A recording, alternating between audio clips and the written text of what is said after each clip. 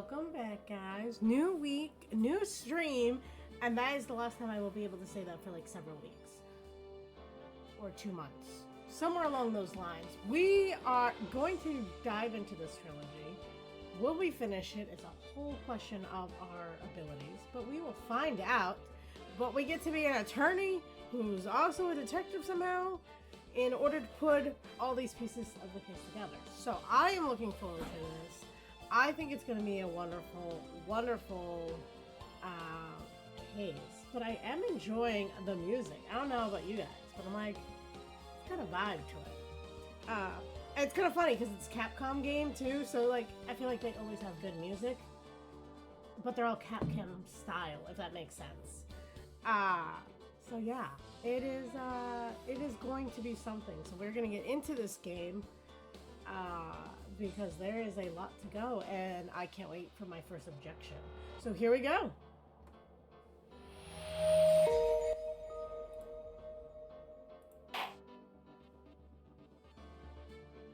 There's an episode selection. Good to know. And all three are on this, right? So there's the original, there's Justice for All, and Trials and Tribulations. Hi, welcome in. Welcome in. We're gonna have some fun time here with Ace Attorney and go from there. Making sure I'm on the right one. That would not be good. Okay, episode 1, the first turnabout. Right. I feel like it's like almost like the old Pokemon style of games, right? You know how you click it? Well, I'm glad. I have never played it. I've been told to play it a lot, so we're gonna check it out. But welcome in. I hope we give you a wonderful stream, and definitely let me know your thoughts.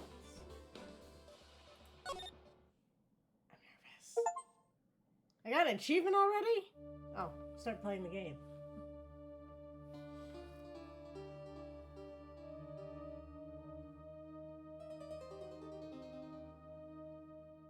Oh, the murder weapon. Damn it! Why me? I can't get caught. Not like this. It reads fast. I'm gonna have to get ready for this. I gotta find someone to pin this on. Someone like him.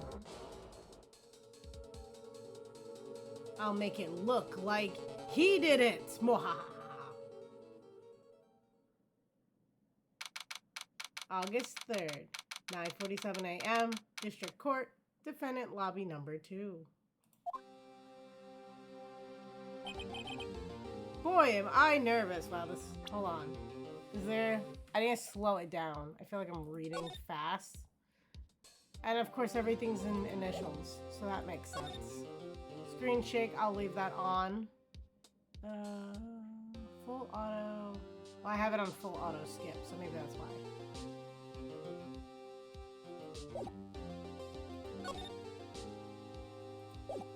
Let's see how it goes. I try to upload my VODs to YouTube afterwards. Sometimes there's a little bit of a gap, but that's usually where I send them. But good question. Okay. Boy, am I nervous. Right. Oh, hiya, Chief. Phew, I'm glad I made it on time. Well, I have to say, Phoenix, I'm impressed. Not everyone takes on a murder trial right off the bat like this. This is a lot about you, and your client as well. Thanks? Actually, it's because I owe him a favor. A favor? You mean, you knew the defendant before the case? Oh, that's already a conflict of interest. Yes. Actually, I kind of owe my current job to him. Oh my god, huge conflict of interest. He's one of the reasons I became an attorney. Well, that's news to me. I want to help him out any way I can. I just really want to help him. I owe him that much. Hold on. I want to adjust another setting here. Let's keep the sound effects a little lower. I'll go from there.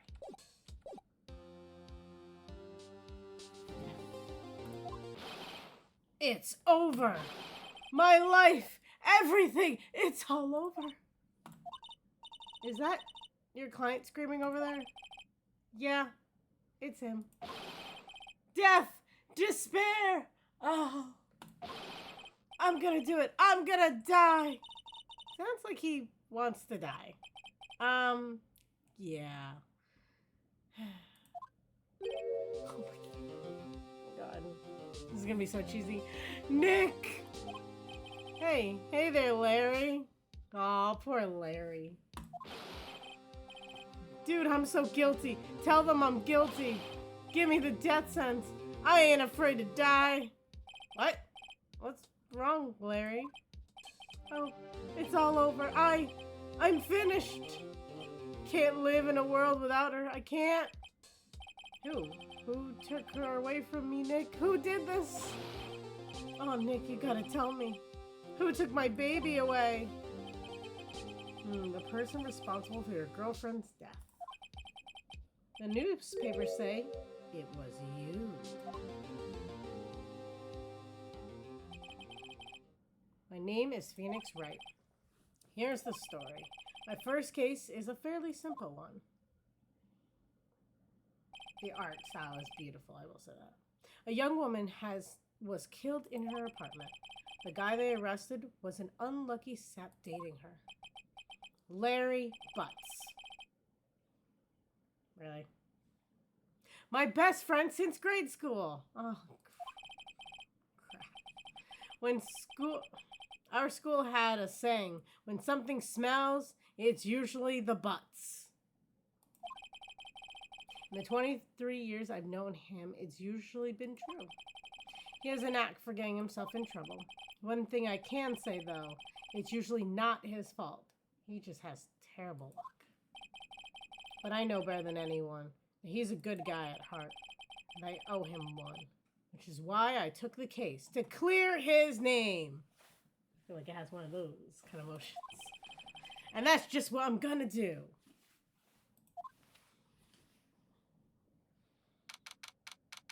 August 3rd, 10 a.m., District Court, courtroom number 2. Court is now in session for the trial of Mr. Larry Butts. The prosecution is ready, Your Honor. The, defense is ready, Your Honor. He's got the confidence face, but not the confidence wording to go with. Mr. Wright, this is your first trial, is it not? Yes, Your Honor. I am a little nervous. Your conduct during this trial will decide the fate of your client. Murder is a serious charge. For your client's sake, I hope you can control your nerves. Thank you, Your Honor. Mr. Wright, given the circumstances, I think we should have a test to discern your readiness. I cannot. Yes, Your Honor. Hand shaking, eyesight fading. The test will consist of a few simple questions. Answer them clearly and concisely. Please state the name of the defendant in the case. Larry Butts. The defendant, well, imagine I put myself. That'd be funny. Well, that's Larry Butts, Your Honor. Correct. Just keep your wits about you and you'll do fine. Next question. This is a murder trial. Tell me, what is the victim's name? Phew, I know this one. Glad I read the case report to cover my report cover to cover so much. I don't know. Do I actually know this? It's wait, no way. I forgot. I'm drawing a total blank here. Phoenix, are you absolutely sure you're up for either this? You don't even know the victim's name. Oh, the victim. Oh, of course I know the victim's name. I just forgot. Temporarily. I think I feel a migraine coming on. Look, the victim's name is listed in the court record. Just press tab. Imagine someone saying that in real life. To check at any time. Okay. Blah, blah, blah. Cindy's autopsy report. I'm assuming it's...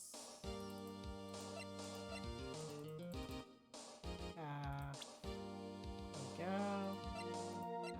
Cindy Stone. Okay, age 22. The victim in this case, a model. She lived in the apartment by herself. Okay, I got this. Remember to check it often. Do it for me, please. I'm begging you. Mr. Wright, who is the victim in this case? Cinderblock. The victim's name is Cindy Stone. Correct. Imagine this being your first court trial, and you're like, I know this one. I totally know this one, Judge. Now tell me, what's the cause of death? She died because she was hit by a blunt object. She was struck once by a blunt object. Correct. Which should not be enough to kill her. Or make her bleed. Because, like, hand hitting someone, you normally... they always say the first hit is free. So it has no blood spatter. Coming back to me all of my high school years of forensic science courses. You've answered all my questions. I see no reason why we shouldn't proceed. You seem much more relaxed, Mr. Wright. Good for you. Thank you, Your Honor. Because I don't feel relaxed, that's for sure. Well then, first, question for the prosecution, Mr. Payne. Yes, Your Honor. As Mr. Wright just told us, the victim was struck with a blunt object. Would you explain to the court just to what object that was? The murder weapon was this statue of the Thinker. It was found lying on the floor next to the victim. I see. The court accepts it into evidence. A statue in the shape of the Thinker, it's rather heavy. Okay? What's it made out of? Stone, marble? No. More details would be great. Mr. Wright, be sure to pay attention to any evidence added during the trial. That evidence is the only ammunition you have in court. Use tab to check the court record frequently. Okay. We're good here. We're good. We got this. Mr. Payne, the prosecution may call its first witness. Prosecution calls the defendant, Mr. Butts, to the stand. Chief, what do I do now? Pay attention. You don't want to miss any information that might help your client's case. You'll get your chance to respond to the prosecution later, so be ready. Let's just hope he doesn't say anything unfortunate. Uh-oh. Now he gets excited easily. This could be bad.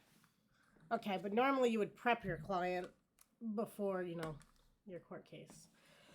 I guess we'll see.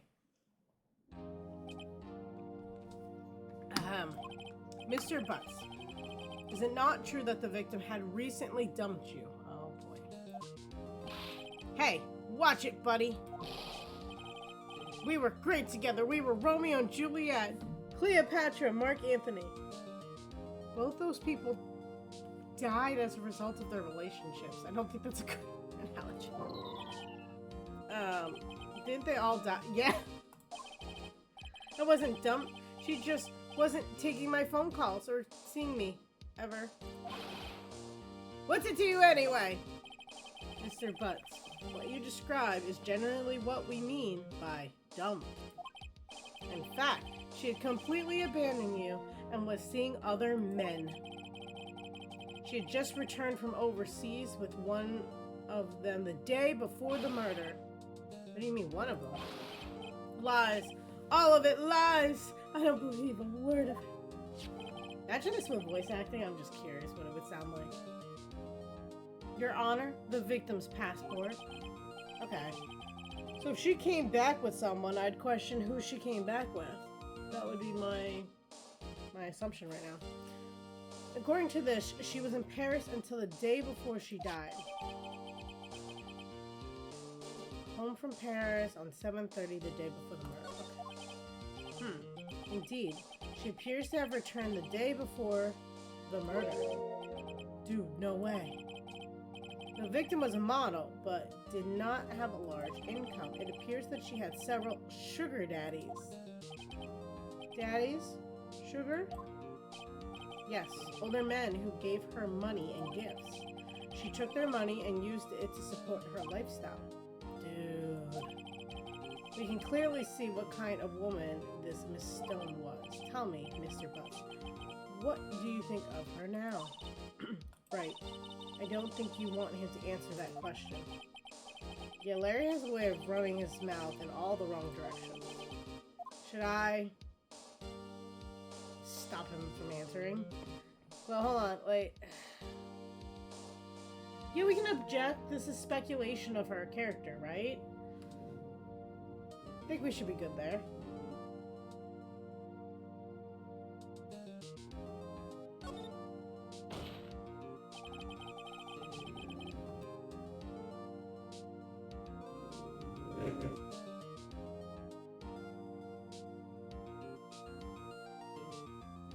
Sorry, people are riding motorcycles by the house, and I just wanted to make sure it wasn't on the audio as much as possible. My client had no idea the victim was seeing other men. That question is irrelevant to the case. I mean, not necessarily, because they could... Well, I mean, for his specific case, yes. Oof. Dude, Nick, what do you mean irrelevant? That she and she-dog? No, shut up. I'm gonna die. I'm just gonna drop dead. Yeah, and when I meet her I'm gonna see at the bottom of this. Let's continue with the trial, shall we? I believe the accused's motive is clear to everyone. Yes, quite. Oh boy, this is not looking good. Next question. I went to the victim's apartment on the day of the murder. Did you not? Well, did you or did you not? He is under oath, so he does have to answer that. Heh, heh. Well, maybe I did, and maybe I didn't. Uh-oh, he went. I mean, he's got to answer it, right? He's under oath. What do I do?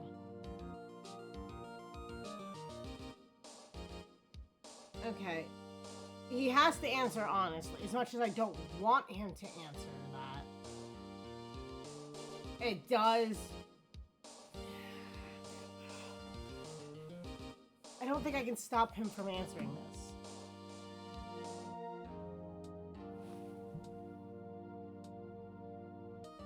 It's gonna look really bad. But he's under oath, right? Okay, have him answer honestly.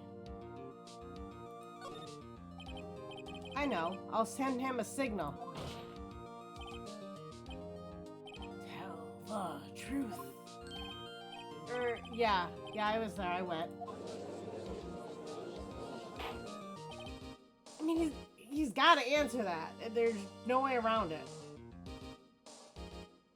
It's not irrelevant. It's not... Well, Mr. Butts, dude, chill.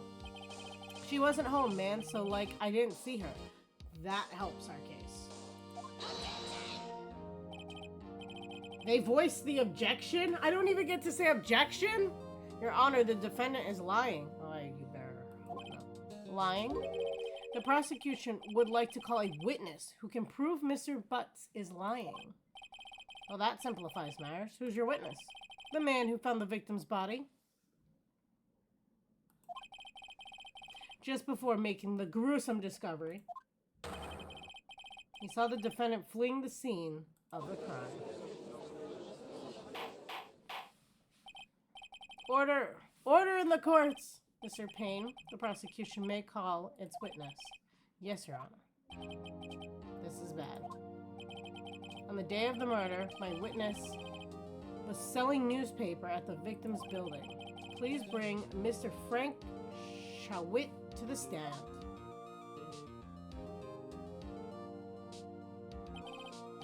Mr. Shawit, you sell newspaper subscriptions, is that correct? Oh yes, newspapers, yes. Mr. Shawit, you may proceed with your testimony.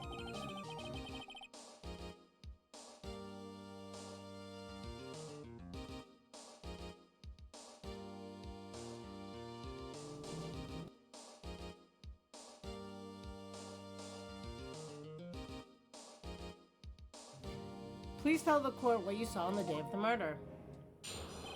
Witness testimony. Witness account.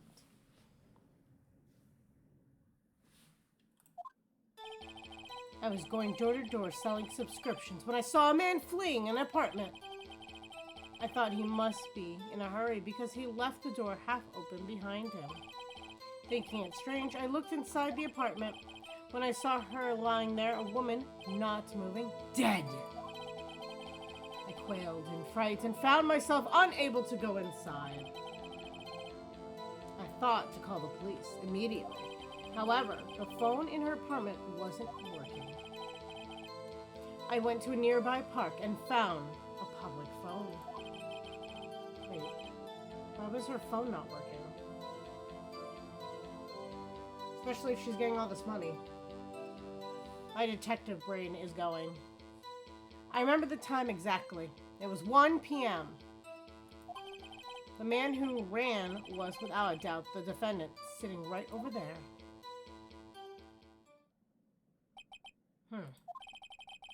Larry, why didn't you tell the truth?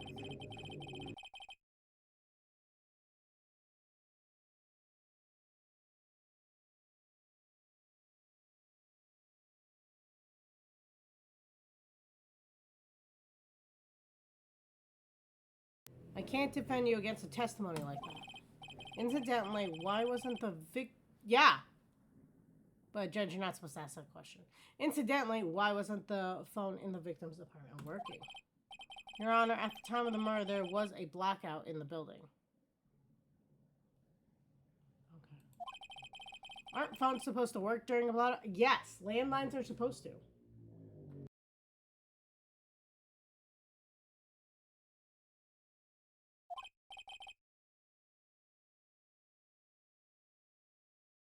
Yes, Your Honor.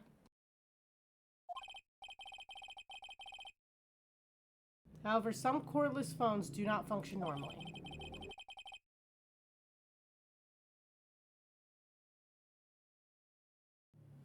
The phone that Mr. Schwat used was one of those, Your Honor. I have a record of the blackout for your perusal. Electricity to Miss Stone's building was out from noon to 6 p.m. on the day of the crime. So 1 o'clock, that makes sense.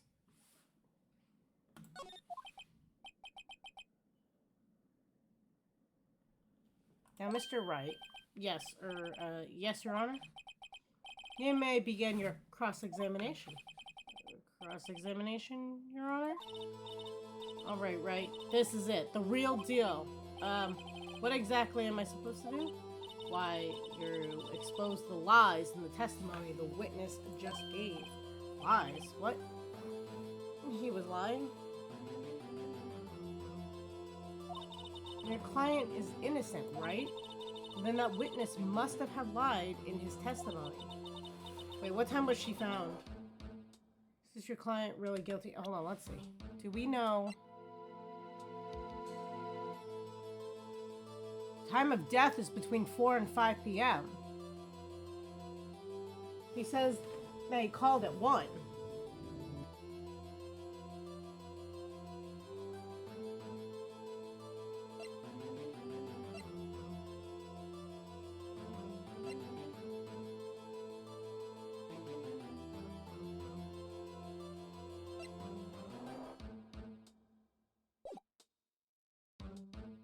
Or is your client really guilty? How do you prove he's not? You hold the key. It's in the evidence. Compare the witness's testimony to the evidence at hand. There's bound to be contradictions in there. First, find contradictions between the court records and the witness testimony. Then, once you've found the contradicting evidence, present it and rub it in the witness's face. So yeah, basically he just said that he found the body at 1 o'clock, but the woman wasn't dead until 4 to 5. But there are ways to speed up a decomposing body and throw off the time of death significantly. However, none of these are in play because it's in a house, not in a wet environment, it hasn't rained, those kinds of things. So, right? I'm liking this. Okay, so with the court record, then open the court record and then point the contradictions in the testimony.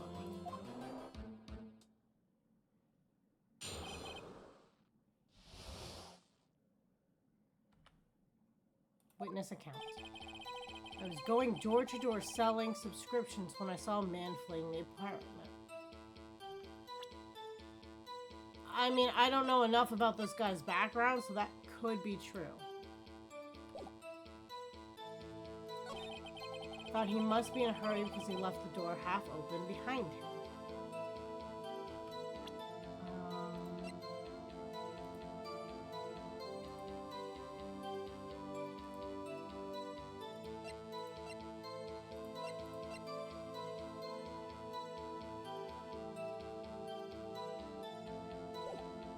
Yeah, it's really good. I like, this is nice. Thinking it's strange, I looked inside the apartment.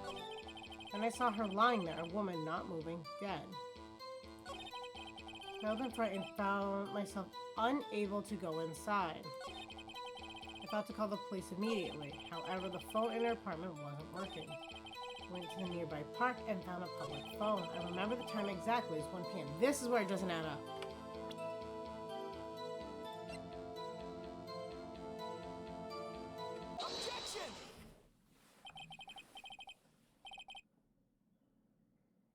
I don't think you would say objection to cross-examining.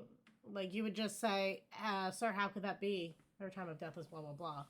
Okay, you found the body at 1 p.m. You're sure? Yes, it was 1 p.m. for certain. Which now we've discredited him. So now, in American courts anyway, he would not be able, like, everything he says would now not be allowed to be used. Which helps us greatly. Frankly, I believe it hard to believe. Your statement directly contradicts the autopsy report. The autopsy notes the time of death sometime after 4 p.m.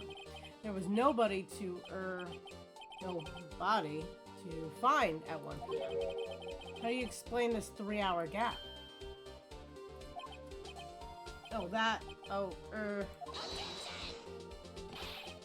This is trivial. The witness merely forgot the time. Yeah, no. He says he saw him at that time. So she was still alive. So he could not be the cause at all.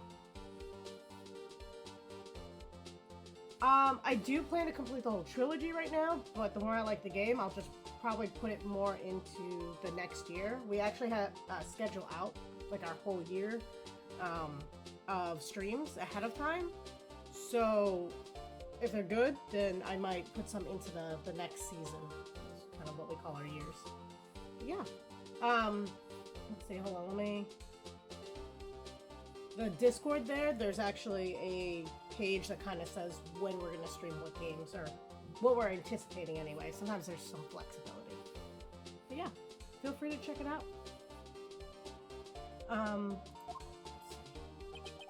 After his testimony, I find that hard to believe. Mr. Schwitt, why are you so certain that you found the body at 1 p.m.? Gee, that's really a good question. Are outside the trilogy, so I hope, okay. What are your recommendations? Which ones do you think are the best? Great job, Wright. Way to put him on the spot. That's all you have to do. Point out contradictions. Lies always beget more lies. See through one and their whole story falls apart. Wait, I remember now. Would you care to give your testimony again? Great. Okay. Ace Attorney 6, Great Ace Attorney 2, and Investigations. Okay, I will keep those in mind. See, can you put those on our thing for what games to look at so that I can look at them? Would you care to give your testimony again? He already lied once. He's an uncredible witness. Get him off the stand. You see, when I found the body, I heard the time. There was a voice saying the time. It was probably coming from the television. Oh, but it was 3 hours off, wasn't it? I guess the victim must have been watching a video of a taped program.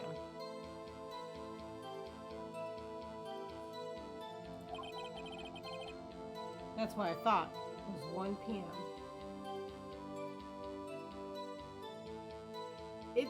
It's definitely interesting. Like, it gives you a lot to go on. Terribly sorry about the misunderstanding. I see. You heard a voice saying the time on a taped program. Mr. Wright, you may cross-examine the witness.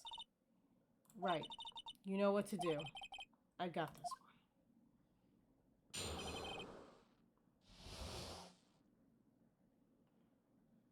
one. Time of discovery. He says he didn't go inside.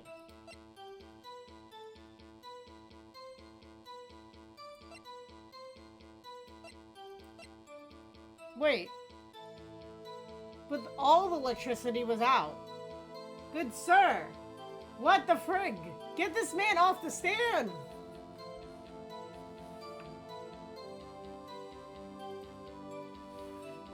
Okay, we just have to figure out where that exactly goes in here. There was a voice saying the time is probably coming from the television.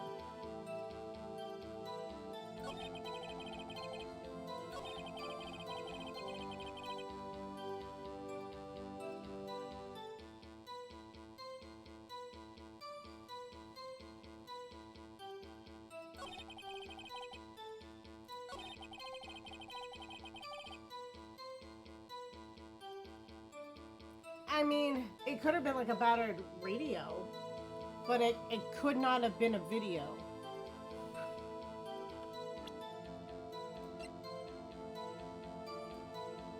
Objection! Hold it right there. The prosecution has said there was a blackout at the time of the discovery, and this record proves it. You couldn't have heard a television or a video. It could have been a radio though. Oh, no worries. Let's see, what did I say for the past 90 sections? Read a little bit of the game, and let's see. Asked my moderator to kind of list those games just for suggestions, looking into them for next season. And I'm trying to think what else. See, anything I'm missing that I went over?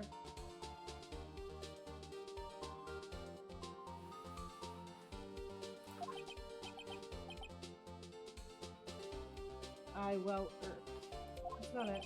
Yeah. 90 seconds isn't much, and I will say I usually try to slow down during ads so people don't miss too much. Kind of my forte there. The defense has a point. Do you have an explanation for this? Could be a radio. It really could. No, I find it quite puzzling myself. Quite. Or a cell phone. It could have been playing something. That is weird. Anytime. Wait, I remember now. Mr. Schwitt, the court would prefer to hear an accurate testimony from the very beginning. This guy would be so tossed up by now. These corrections are harming your credibility. That, and you seem rather distraught. My apologies, Your Honor. It must have been the shock of finding the body. Very well, Mr. Schwitt. Let's hear your testimony. One more, please.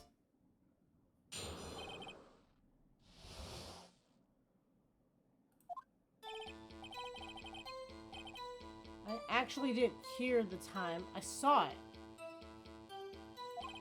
There was a table clock in the apartment. Wasn't there? Sir, we've already pointed that that clock couldn't have been accurate. Yeah, the murder weapon, the killer used it to hit the victim.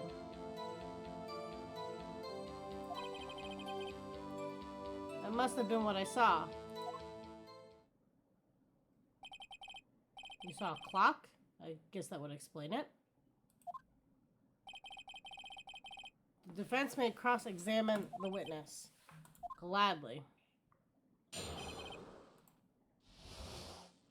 I don't know if I can say it at any point or if it has to be on a certain page. That would kind of be my thing.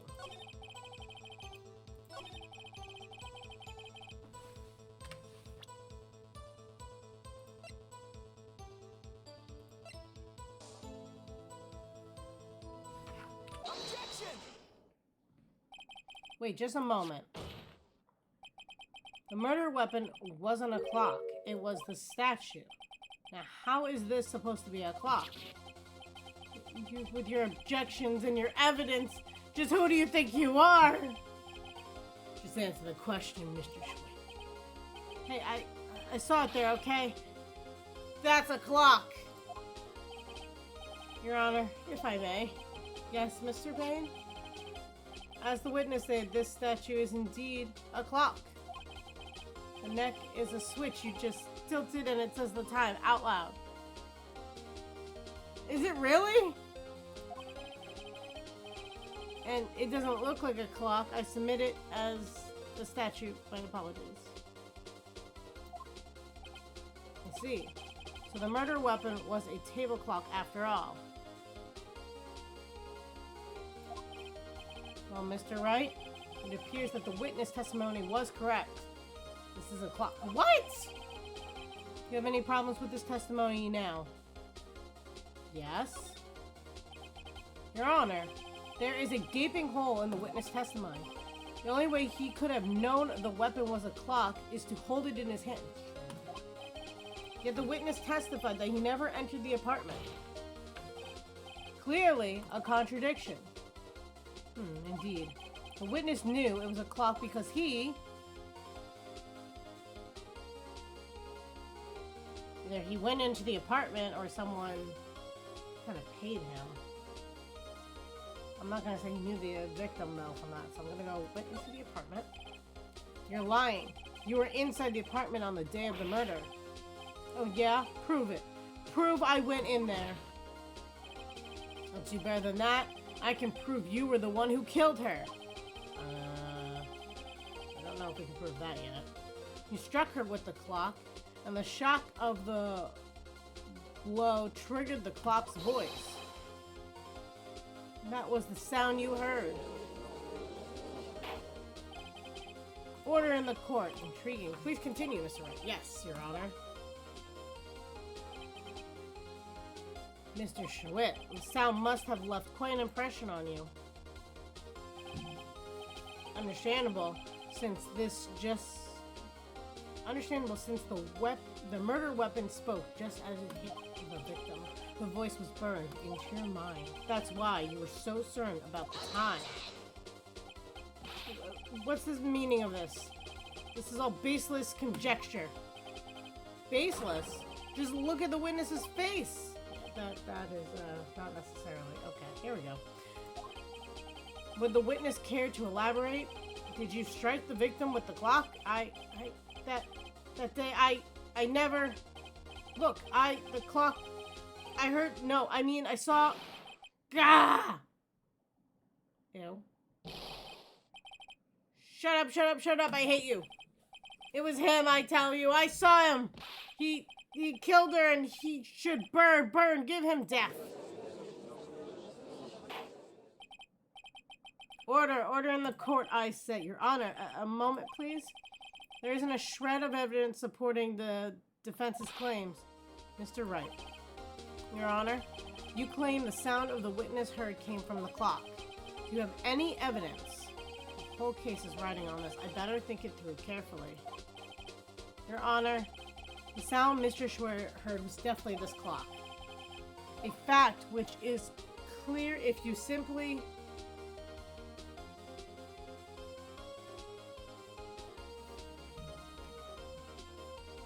I mean, try sounding the clock would be my guess.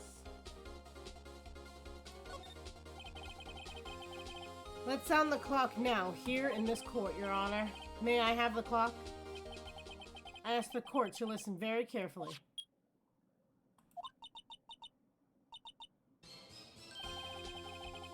Certainly a strange way to announce the time.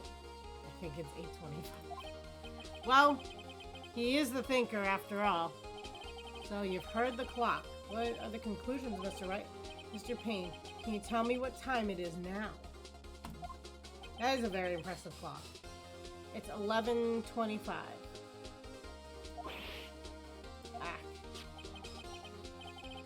So it's off by 3 hours.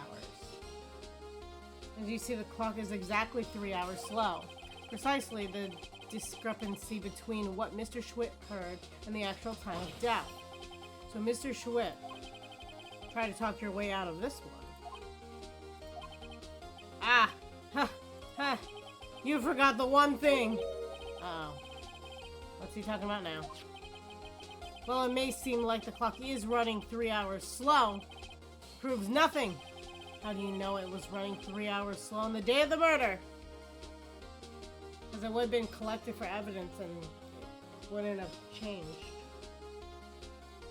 between the time it was put in evidence. If you can't prove that, you don't have a case. That's right. How am I gonna prove that? Damn it. So close, Mr. Wright. It seems you lack the critical evidence to support your claim. Yes, Your Honor. This means I cannot let you indict the witness. Unfortunately, this ends the cross-examination of Mr. Frank Schwitt. Well, I mean, we still proved our guy's innocence, which is the goal, right? I'm all the way down here to testify, and look what happens. Treat me like a criminal. A criminal! Your lawyers are all slime. I almost had him. Sorry, Larry, I failed you. Well, no, because we still proved that it wasn't our guy. We just didn't prove who did it. Which isn't our job. We're a defense attorney. We're not a prosecutor, so it's not on us to find the culprit of this murder. It's on us to clear our client's name, which is Larry. There's nothing I can do about it now. Not so fast, Mr. Schwitt. Yeah, I mean, Chief, listen up, Wright. Don't throw this one away. Not like this. Think. But Chief, it's over. I can't prove the clock was slow the day of the murder. Nobody can prove that. Well, yes. But that doesn't mean you can't still win. Try thinking out of the box. Don't waste time doubting the facts. Assume the clock was 3 hours slow and think through it. Ask yourself, why was the clock 3 hours slow? Dude, we're not a prosecutor. We just have to prove Larry didn't do it. This is gonna mess with everything I know about court. Figure out the reason and you'll have your proof. Right? Can you think of a reason as to why the clock would be 3 hours slow?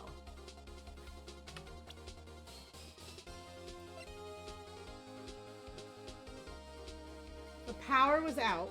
If it's not a battery... Well, but it is a battery clock. No, wait, she was in Paris. Where are we now?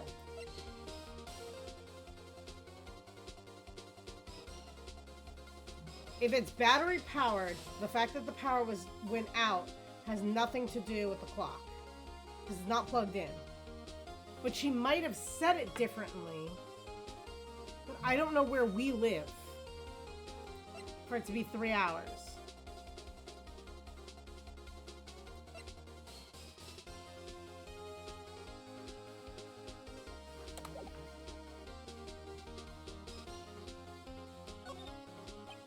I mean, I use my phone, but if she had traveled with this clock, it's a possibility. Wait, maybe I can prove it. You must have evidence somewhere that I can prove it, right? Find it and let him have it. Well, Mr. Wright, you say the clock was already running slow on the day of the murder. Have you found evidence to support this claim? Of course. There's a piece of evidence in the courtroom that can prove my claim beyond, I should say, a reasonable doubt, but okay. Ha! Tough words. Let's see you pull this one off. Let's see the evidence that proves why the clock was slow.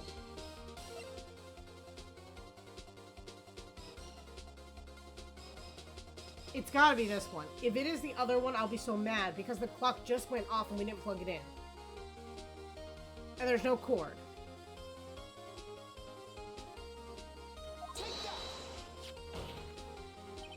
The victim had just returned home from abroad the day before the murder.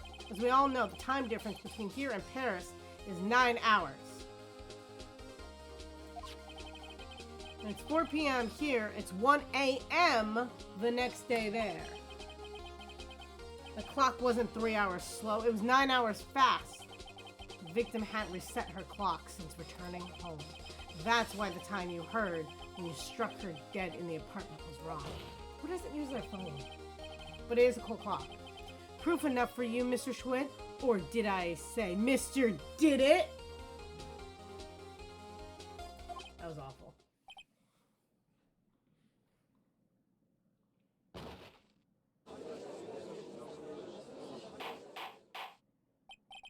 Order! Order, I say! Well, this case has certainly turned out differently than we all expected. I just became a defense and a prosecutor in the same case. There's so many problems with that. That is true. That is true. He did ask. We solved it. We have so many issues now. He was arrested and taken away, Your Honor. Very well. Mr. Wright? Yes, Your Honor. I have to say I'm impressed. I don't think I've ever seen someone complete a defense so quickly. And I find the true culprit at the same time. Thank you, Your Honor. At this point, this is only a formality, but this court finds the defendant, Mr. Larry Butts, not guilty. For a murder trial, we don't even have a jury? What court system is this? And with that, this court is adjourned.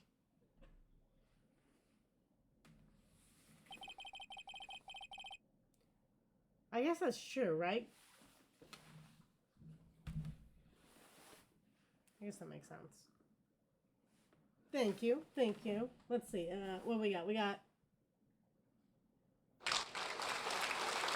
don't know. Thank you. Thank you. It turns out Frank Schwitt was a common burglar. He posed as newspaper salesman to check and see... I love that one. That is a good one. This is creepy, though. He posed as a newspaper salesman to check and see when people were out of their house. I mean, it works. That day, when Larry went out of her... Larry went out of her apartment, the victim wasn't home. After he left, Mr. Schwitt let himself in to do his dirty work. So it's still kind of Larry's fault. While he was searching her place, the victim returned. Flustered, Mr. Schwitt grabbed the nearest blunt object he could find.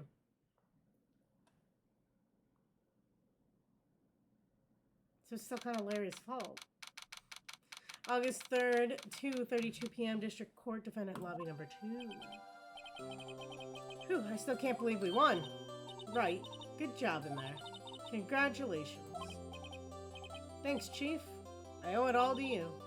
Not at all. Not at all. You fought your own battles in there. It's been a while since I've seen a trial end in such a satisfying note.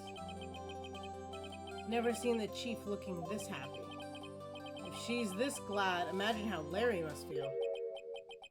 My life is over. Larry, you're supposed to be happy. What's wrong now? Oh, Nick. Don't worry about me. I'll be dead and gone soon. Good. Wait. No. I mean, bad. Bad. Larry, you're innocent. The case is closed. But he probably blames himself. But my Cindy Wendy's gone, man. Gone forever. And again, his fault. Larry, never mind. Congratulations, Larry. Harry? Yes, you. I can practically see the headlines now. Harry Butts, innocent.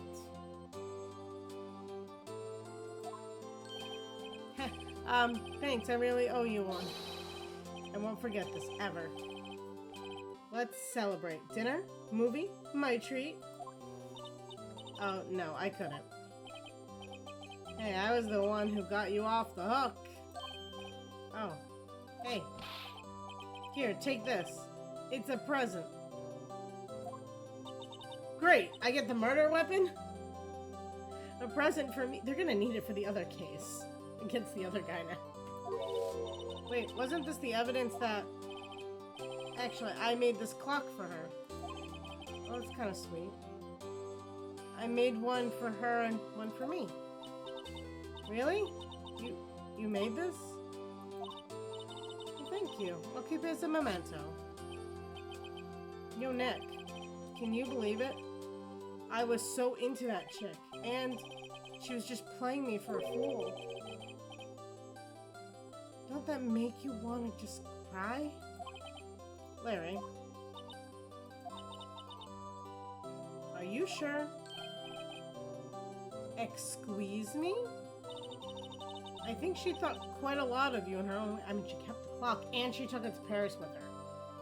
So she liked him. She just knew she had a lifestyle she liked living too. Nah, you don't gotta sympathize with me. It's okay.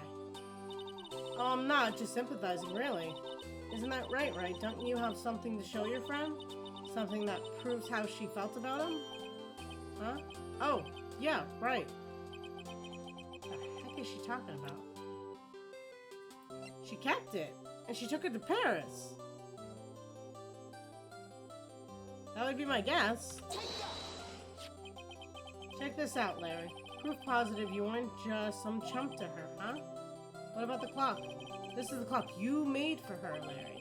She took it with her when she traveled. Whatever, she probably just needed a clock, that's all. You don't think so? It's a pretty heavy clock to take traveling. Well, make of it what you will. Hey, Nick. I'm glad I asked you to be my lawyer. Really, I am. Thanks. Hope that made him feel a little bit better. Right? I hope you see the importance of evidence now. Also, hopefully you realize things change depending on how you look at them. People too. We never really know if our clients are guilty or innocent. All we can do is believe in them. In order to believe in them, you have to believe in yourself. Right, listen, learn, grow strong. Never let go of what you believe in. Never. Well, I think our work is done here. Shall we be up? Yeah, I guess so.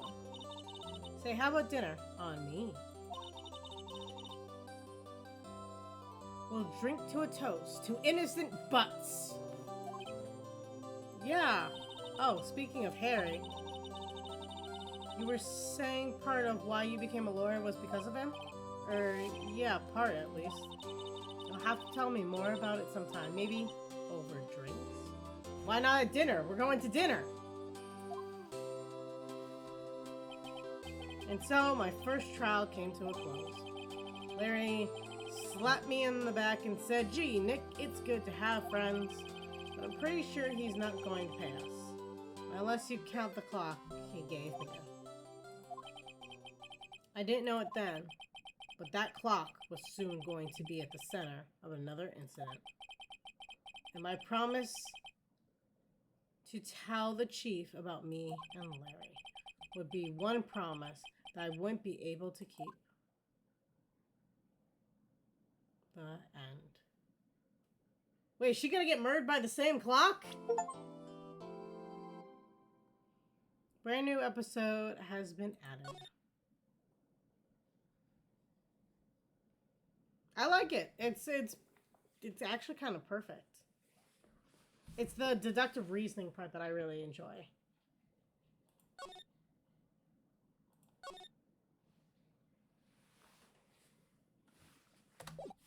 Though it throws me off with the controls. Backspace, being back.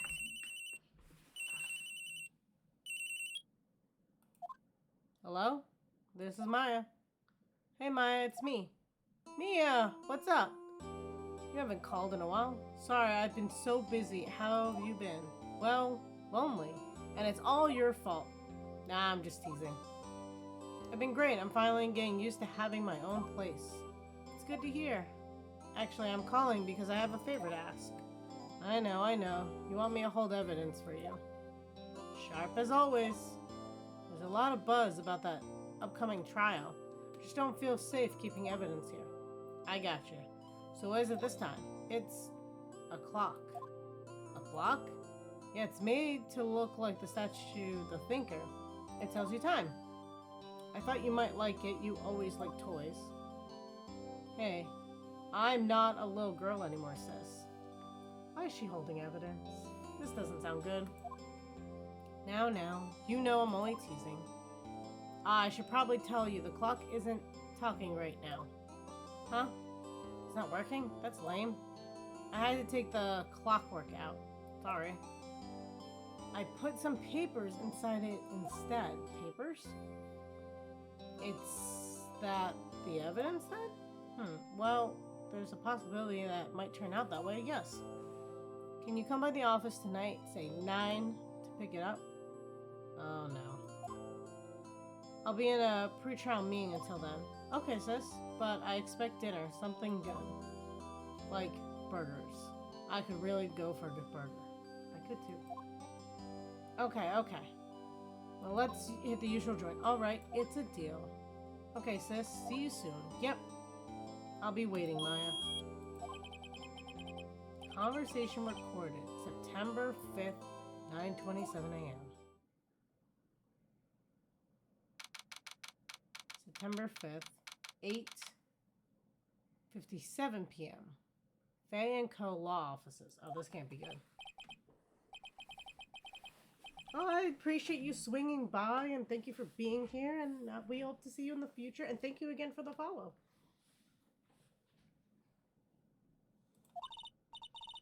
Sorry, but I can't get you what I don't have. Miss Fay, you are a poor liar. I see it right over there. That must be the Thinker that swallowed those papers. How could you know? Haha, you are not figures in of my background. Gathering information is my business, you see. I should have been more careful. My dear Miss Fay, I am so very sorry. But I'm afraid I must ask you for one more thing. Your eternal silence. Farewell, Miss Fay.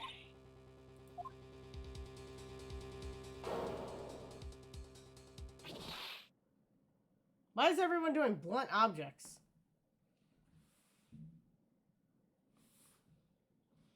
Red, white, blue.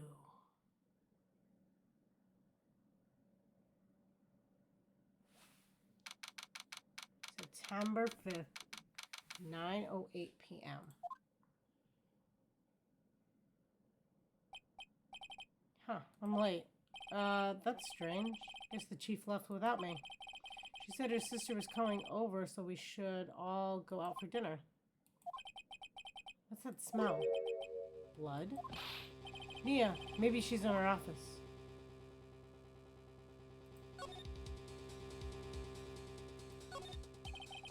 It's not blood, that can't be good. I have to check and see if Nia...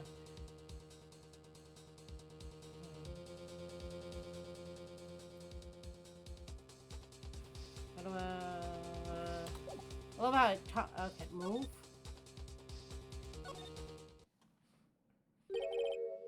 That smell, blood. I feel like unless you have a lot of blood in decay, you normally don't smell blood. Like the last time I scratched myself, I don't remember it smelling until it dried and it... A lot of it, you know? Sis. Someone's there. Oh, their necklace is what? It's yin and yang. I was like looking at it, I was like, huh. Who has the other half? It's her sister. I like that. Chief? Chief? Chief!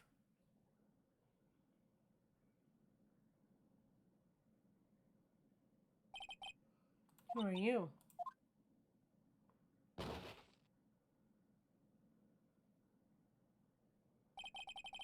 Strange girl dropped out cold. I left her lying on the office sofa. I went back to her cheap where she lay under the window. Her body was still warm. I could feel it when I held her shoulder. And all too quickly it began to fade. Till finally she was cold.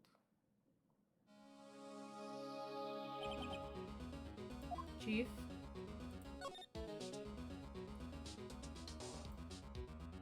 Okay, it turns colors. It's encrusted with dried blood. How ironic that became the murder weapon again. Chief, it's hard seeing her like this, but if there's any clues here, she was struck in the head with a blunt object. She probably died instantly. Well, at least it was instant. Lying next to her must have been the murder weapon. Make your eye to the court record. Some glass shards near the chief's body.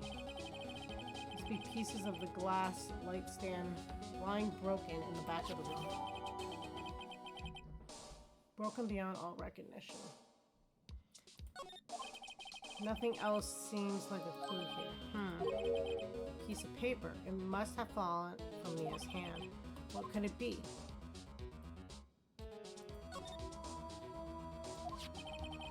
The word is written in blood on a scrap of paper.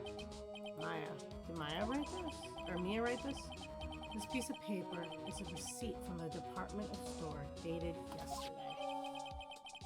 Receipt added to the court record. I think that's enough snooping for now. I better call the police and find out what that girl was doing here.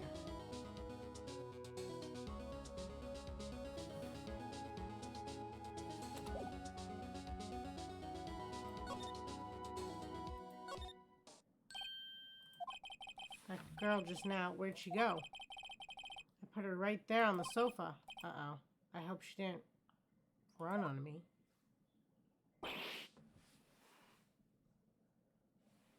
Bees. Don't scare me like that. Excuse me, but who are you? It's okay. I work here.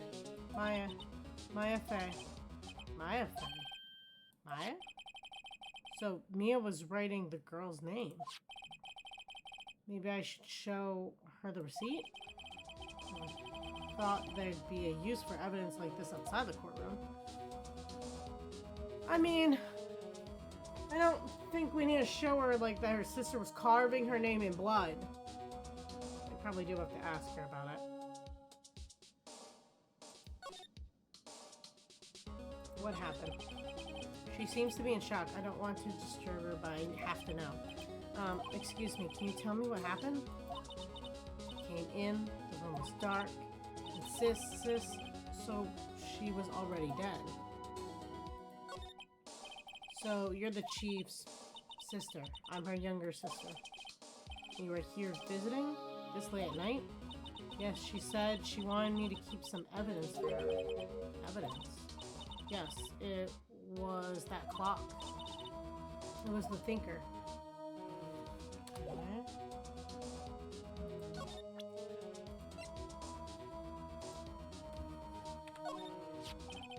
Before Mia died, she wrote a message with her own blood. So she didn't die instantly. So that had to have been painful. She wrote it on the back of this receipt. That's my name. Why? Why would she write my name? Please, just calm down. Why would sis write my name? Oh, now I've done it. I better hurry up and call the police.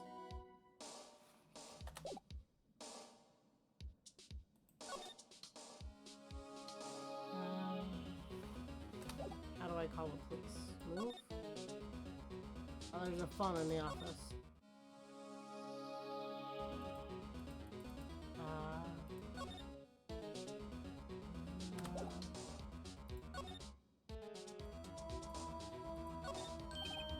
Right, I better call the police.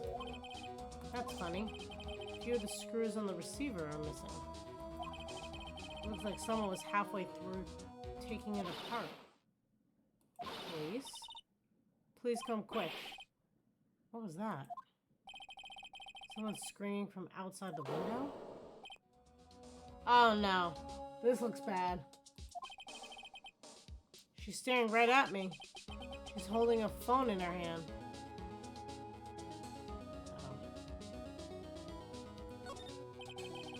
Phone receiver is missing. Couldn't use it. Surprisingly, the chief was never good with machines. About all she used this PC was for email. She picked this of this ancient model at some garage sale. Practically nothing.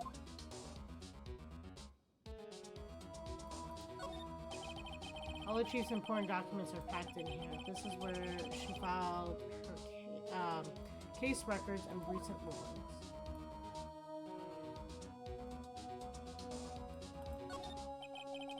The Fan Co. Ledger Book. Everything is written in the chief's ultra neat handwriting.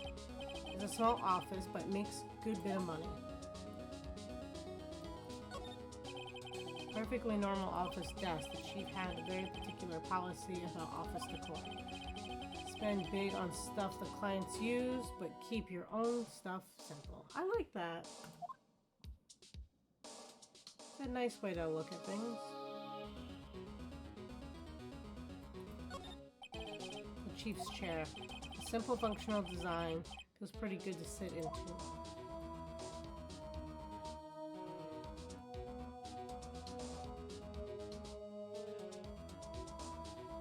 Something in our trash.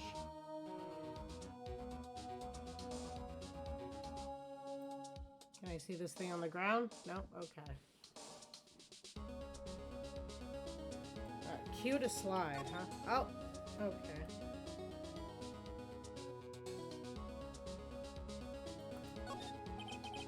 There's a large building right across from the office.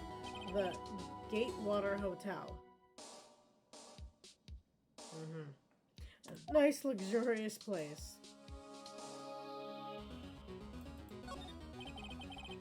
It's painful to look, but I have to for Mia's sake. It looks like she was hit in the head with a blunt weapon. She probably died instantly. Okay, we already knew that. Some shards of glass are scattered on the floor. They seem to be the remains of the glass light stand.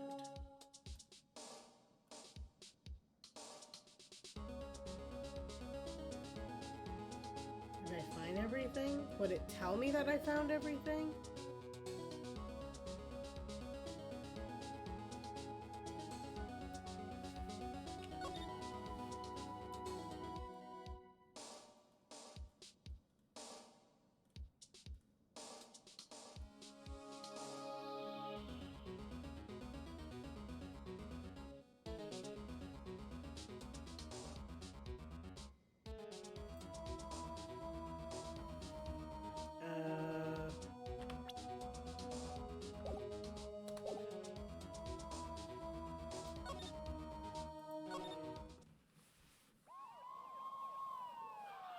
Wee woo.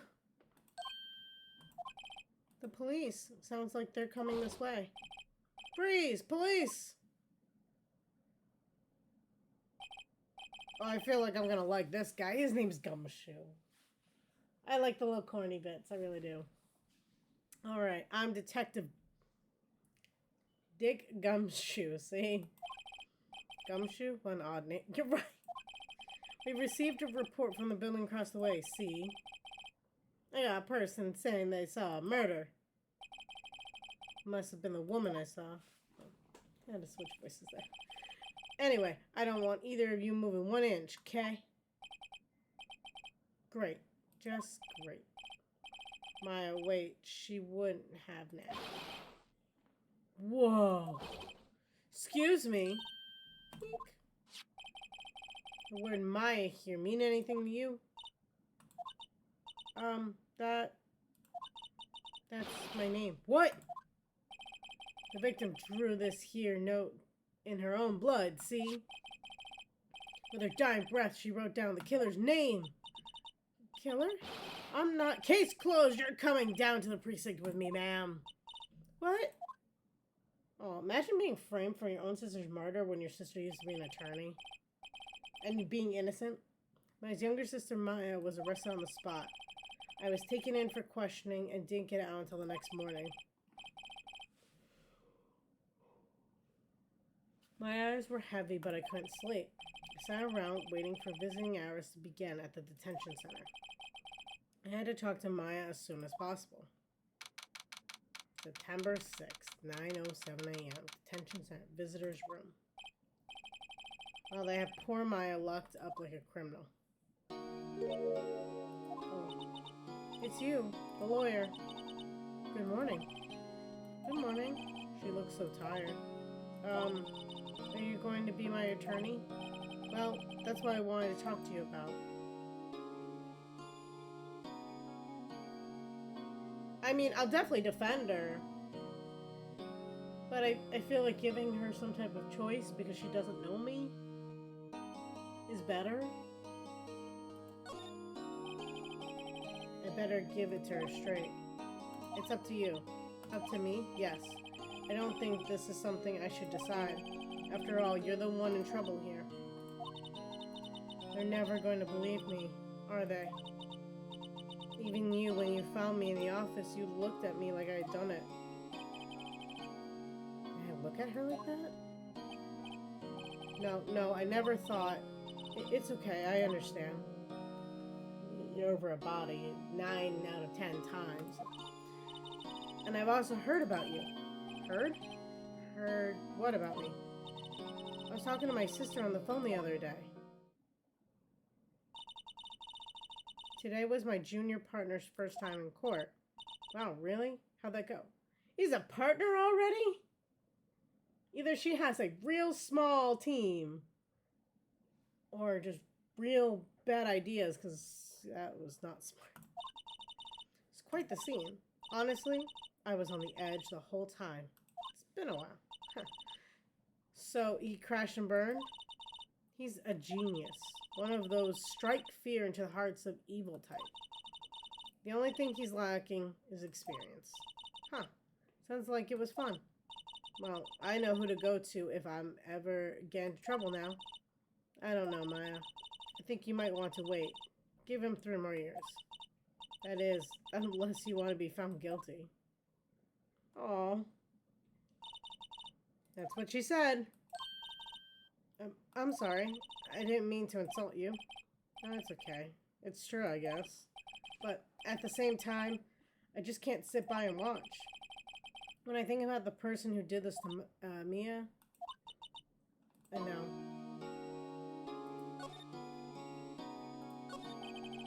There's something I've been wanting to ask you, yes? What's with the outfit? Oh, this? This is what acolytes wear. It's my uniform, you could say. Acolytes? Like people in religious training? What is it you do? Oh, it's nothing strange, really. I'm a spirit medium in training. A spirit medium? I'm pretty sure that qualifies as strange. Did you tell me about the day of the murder? Yes. Let's see. That morning, I got a call from my sister. She wanted me to hold on to a piece of evidence for an upcoming trial. Evidence? Yes, that clock shaped like the thinker. The one Larry made. How could it have been evidence in a case? Right, she said something about that. I remember. Do you want to hear it in her own voice? Her own voice? Yes. I'm pretty sure our conversation is on my cell phone. You recorded it? Yeah, I forgot how to delete those things. So you say you have a conversation with your sister on the cell phone. Let's hear it. Right. Oh, I just remember that detective took my cell phone. Sorry. Oh, right, of course. Next time I see Detective Gumshoe, I'll ask him for it. I'll write you a note so you don't forget, okay? Sure, thanks.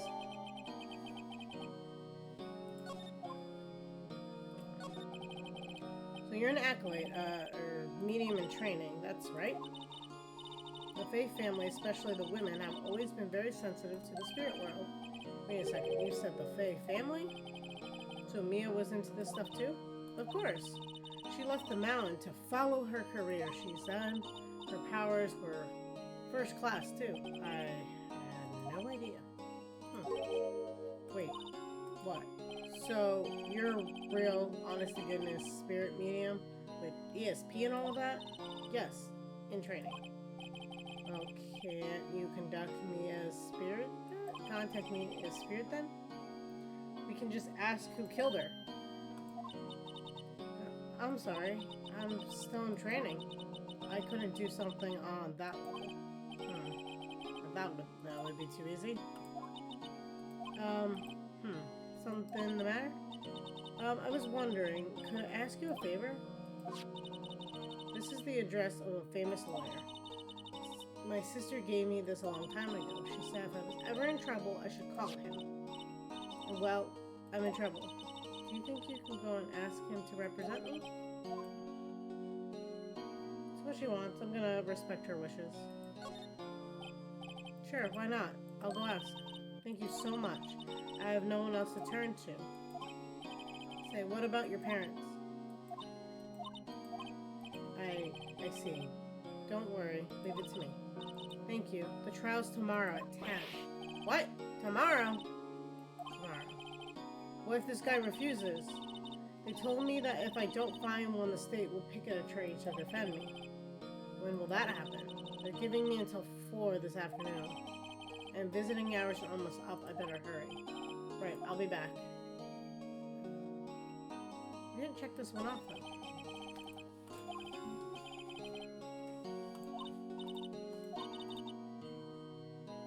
All I've been doing the last few hours is talking about it. Kind of gotten used to it. Let's see.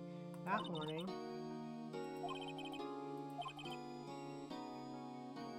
practically qualifies as a serial murderer by now. So then...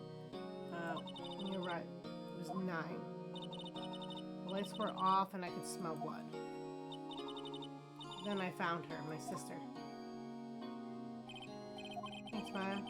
It's all I need to hear for now.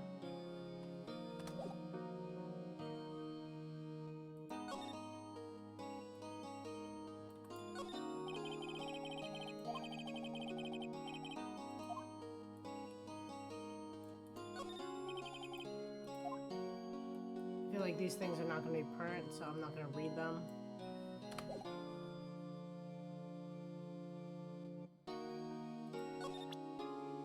I need to know if she knows why she might have written her name, which I think is because she wanted me to reach out to her.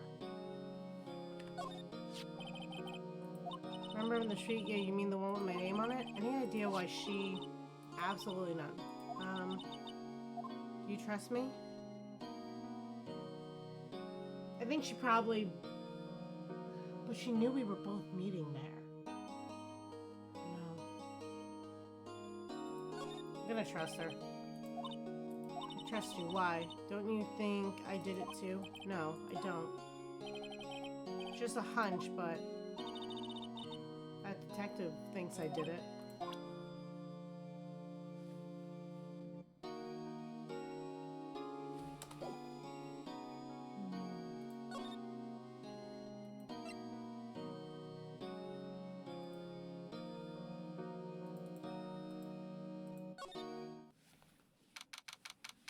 September 6th, Grossberg Law Office. According to the receptionist, the big boss is out. She couldn't say when he'd be back. Must be hard to keep track of everything when you're a famous lawyer. Not to mention, run an office like this. I guess I'll have to come back later. Is there anything around? Table for clients. The elegant ebony case, and if I'm not mistaken, that lighter is made of solid gold. Even I can tell someone here's got money to burn. Okay. To save my voice a little bit, I'm just gonna quickly read over this stuff.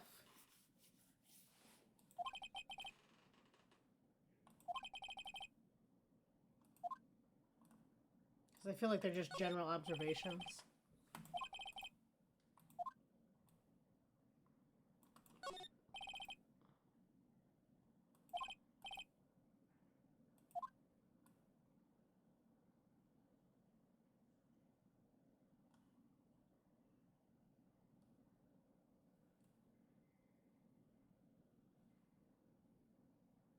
Okay.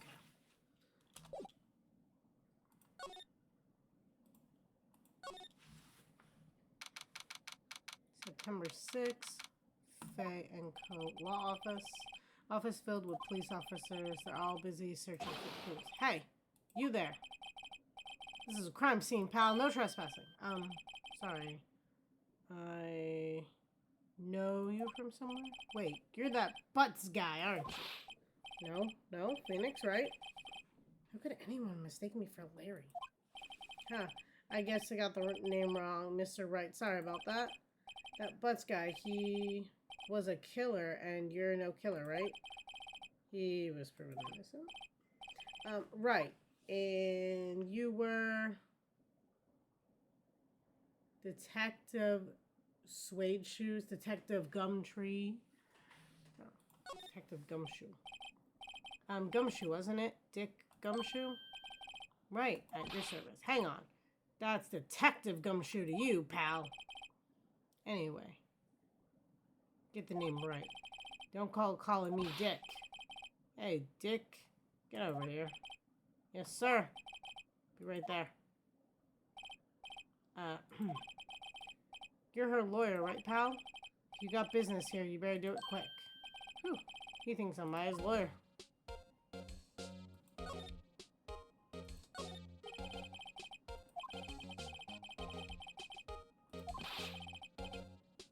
Coraline Stricta.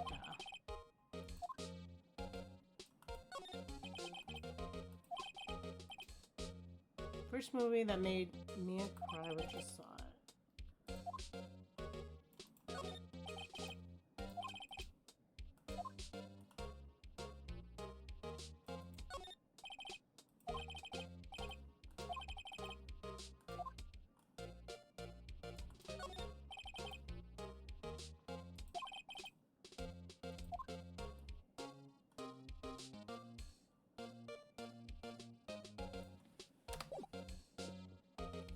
Let's see if I can talk to him. Okay, Mia. About Miss Faye. Did you do an autopsy? You want to know the results, eh? Now, don't you look at me like that, pal. It's no use. She might have been your boss, but that doesn't mean you get any special treatment. Alright, you can see the report, but that's all. Time of death, 9 p.m. Cause single blood force. Trauma death was instantaneous. So she kind of ran the note. Like, we assumed it was instantaneous. The autopsy confirms it's instantaneous. She did not write that note. Someone else did. And it would have had to be the killer.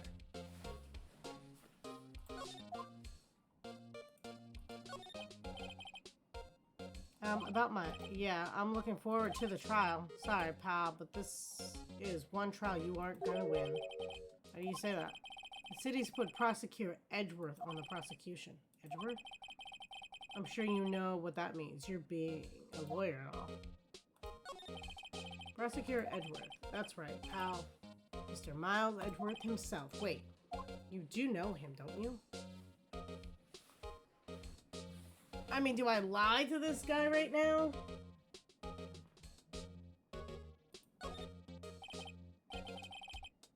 You know, I mean, he's a feared prosecutor. He doesn't feel pain. He doesn't feel remorse. He won't stop until he gets his guilty verdict. Oh, don't talk about him that way. You make him barely sound human. Still, I'm afraid it's pretty much decides the case. So Edgeworth is on this one. He hasn't lost a case since he became prosecutor at the incredibly young age of 20. Of course, there are rumors of back alley deals and forged evidence. All I know for sure is that Edgeworth hates crime with almost abnormal passion. I never imagined I'd be facing him so soon.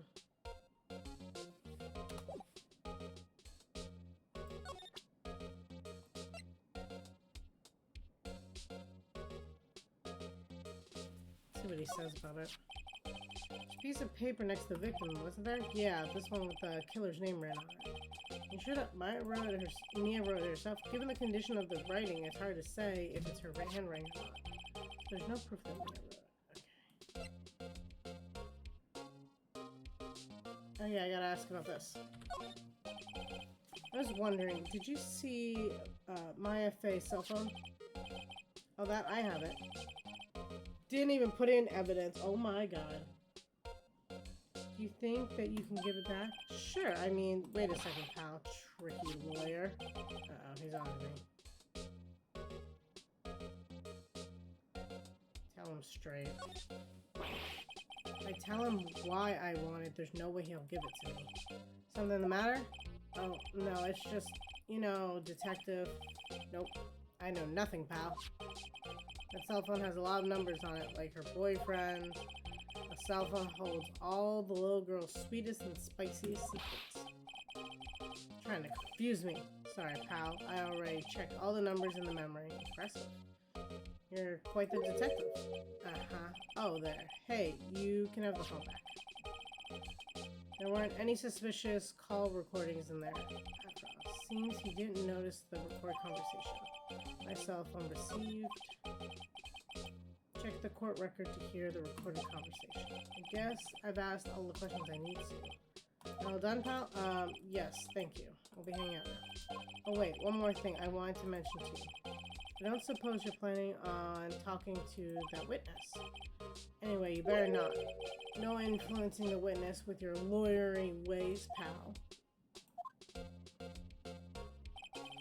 Come to think of it, I had completely forgotten about her. The witness? Yeah, Miss April May. What's her sister's name? June May? Sorry about this, but I can't tell you anything about her.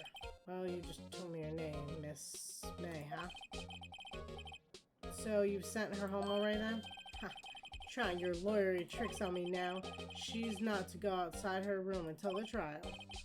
So she's still in the hotel across the way.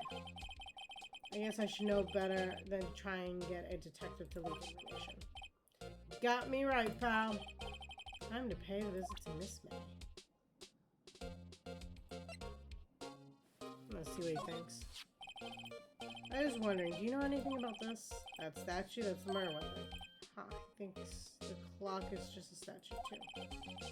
I'm starting to wish I'd never seen this thing.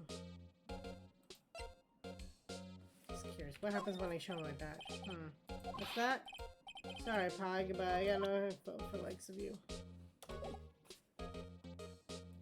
Just making sure I got everything there.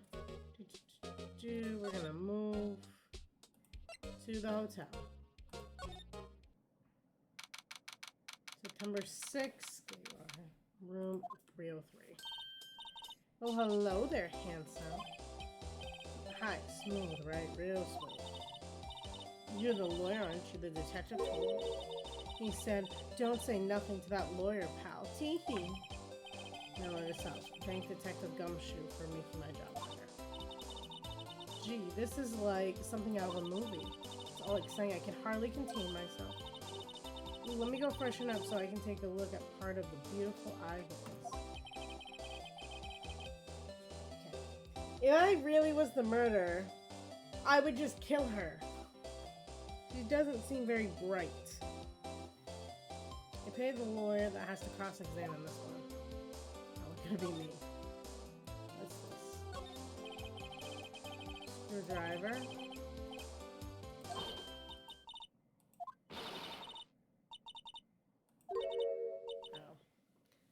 Bad boy. You really shouldn't pry around with other people's rooms now. You wouldn't want to make me upset, would you? Upset? I thought she was going to explode there for a second. I wonder what could be inside that drawer. Can I look at anything?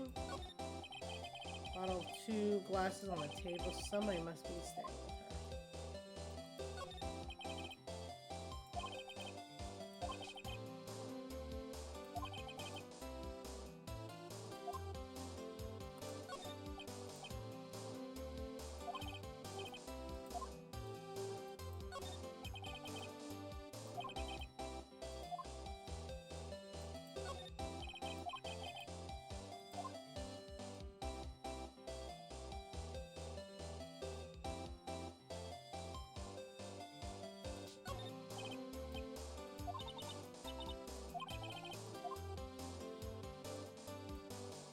I had to try. Let's talk to her. You witness. Do you think you could tell me something? I need you to describe what you observed at the time of the incident. Oh, observe? Incident? You sound just like a lawyer in the movies. I like a man with a big vocabulary. Better not encourage her.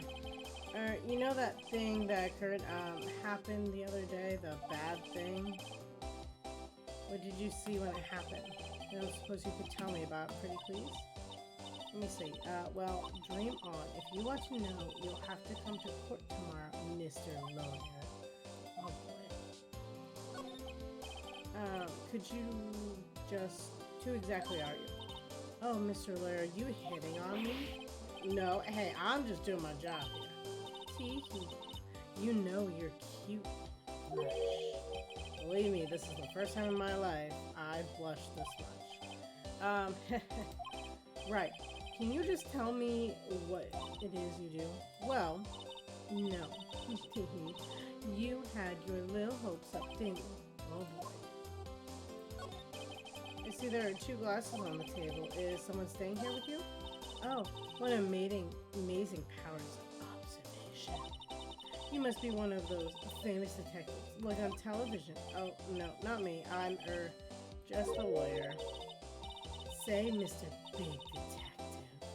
Why don't you look for clues in the garbage, Miss May doesn't like noisy little lawyers. Oh boy.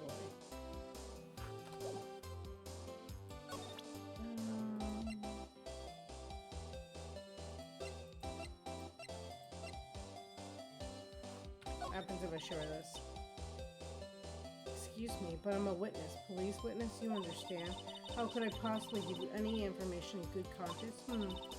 Me, the witness, just like in the movies.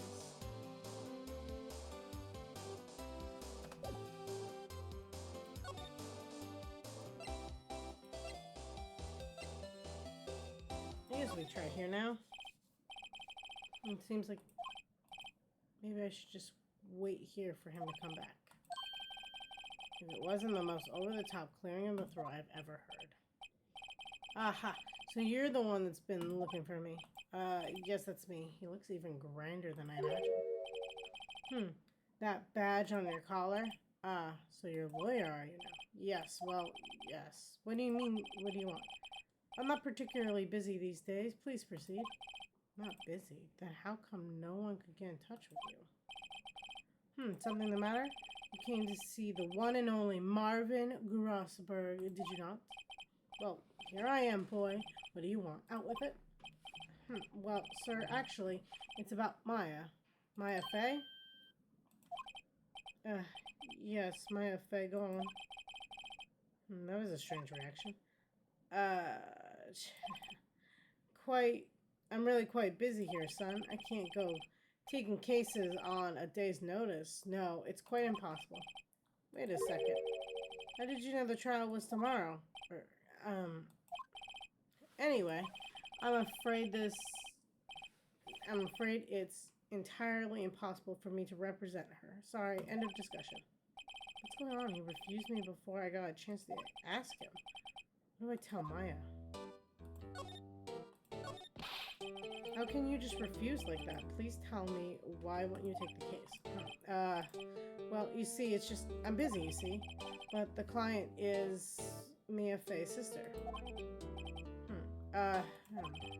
Mia trusted you. She knew her sister would be in good hands. Yes, of course I know that. However, I'm sorry, but I must refuse. Sorry, goodbye. Creep, fine. I don't have time to argue with you anyway. I'll go look elsewhere. Think not. Did you say something? I think not, I said. What do you mean? I'm terribly, terribly sorry. I'm afraid that no lawyer worth their salt will take on this particular case. Terribly sorry, my boy. Why? I cannot say. I beg your pardon, but could you leave now? I have nothing more to discuss with you. What's going on here? How did you know Mia Fey? She worked here a long time ago. Quite the apprentice, that one. Learned my techniques in a blink of an eye. She left one day quite suddenly. She had a mission, you see. A mission? You could see it in her eyes. She followed it with a burning passion. Never looked back, that one. That's quite a painting. Ha, you notice. That's my pride and joy. Impressive, isn't it? Well, isn't it? The color of the sky, the hue of the sea, the weave of the straw hat. It's worth at least 3 million. I have no intention of parting with it, of course. So this is where she kind of got her things from, of like her goals in mind, of not spending money, maybe not corruption, that kind of train of thought. No, I won't sell it, not even to you. I wasn't interested. It's not for sale. I'm not buying.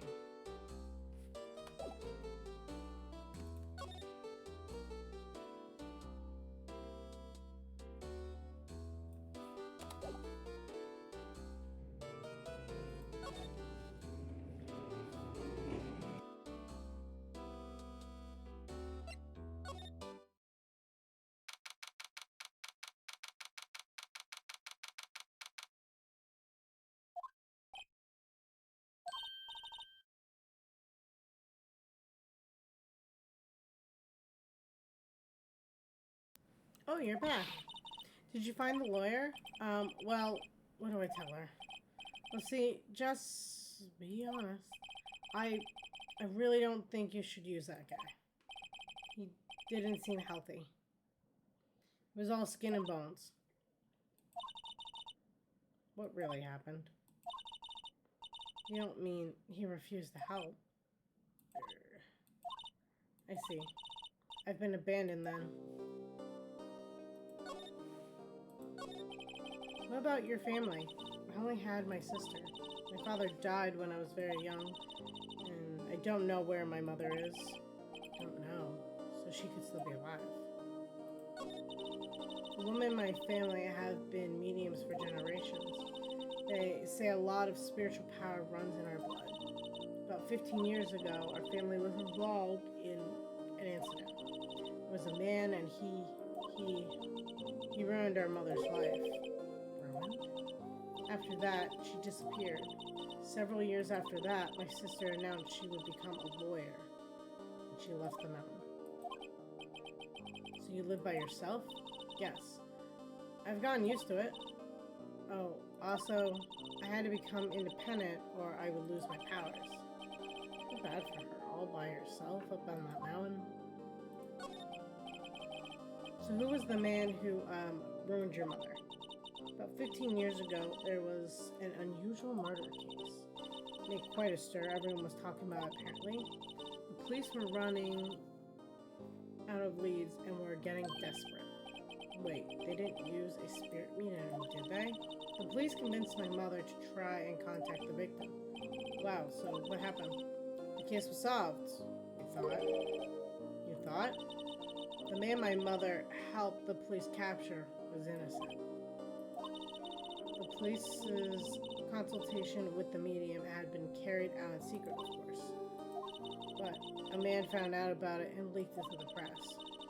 He told all the papers that my mother was a fraud, and the media jumped on big time. My mother, became the laughingstock of the nation. I see. White? Excuse me, White? That was his name, my sister told me. White? Just a little longer now before the state-appointed lawyer comes, I guess. 4 p.m. Time's up. What should I do? Do I just leave her and go home? I mean, it's better than nothing, right?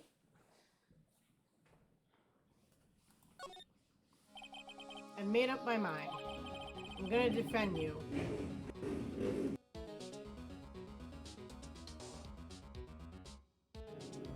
Whether you want me to or not.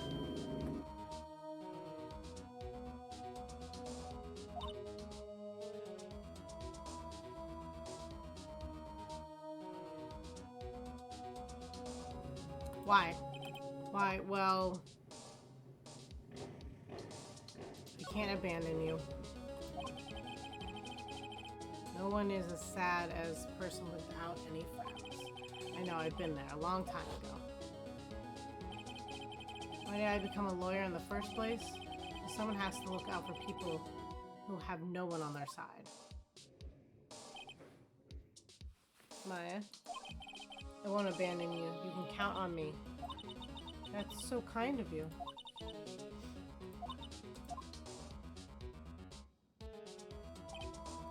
Well, let's fight this one and get you out of here. Right, thank you. Whew, she smiled at least. She looks like an entirely different person. One last question. You're innocent, right? I think you can ask your client that. Yes, and I trust you. So you trust me too, okay? It's a deal. So what next? There's something that's been bugging me. Just what was inside the strange woman's drawer? It was when I tried to look in the drawer that she got all defensive. There has to be something in there.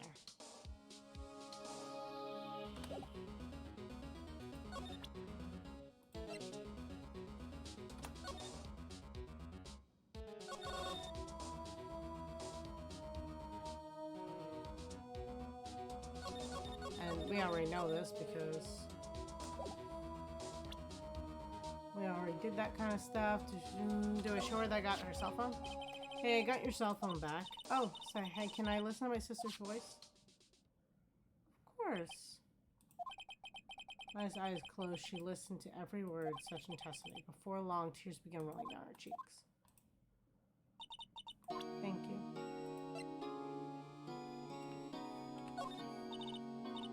Sorry, I've never seen that. Well, I was trying to find out from her what time she arrived.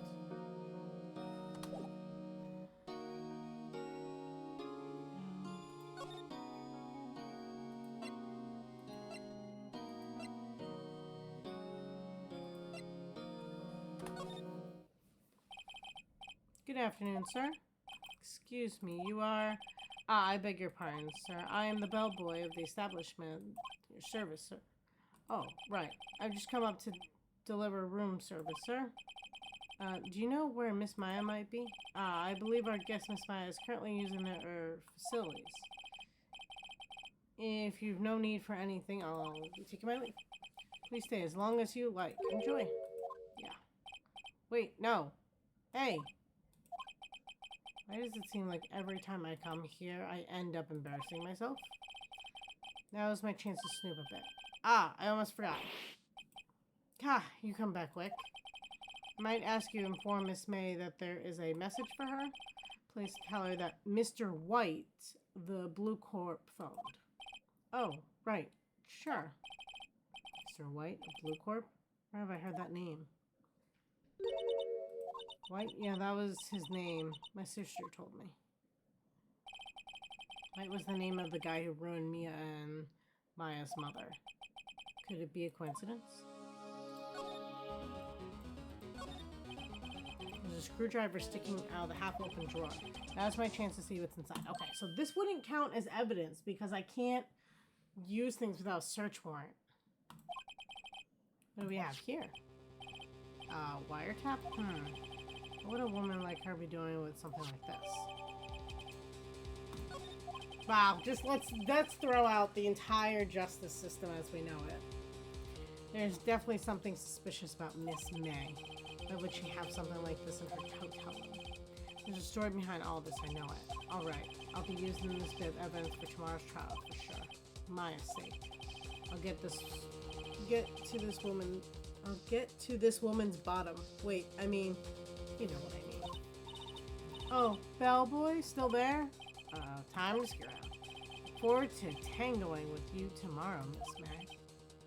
In court. To be continued.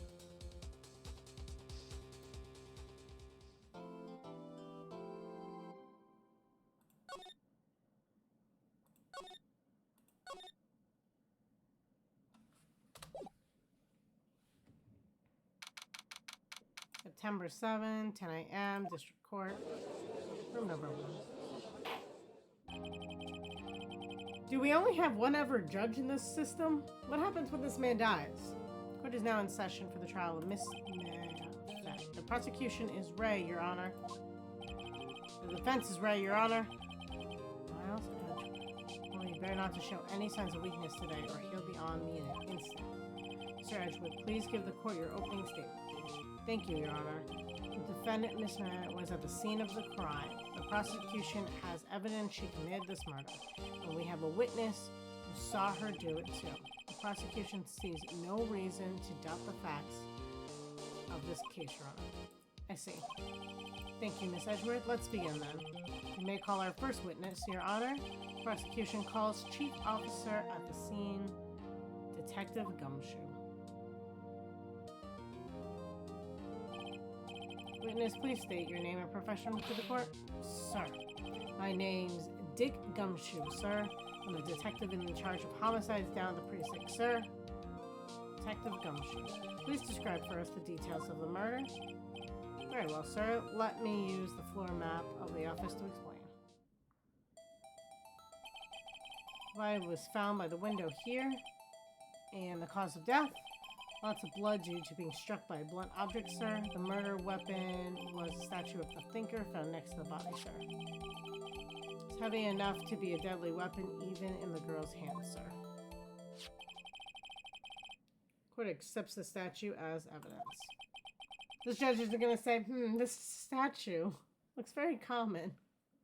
And they're still calling it a statue. Okay. Now, detective. Yes, sir. You immediately arrested Miss Mayafe, who was found at the scene, correct? Can you tell me why? Yes, sir. I had hard evidence she did it, sir. Detective Gumshoe, please testify to the court about this hard evidence.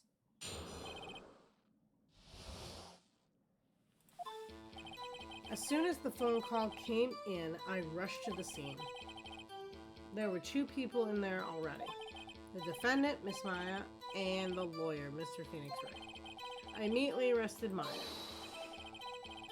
Why? When we had a witness account describing her. The witness saw Miss Maya Fay in the very moment of the murder. The very moment, you say. Very well, Mr. Wright. You may cross-examine. Yes, Your Honor. Cross-examine what? I couldn't see a single contradiction in the testimony. Hey, Maya just threw something at me. What's this? My sister couldn't find any contradictions in a witness testimony. How is this allowed? Then again, I would be able to lean over to her, right? My sister couldn't find any contradictions in a witness testimony. She would bluff it and press the witness on every detail. The witness always slips up and says something wrong. It worked lots of times. Should have expected Maya would know something in her sister's trick. Alright, let's give this a try. Something the matter? No, Your Honor. I'd like to begin my cross-examination. Probably press for the time, right? When did the call come in? All of those things. As soon as the call came, I rushed to the scene. There were 2 people right there, the defendant. Immediately I messaged Maya. We had a witness describing her. Witness saw Maya Fay at the moment of the murder.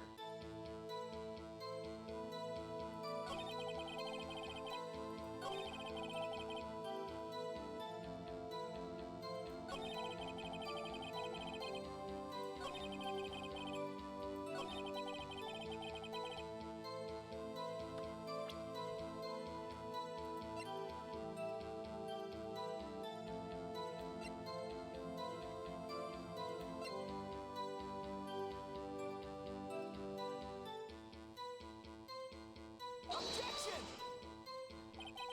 The evidence clearly reveals a contradiction in the statement, Your Honor. How exactly is the evidence statement now related? They aren't, are they? Not at all. Please think the facts over before making accusations. Ah!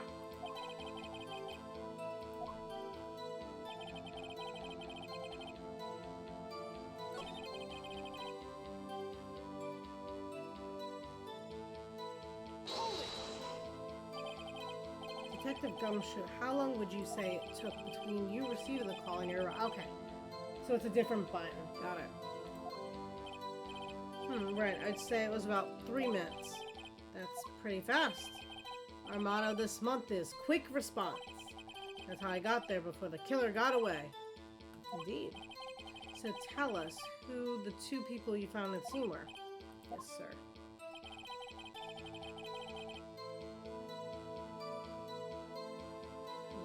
defendant.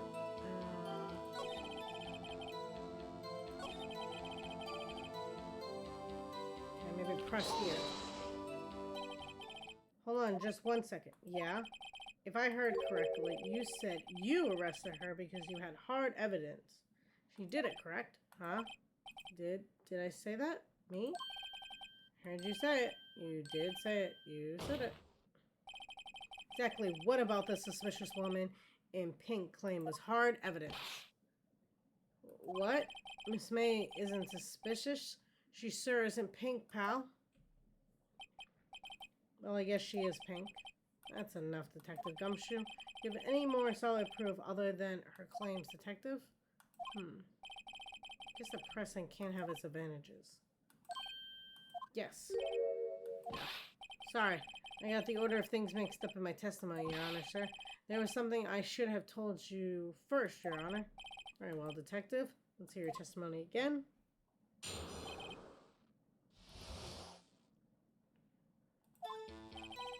After securing the suspect, I examined the scene of the crime with my own eyes. Found a memo, ran... He didn't find that, I did. It's the victim's body. On it said the word Maya, clearly ran in blood test. Results show that the blood was the victim's. Also, there was blood found on the victim's finger. Before she died, the... Aha!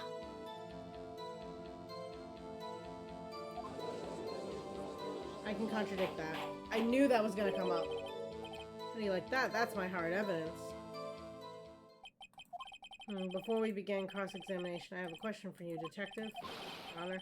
Why didn't you testify about this vital piece of evidence the first time?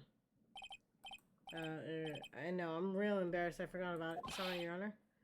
Try to be more careful. Very well. The defense may begin its cross-examination.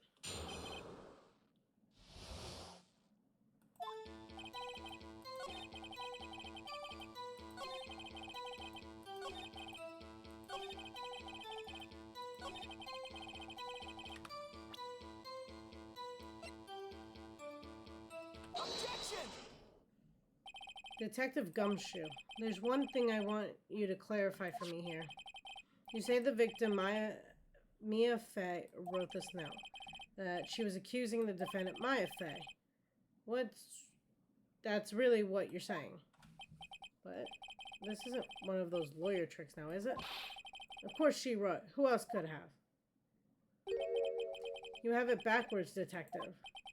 Backwards. The victim is the only person who absolutely could not have ran it. This is the report from the department, Detective. Immediate death due to a blow from blunt object. She died immediately. But no butting your way out of this one, Detective. Order, order. The defense has a point. Someone who died immediately wouldn't have had the time to write anything down. Mr. Wright, I beg your pardon, but when exactly did you obtain that autopsy report? I'm the lawyer! I'm allowed a copy of this report! What? When?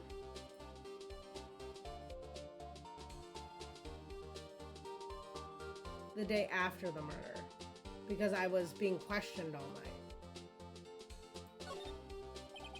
It was the day after the murder. The prosecution has a point being... That autopsy report is outdated, Your Honor. What? The second autopsy was performed yesterday, at my request. Death was almost immediate due to a blow from a blunt object, but there is a possibility the victim lived for several minutes after the blow. I received these results this morning. No way. Your Honor, it's quite easy to imagine that the victim did have time to write Maya. That is all. I see. Damn you, Edgeworth. Should have known you'd have something up your sleeve. Why, Mr. Wright, you look shocked. Something you want to say? Well, I don't want to say I'm a sham. I don't want to say the detective's a sham. He kind of is.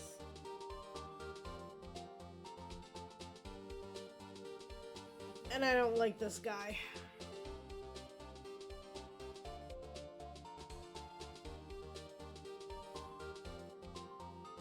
feel like I need to go on the fact that the detective let things slip. It's like the only thing helping me here. Detective's a sham. How could you give me a faulty report? Huh? I thought Detective Gumshoe. Disappointing you handing him the wrong report like that. I'm so sorry, sir. You are at fault, Detective. This isn't going to look good on your evaluation next month. But... Your Honor, I submit this report to the court. Understood. The court accepts this evidence.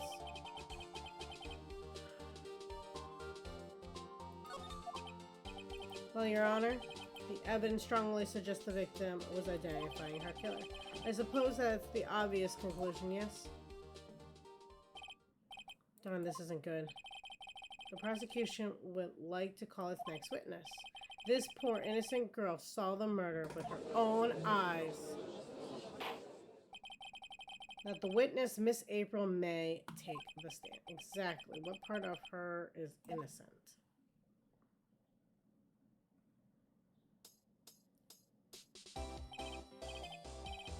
Witness, your name, please.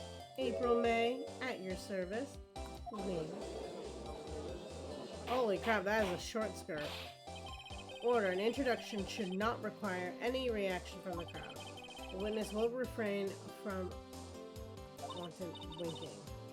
Ah, yes, Your Honor. This is not good. She's already captured the heart of every man in this courtroom.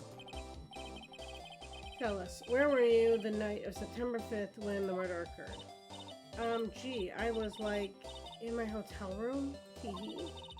I checked in right after lunch.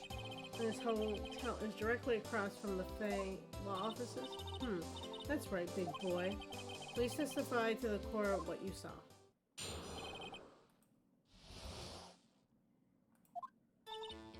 It was like 9 at night. I looked out the window, you know, and then, I saw a woman with long hair being attacked. The one attacking her was a mousy girl sitting in a defendant's chair.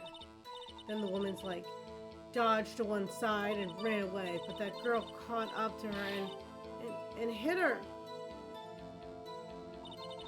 And the woman with the long hair, she kind of slumped.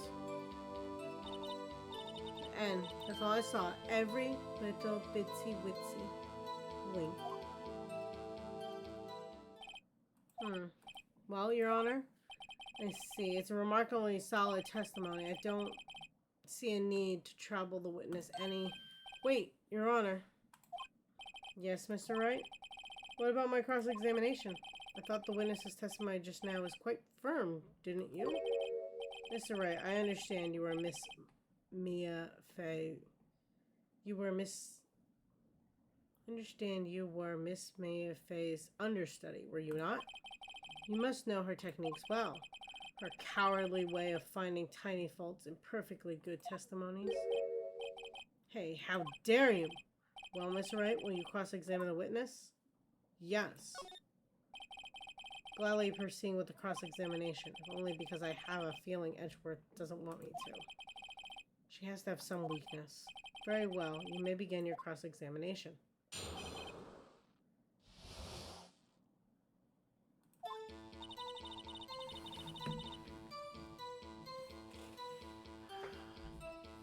Okay, so she talks about 9 o'clock at night, which is roughly when it happened. She saw a woman being attacked. The one attacking her was a mousy girl sitting in a defendant's chair. She couldn't have seen her. We knew from looking out the window you couldn't make out faces.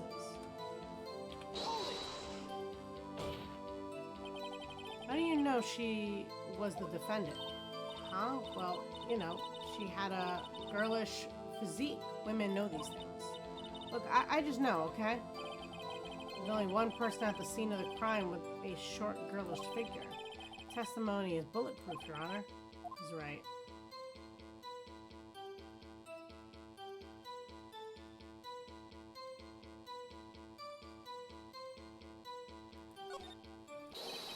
Hold on a minute.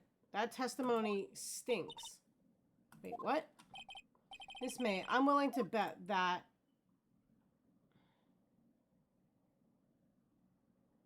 She did see something. You're lying. Are you telling the truth? Did you really see the defendant? Mr. Wright, what's the meaning of this? Yes, what's the meaning? Somebody tell me because I'm clueless about this. I mean... Okay.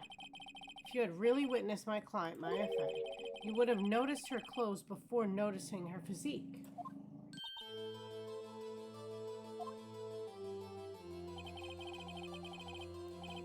No one wears clothes like that on a daily basis except her. I'm no expert on fashion, but her hairdo looks far from normal to me. However, the witness testimony mentions neither of these things. The testimony is bogus. But still, we don't know if she was dressed that way the night of the murder. She was, Your Honor. I saw her. And so did Detective Gumshoe. What do you say to that, Miss May? What are you trying to do, you mean lawyer? I saw what I saw. I just didn't think all the trifling little details were necessary, darling. Miss May, the court would like to remind you to please omit nothing. Please omit nothing in your testimony. Oh! Girl. I'm sorry, Your Honor. I'll be a good girl. I promise. Testimony again, if you would. Damn, I almost had her.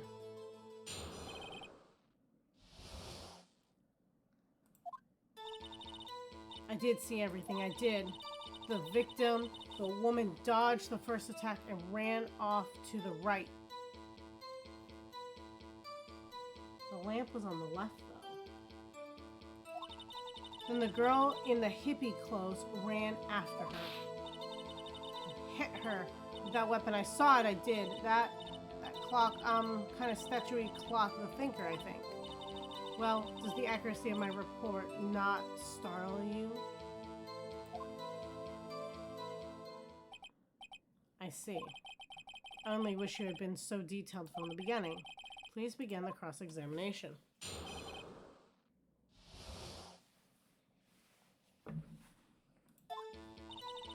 You can only press. This is the part I'm going to press.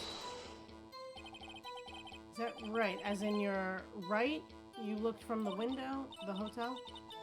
Which hand do I hold my knife in again? Right. It was my right hand. Right? Satisfied, Mr. Wright? Please continue. What? The lamp, though!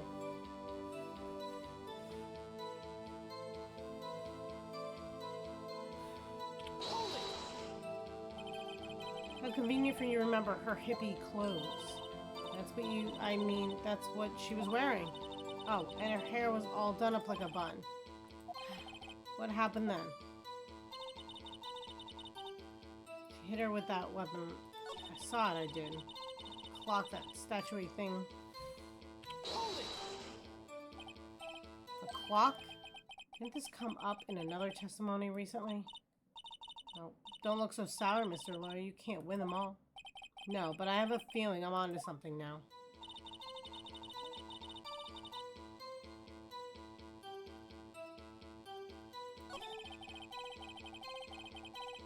The previous testimony must have been that Edgeworth wanted her to say.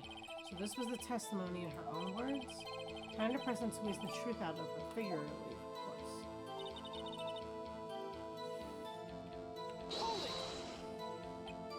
So you saw me then, too? Of course. I remember that spiky hair anywhere. Spiky. The witness will refrain from personal attacks on the defense attorney. Oh! Girl. Put those away. Oh, was I a bad girl? I'm sorry. Very well, continue.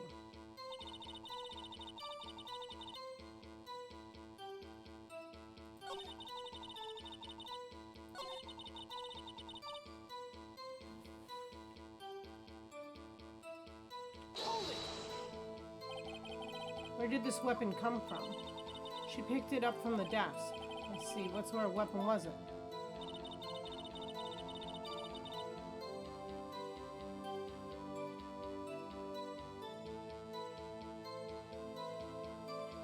Kind of pressed her a little bit.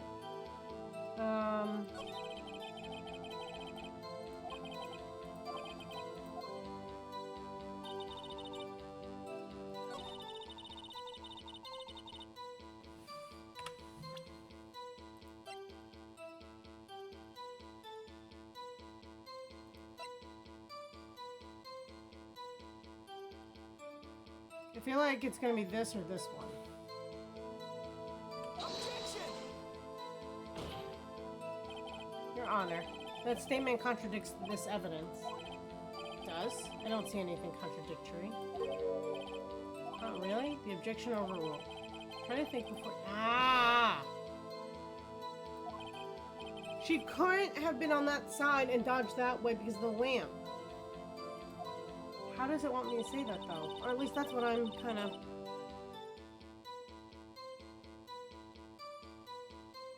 Maybe it is the outline. Because if she's over here, and this is what she can see, she would have had to go...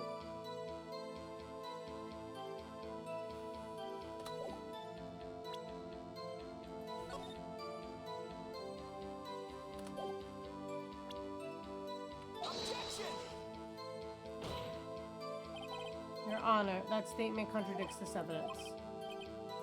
Oh my god, I'm gonna lose all my stuff.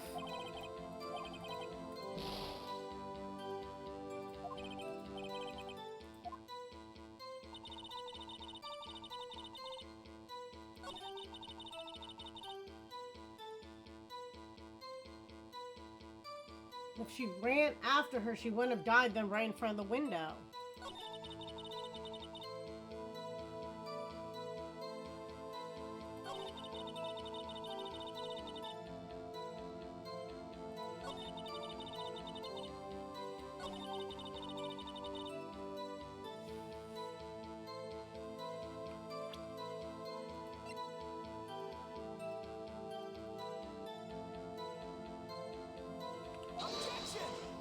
Please be the right way to do this. Oh no. It's blinking.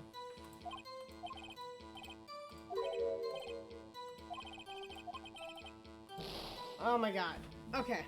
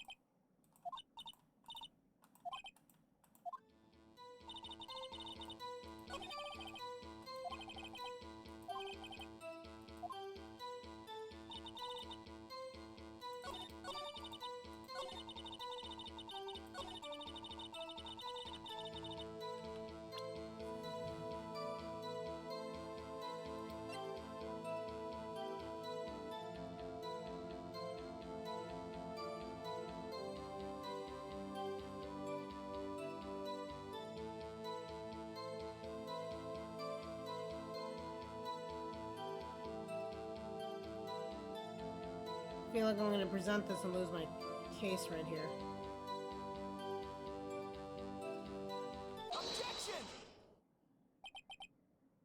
Miss May, what you said just now was quite revealing. Oh, because of the clock part! Everyone else thinks it's a statue, but she admitted it being a clock, which means she saw it on the news and, like, it came together that way. Okay, I got that. I still think that lamp wouldn't have fallen that way, in that direction, but okay. You just said the statue of the thinker was a clock. There's no way of knowing that just by looking at it. Another person in much same position as you recently called it a clock too. He was found guilty of murder. Order, order. Miss May, can you explain how you know this was a clock? The witness saw the murder with her own eyes. That's all that's important here. The defense is trying to confuse the issue with trivial concerns. Yes, of course. You will withdraw your question, Mr. Wright? The questions are all I have, Your Honor. And as you may recall, I've caught murders with these questions before. Well, only once. Objection sustained. You may continue to question the witness. Phew, that was close. If you stopped me there, the trial would be over. What? So what happens now? What happens now is you answer my question. How did you know it was a clock? What? That's... because I heard it. Yes, I heard it say the time. So you've been to the law offices of Fay & Co. No. Hey, I didn't say that. Why would I go there? I heard it from my hotel room. The law offices of Fay & Co, where the murder took place, is very close to the hotel. You could easily have heard the clock. Well, Mr. Wright, are you satisfied? No, I don't think you could. The windows were shut. No, Your Honor. Can't give up now. I'm not satisfied because she...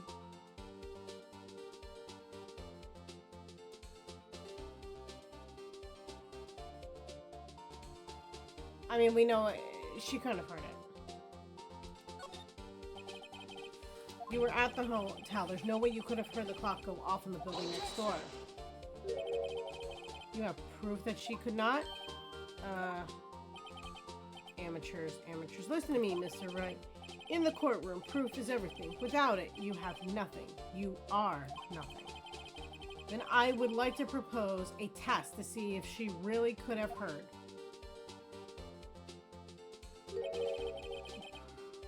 Prosecution denies your request. What? On what grounds? This is trivial matter to no direct bearing on the case at hand. Indeed, objection sustained. Damn. Time to switch directions. Quick. Ready to proceed, Mr. Wright? No, Your Honor. Can't give up now. Not satisfied because...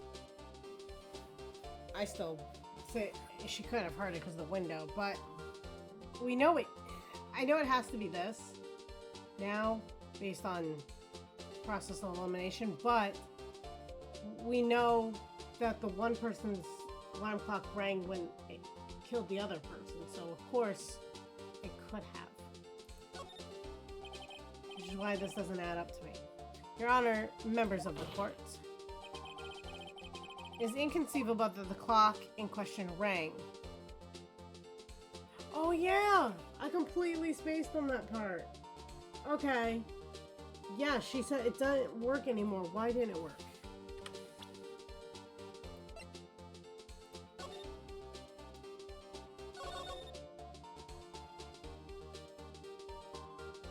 She took the clockwork out.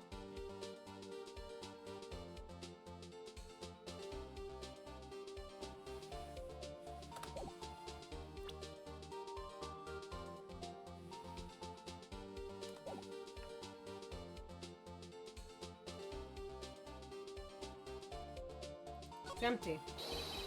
That clock is missing its clockwork. Again, she couldn't have heard it from her room. Because it can't make noise. Still right. How could you possibly... just take a close look right now. See anything interesting, Your Honor? Says the defense says. It's clock is missing its clockwork. It's quite empty. Mr. Wright, would you care to explain to the court the meaning of this? It is, as you can see, the clock was empty. It couldn't have rung. Therefore, this witness is a big fat liar. Fat? Well, Miss May. Tisk tisk. Quite a show you've put on for us, Mr. Wright. He knew the clock was empty. Somehow, he knew. I'm afraid you've forgotten one thing, however. Indeed, the clock is empty. As you say, it can't ring. However, we must ask, when was the clockwork removed?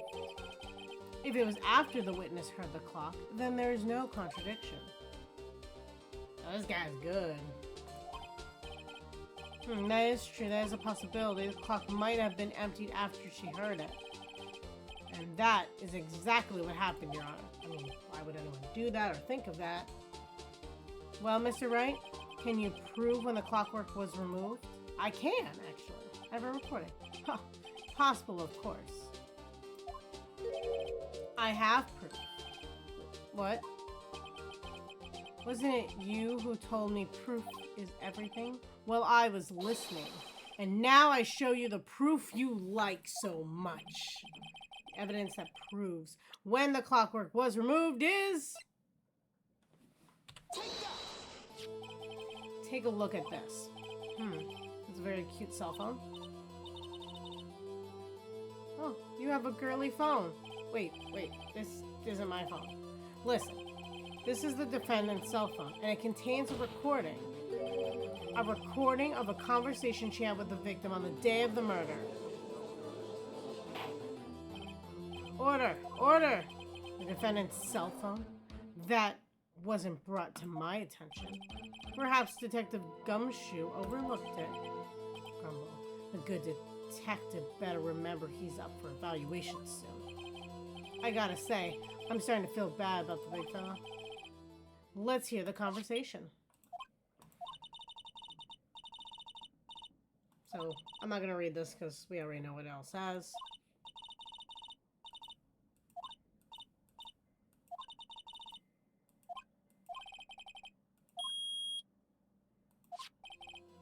Your Honor, I think this makes it clear the clockwork was already gone by the time it was recorded, which was well before the witness had arrived at her hotel. Well, Miss May, you can't explain this to the court. Just how did you know that the weapon was a clock? Well, isn't it obvious? I saw the clock before. What store was it again? I've got so many. Oops, I forgot. So the witness had seen it before. That would make sense. Does the defense have any objections? Yes, I do! The witness claims she had seen it before, but this directly contradicts a piece of evidence already submitted to this court. Well then, let's see it. Please produce this evidence that will prove the witness not seen the clock before.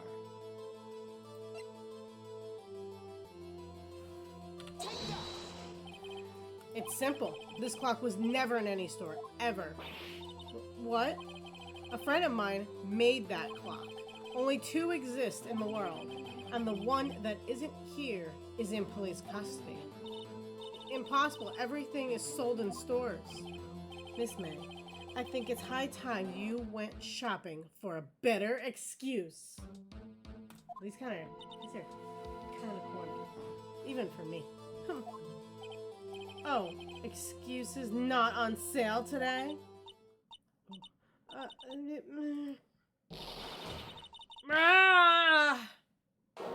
Oh.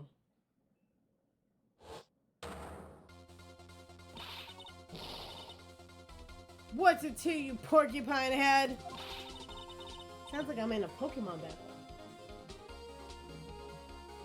That stupid clock doesn't matter, okay? She did it, and she should die for it! Die!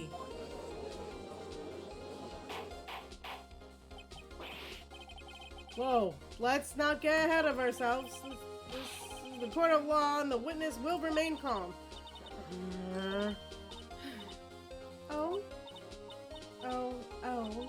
Oh, silly me. Did I, like, lose it? I guess I did, teehee. Scary. Miss May, let me ask. Tell me, how did you know the weapon was a clock? Oh dear. Does the defense have an opinion on this behavior? Okay, this is it. Yes, Your Honor. Allow me to explain the truth of the matter. Miss April May, you knew the weapon was a clock because you held it. This is familiar territory. She's used the same approach as we did then. Miss May held this very clock in her hands. So right. When was this? When she used it to strike the victim. When else? I mean, if our thing was televised, it's possible that it's an option. Order. Mr. Wright, what is the meaning of this? April May, you killed Mia Fey, I say. And when you struck, the force of the impact made the thinker ring. Wait, what? That's when you heard it. That's not right. That's not right at all. Tisk tisk. You only are the work of art, Mr. Wright. What's that supposed to mean? It was you who just proved the thinker was empty. Oh, of course, it won't ring. What's more, is the witness had a rock-solid alibi. Miss May, perhaps you could explain to the poor misguided Mr. Wright that you were in the hotel at the time of the murder. She can't prove it. She did it. Be my pleasure. No way. Yes way, Mr. Lawyer. Tee-hee. Didn't the murder take place at 9 at night? Gee, that's the exact time I ordered some room service from the hotel bellboy. Incidentally, the bellboy corroborates the witness's story. You know, she was not the crime scene. Rock solid. Mr. Wright, you've just made a serious accusation against a perfectly innocent woman. Sorry, Your Honor, that didn't go so well.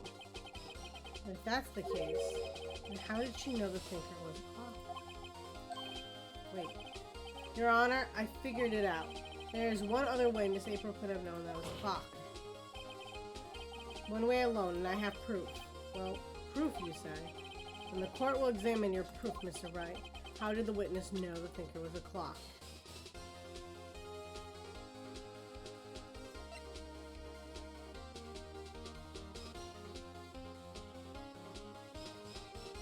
It's gotta be that. Have a look at this.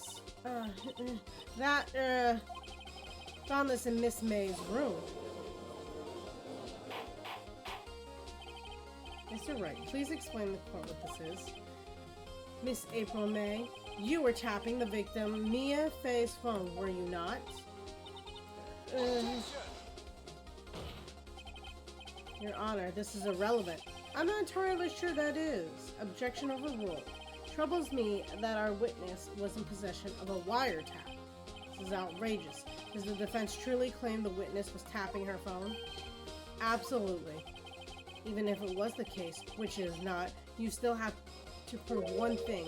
Did the victim ever say that the weapon was a clock on the phone? Can you prove that? I think not. You just did. Oh yeah? I think I can. It's simple. What? Here's my proof. Proof that the victim said on the phone that the weapon, the clock, is... What was the conversation? Right here.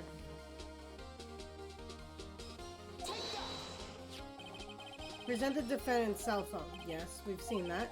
Listen once more, the conversation between them. Which I'm not going to read again.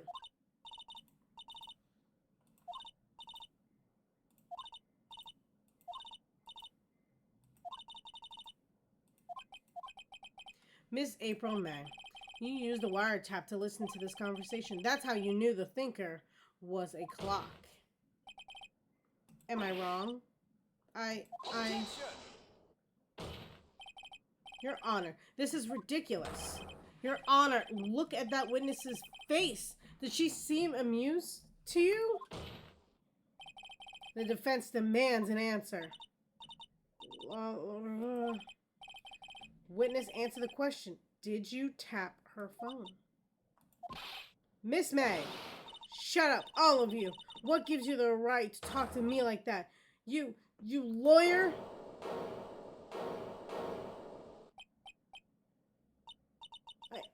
It's not fair. All you ganging up on me like that. Oh, I'm the bad girl. Is that it?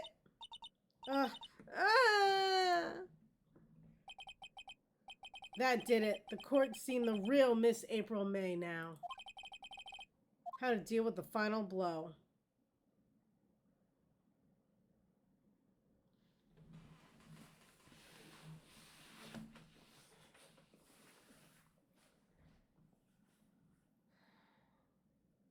I mean, this kind of, she could lie, technically, but why? Why tap her phone? That's what I want to know. Miss May, why did you tap her phone? Answer the question. Do I have to? Isn't this a murder trial? Isn't tippity-tappity irrelevant? She's saying exactly what Edgeworth wants her to say. Miss May, you were tapping the victim's phone. I hardly call that irrelevant. While his court does not condone the defense tone of voice, he has a point. Well, Miss May, do you have an explanation for the court? At the time of the murder, I was in my hotel room getting room service. How could I have killed her? If you don't believe me, just ask the bellboy. Well, does the defense have anything to say? Well, come on, think of something. Call the bellboy as a witness. The defense would like to call the hotel bellboy as a witness. There's something suspicious here, and I'm going to get to the bottom of it. I think you've sunken quite low enough already. I object to calling the bellboy. Why? What's your reason? Because I hold the wiretapping had nothing to do with the killing. However, if you agree to one condition, I'll consent to calling this witness. Condition. If Miss April May's alibi is not called into question after you examine the bellboy, then you will recognize that Miss April May was not the killer, thus she is innocent. And thereby, you must also accept the verdict of guilty for Miss Maya Fay. That is my condition. What? Better find something suspicious in that bellboy's testimony. Otherwise, Maya will be declared guilty on the spot. What should I do? We can't give up. But that's high risk. Accept the condition. Alright, I've got nothing to lose except for, well, everything. Understood, I accept your condition. Fool. You fell right into my trap. Wait. Very well. The court calls the hotel boy to the stand. We gotta find a hole in what he says, or we're fucked. I believe we're ready for the witness to testify. He certainly does look like a bellboy. Why is he bringing the tray to court? Yes, sir. I received your summons in the middle of work, sir. I'm happy to be of service. The tea looks rather heavy, so without further ado, the witness may begin his testimony. Very good, sir.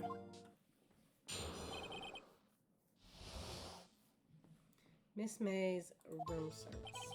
I'm the head bellboy at the fine Gatewater Hotel in business for 4 generations. I believe I received a call after 8 in the evening from our guest, Miss May. She asked for an iced coffee to be brought to her at 9 on the dot, sir. I brought to her at precisely the requested time, of course. And I delivered the iced coffee to our guest, Miss May herself. You see, the defense may begin its cross-examination. Right. I'm ready, I hope. This is it. If I can't prove Miss May was involved with the murder now, Maya will be finished. Holy crap. I didn't see anything there yet. Oh, we're gonna have to press.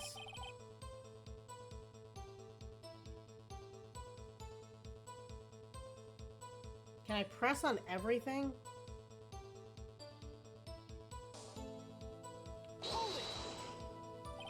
What exactly is it you do at the hotel? Why, anything required of me, sir. Check in the guests, I check out the guests, clean the rooms, I make the beds, I even deliver room service, sir. I check to Miss Maya in personally. Are you always so prim? Mr. Wright. You will refrain from asking frivolous questions.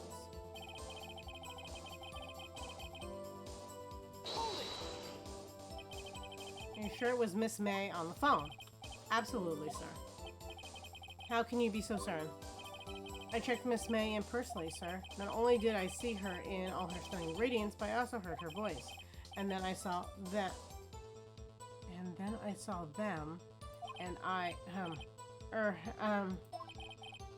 The point being, I remembered her quite well, sir. Them as in her rack? This is where we're going with this? Yeah, what then? She asked for iced coffee. We brought her 9 on the dot, which is building an alibi. 9 on the dot, you say? Yes. I confirmed that the detail several times. She was watching a program on TV and wished to drink after it finished, sir. 9. Time of the murder. I brought it to her at precisely the requested time, of course. Precisely 9, then? Precisely, exactly, and most definitely, sir, 9 p.m. How can you be so sure? Miss May was quite insistent that be brought then. Oh. Bellboy, tee-hee. I'd like an iced coffee at exactly 9. Something like that, sir. Therefore, I knocked on her door at the crack of 9, sir. Why would she be so particular about the time? She's trying to build an alibi, that's obvious. And I delivered the iced coffee. You sure it was Miss April herself? Absolutely, sir. Absolutely? Yes, sir. As in, so very absolutely, sir. It's an endearing mannerism of mine. How come you're so very certain? Well, when I brought the room service, sir, the guest, sir, favored me with, an embrasser, sir. An embrasser? Is that French for embrace? It's French for kiss, sir. But not a French kiss, sir. More like a peck on the cheek. Why would she have done that? I believe perhaps she was momentarily swayed by my prim demeanor, sir. It was a moment I shall never forget, sir. Sounds pretty fishy to me. I think our Miss May was up to something and wanted the bellboy to remember her. It's no good, there's nothing there.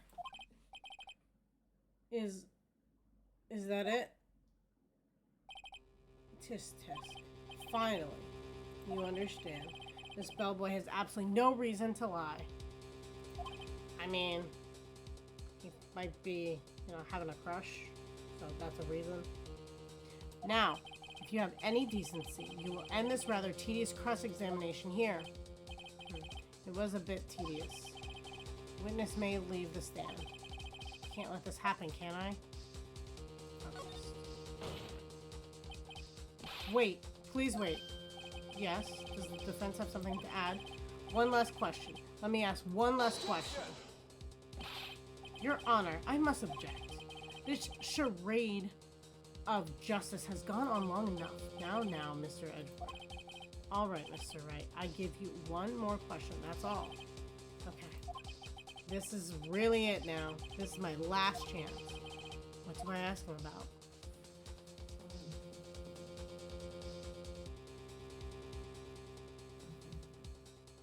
Oh God. Okay. Let's think this through.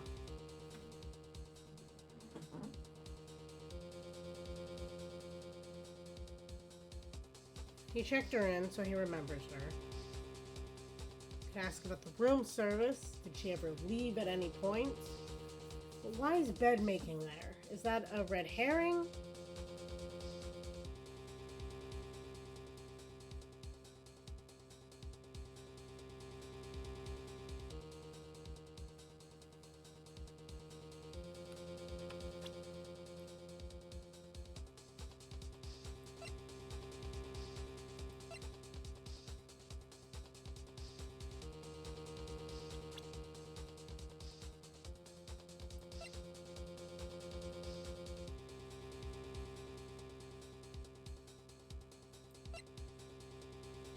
See, this points out that he also checked her in.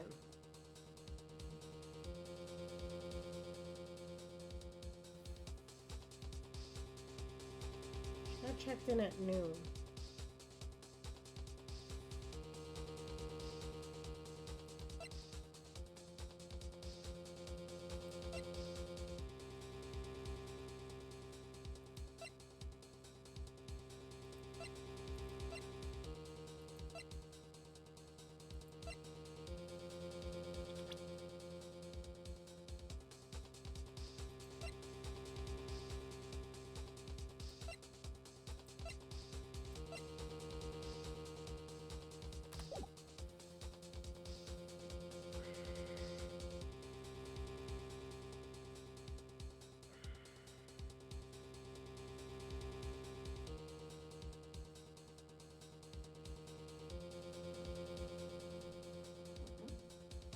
I don't know.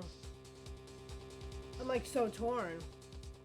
I'm like, it's kind of like a Fallout, right? I'm like going back to old games, but where it was kind of like your options. I'll kill you. No, I'm not gonna do that. I'm just gonna leave. Right? And it's like, I kill you and just attack them. And it's like, you know, I'm gonna leave. I'm gonna leave after I kill you. Or then the third choice where it's like, yeah, but I'm gonna kill you anyway. And it's like, what's... Think this through.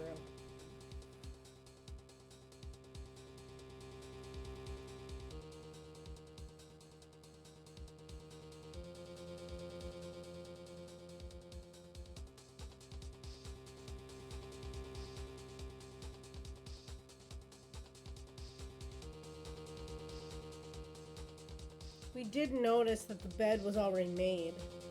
Maybe she didn't sleep in it.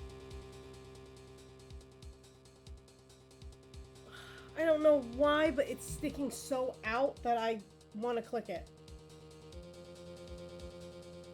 Someone might die if we make the wrong choice.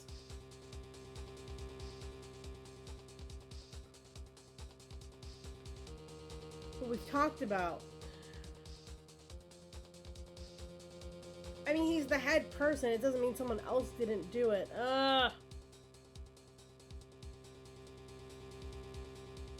Go with my gut. Oh, I can't look. Bed making. Tell me about making beds that day. I was wondering what you were gonna ask, but bed making a new low. Now, Mr. Edgeworth. The witness will answer the defense's question. Yes, well, it's quite like any other day's bed making. Oh, God. I changed the sheets, the pillowcases, and then I proceeded to make the bed. I had to bring pillows for two, of course, but they're... Oh, yeah, because there's someone else, right? She had 2 cups. Oh, maybe I should have asked about the service. Crap. Oh, please help me. You bring pillows for 2, of course, but they're quite light, you see. I see. Thank you. Pillows for 2. Oh boy. What did you just say? Yes, pillows are light, sir? Oh boy, tell us the truth now. Was someone else staying in Miss May's room? Objection! I object. That was objectionable. Objection overruled. The witness will answer the question. Which makes sense, it remembers her. Yes, you see. Why did you not mention this in your testimony? Well, sir, you didn't ask. Nice try. That's the sort of thing you're normally supposed to mention. Yes, quite, indeed. It was the, good barrister there, Mr. Edgeworth, who... Conflict of interest! He asked me not to mention if it was specifically... Oh my god! Tampering with the witness! Please disbar this man! If it wasn't specifically asked, sir. You fool! I've done it. I've won! Miss April May checked into a twin room with a man, correct? Yes, sir. Then, when you brought them room service, you didn't see that man in the room. That's right, sir. Your Honor, we've just learned of another person involved who may have been the murderer. It is not our job to know this. In light of this new fact, I hold that it is impossible to judge the defendant. Wouldn't you agree, Mr. Edgeworth? And who, Mr. Wright? Who is this other person? Simple. It was... the man with Miss May.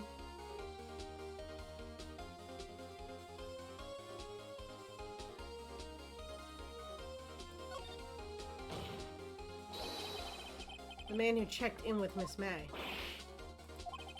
Your Honor, as has been previously revealed, Miss April May was tapping the victim's phone. Yet Miss May herself has an alibi for the time of the murder. However, that does not clear the man that was with her. The bellboy saw no one else in the room at the time of the murder. What a convenient little setup, but but it's too late. Too late? Suppose you'd like if it was too late, wouldn't you? After all, it was you who hid the presence of the other man in this court. Let's disbar this guy. Upstart amateur. These accusations are ludicrous. Nah, no one can be ludicrous but ludicrous. Enough! The court acknowledges the defense argument. I expect the prosecution and defense to look into this matter fully. Am I understood? Yes. Yes, Your Honor. That's it for today. For the trial of Maya Fey. Court is adjourned.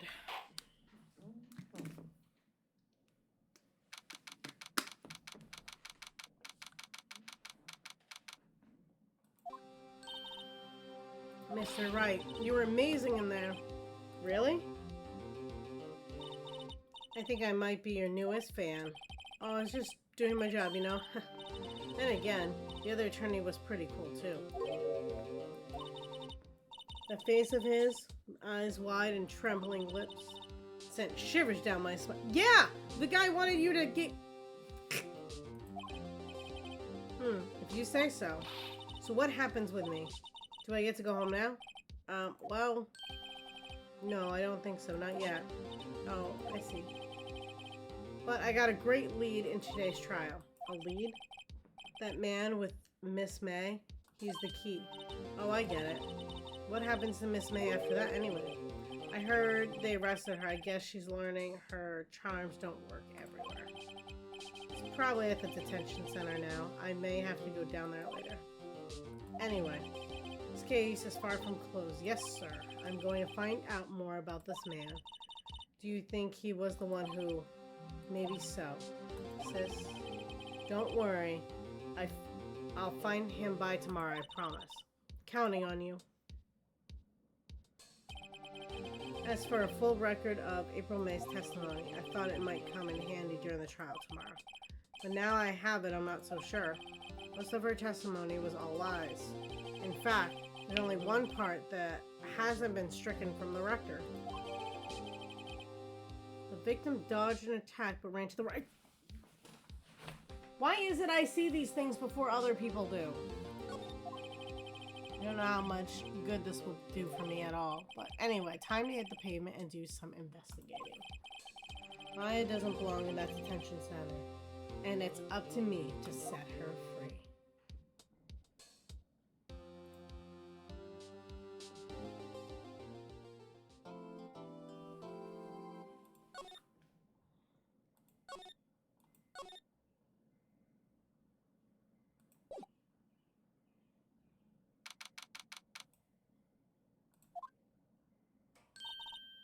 Well, hello. I didn't expect anyone to visit me in such a dang place as this. It's really quite moving. Not, you stinging lure. I hope you die. Have you come to laugh? Yes, laugh at the fallen Miss May. No, not really. There's something I wanted to ask. Unfortunately, there is nothing I want to be asked. Haven't you done enough questioning, you spiky head? Here we go again. Please, you're scaring the security guard. So, what is it you wish to ask me then? For starters, how did you get to be so totally whacked? Let's see. That man. About the man who stayed with you in your hotel room. Can you tell me about him? Where is he? Come on. No way, Jose. Maybe if I had something to get her to talk. Why did you place the wiretap on Maya's phone? Aw, when you say it like that, it sounds so cold, so criminal. Tapping people's phones is a crime, Miss May. Oh, and I suppose you learned that in lawyer school? Creep. This woman is impossible to talk to. Say, why are you so angry? I mean, you don't look like a bad person. Oh, that does it. Bottom-feeding, scum-sucking lawyer. Bottom. I can tell she does have a thing against lawyers, or just against me.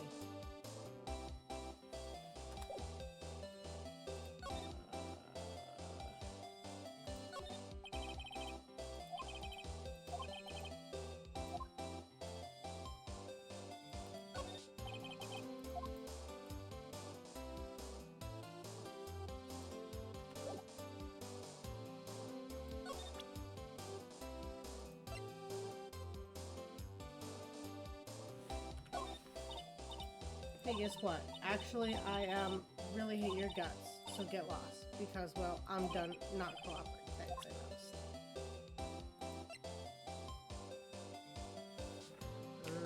I'll try one more thing.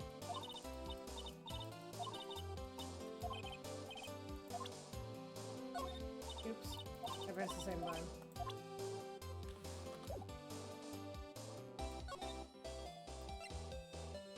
I mean, I could check her hotel room, right?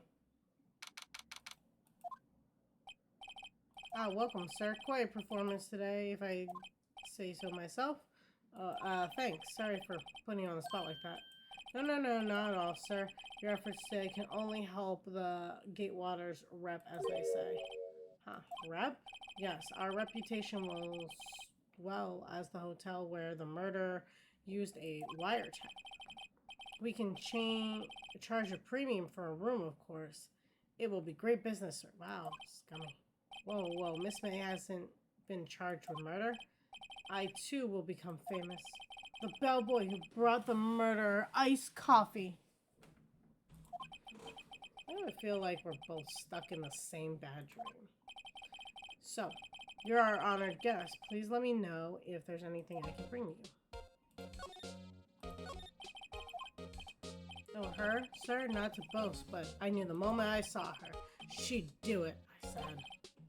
What? I'm starting to think this most suspicious person here is this guy. I wanted to ask you about the man who was with Miss May. Ah, yes. He struck me as a real lady killer, if you pardon the expression. I knew it from the moment I saw him, sir. He and I are the same ilk. We both carry the scent of danger. There, we were in total agreement, Mr. Psycho Bellboy. If you had a photo of that man, I'm quite sure I could identify him. Photo, tell me about the hotel? Absolutely. And on the subject, I have an excellent idea, sir. Currently, this hotel is known as Gatewater. I propose that we add a subtitle. A subtitle? Gatewater Hotel. Murder Manor. Well, what do you think? I would not stay here. Sounds great. Whatever floats your tea set.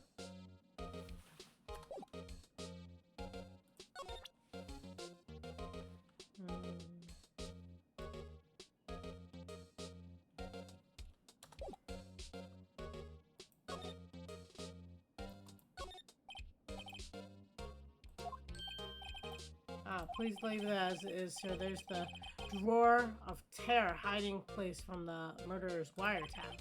Set to become one of the most popular attractions here. This guy's serious, I don't believe it.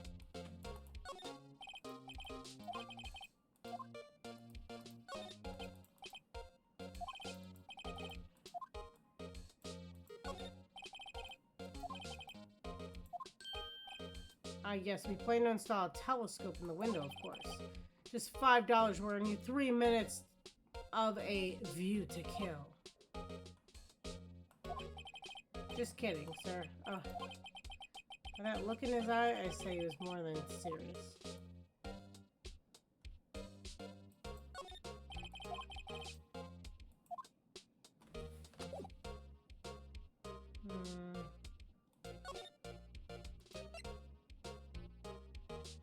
That's interesting.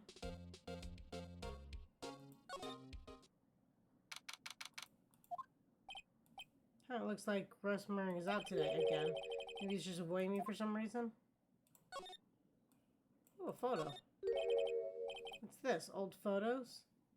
There were 2 lying here. Something's been written in pencil on the backs. DL6 Incident Exhibit A. DL6 Incident Exhibit B. Let's take a look at these.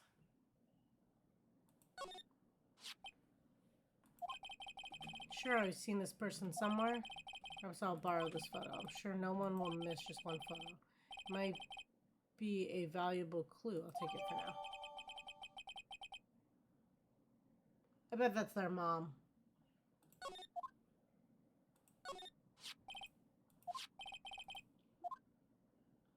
Yeah, swap photos. I think I'll swap them. Photograph added to the court record.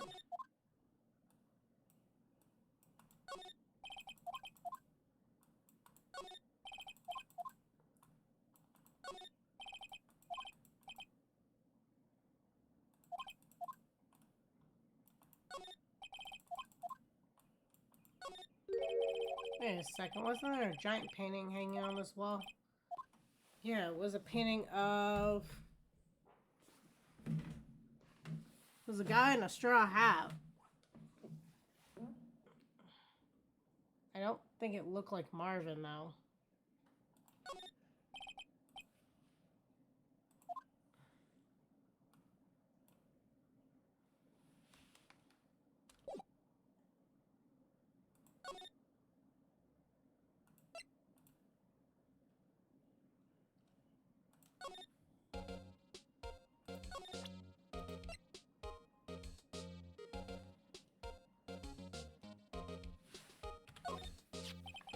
Take a look at this photo. That's him, detective. And the lawyer. Oh, I know that. I just wanted to say detective once. You know how it is. No, I don't. Without a doubt, there is the man who checked in with Miss April May. How about I write an affidavit swearing that it's him? Affidavit? This guy's way too excited about this. I mean, we might as well take it. Well, sure, why not? Yes. I've always wanted to write an affidavit, sir. Henceforth, I will be known as the bellboy who swore the affidavit. Just hurry up and write it. The bellboy's affidavit added the courtroom. Okay. Even Miss May can play dumb at this.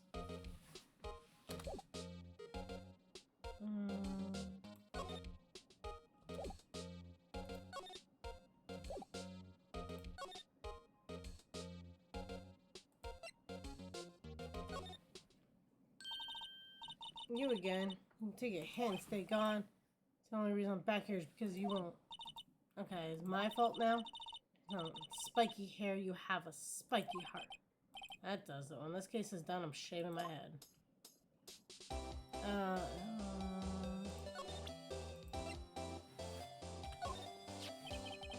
Have a look at this. Look, I've said several times, I'm not telling you. Where did you... Aha! Reaction. This is him, isn't it? What? Who? When? Why? It is him. This is the man who stayed in your hotel the night of the murder. No, that's not right. Nice try, Miss Cooperative. Do you have proof that was him? Yeah, proof. Show me proof. So close. Could you have looked at this? What's that? The bellboy's affidavit tells us everything he saw, such as the man you checked in with. It was the most definitely this guy. Now I'm getting somewhere. I feel like I'm gonna push her. This is it. All or nothing. Time for a little bluff. No use playing dumb. If indeed it is an act. If you don't talk, I'm taking this info to the press. What? Even though he should have been witness to the murder your little friend was missing. I'm sure the press would have a field day with his reputation. Fine, I'll talk. You win, lawyer. Man, that felt good. It's great to be alive. Why are you pumping your fist in the air? Now, tell me about the man you were with. That man, he's my boss. Wright, the president of the information gathering conglomerate Blue Corp. Wright? Information gathering? Well, I suppose you could call it a detective agency. So this is the man that was with you the night of the murder. I'm scared to talk. I don't want to end up like her. It's okay. I'll just ask Mr. Wright himself. Can you tell me where Blue Corp is located? Mr. Red White, at last. Finally, a lead on this guy. If April May couldn't have done it, that leaves him. Time to take action. Okay, so his affidavit is discarded.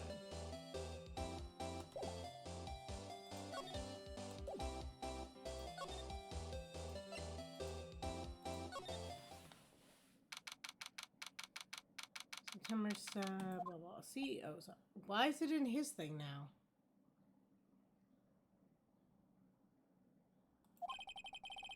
What's with the surreal decor? Welcome, please furnish me with the title of your personage. What the? Your name. What's your name? It's just inquirably asking the title that you go by. Wright. Phoenix Wright. Inquirably? Mr. Wright, is it right? I see. Splendiferous. Perhaps I have intimidated you with my grantest vocabulary. What is with this guy's problem?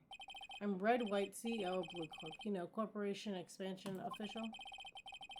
My business dealings bring me into contact with the elite of the elites.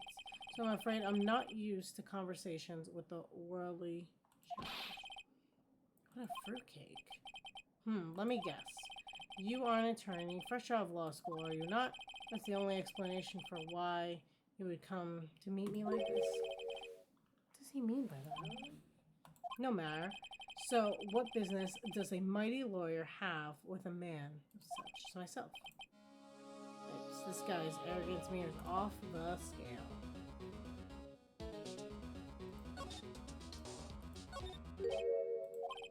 Haven't I seen this somewhere? This is ridiculously. I have no interest in anything but originals. Right, and there's a bona fide original worth $5 million for sure.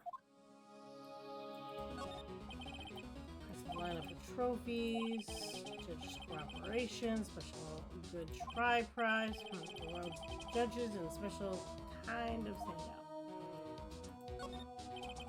Statue of a man holding up the world, blue card sign clearly stands out enough. The model of the man is, of course, Mr. White. Truly a work of all of them, probably too beautiful for you to appreciate, correct? I think it's a little too beautiful. beautacious for just about anyone to appreciate.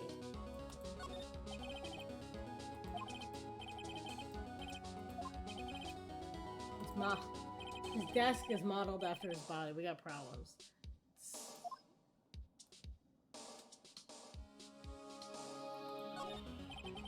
It's top floor of the 20-story building. The view is quite presidential. Okay. Seeing if there's anything else. Okay.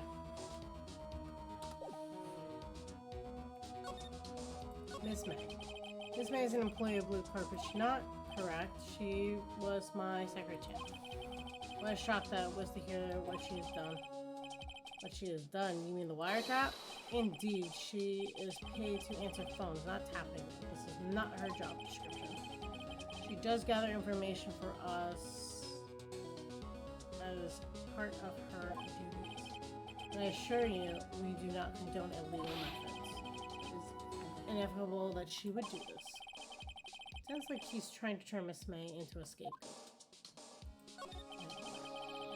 On the night of the murder, were you in April May's hotel room? Who can say? I seldom pay attention to the mundane details such as time and place. My motto is, don't worry, be happy. Still, Mr. White, the hotel bellboy has stayed on record that he does remember you very clearly. No matter, the bellboy can say what he pleases. I still won't talk to you. If you want me to speak, put me on the witness stand. Although I doubt you'd be capable of doing it. It raises a good question, actually. Why didn't the prosecution call him as a witness? He should have seen the same thing as April May. Oh. The police, the courts. To me, they are mere toys, playthings for my amusement. Why would you say that to somebody? What kind of company is Blue Corp anyway? Excellent question. We buy and sell various kinds of information. We're a company of the future, you may say. We are the future. Sell information? In just 10 years, I've built this business up from the grand offices, you see. In the case you were wondering, Blue Corp was named after the color blue. I, Red White of Blue Corp, is the founder and CEO, named it so. And why, you ask? Because I like the color blue, of course. Fantastic, is it not? Yeah, no. There's something that's been bothering me. Yes, what might that be? The big painting on the wall over there. When did you get it?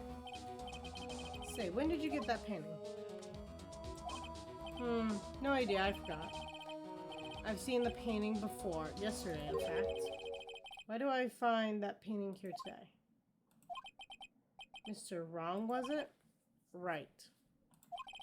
It appears you do not fully grasp your position here. I ask again, who are you? A lawyer? No, my feeble friend, a mere lawyer. Worth nothing. Is it Zippo? Nada. Just like that. Sorry, excuse for attorney Grodenberg. What?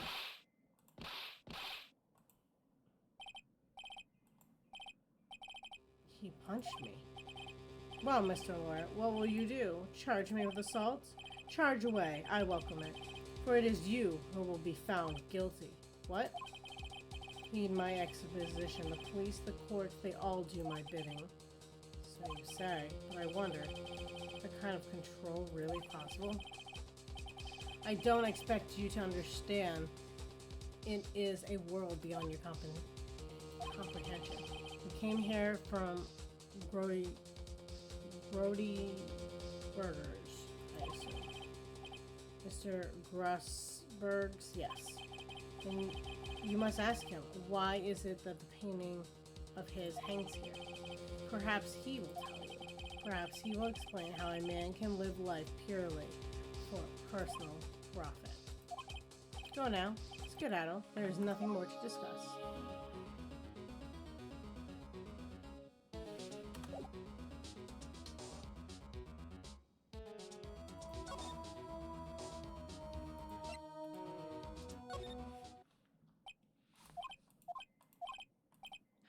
don't think he's noticed me standing here.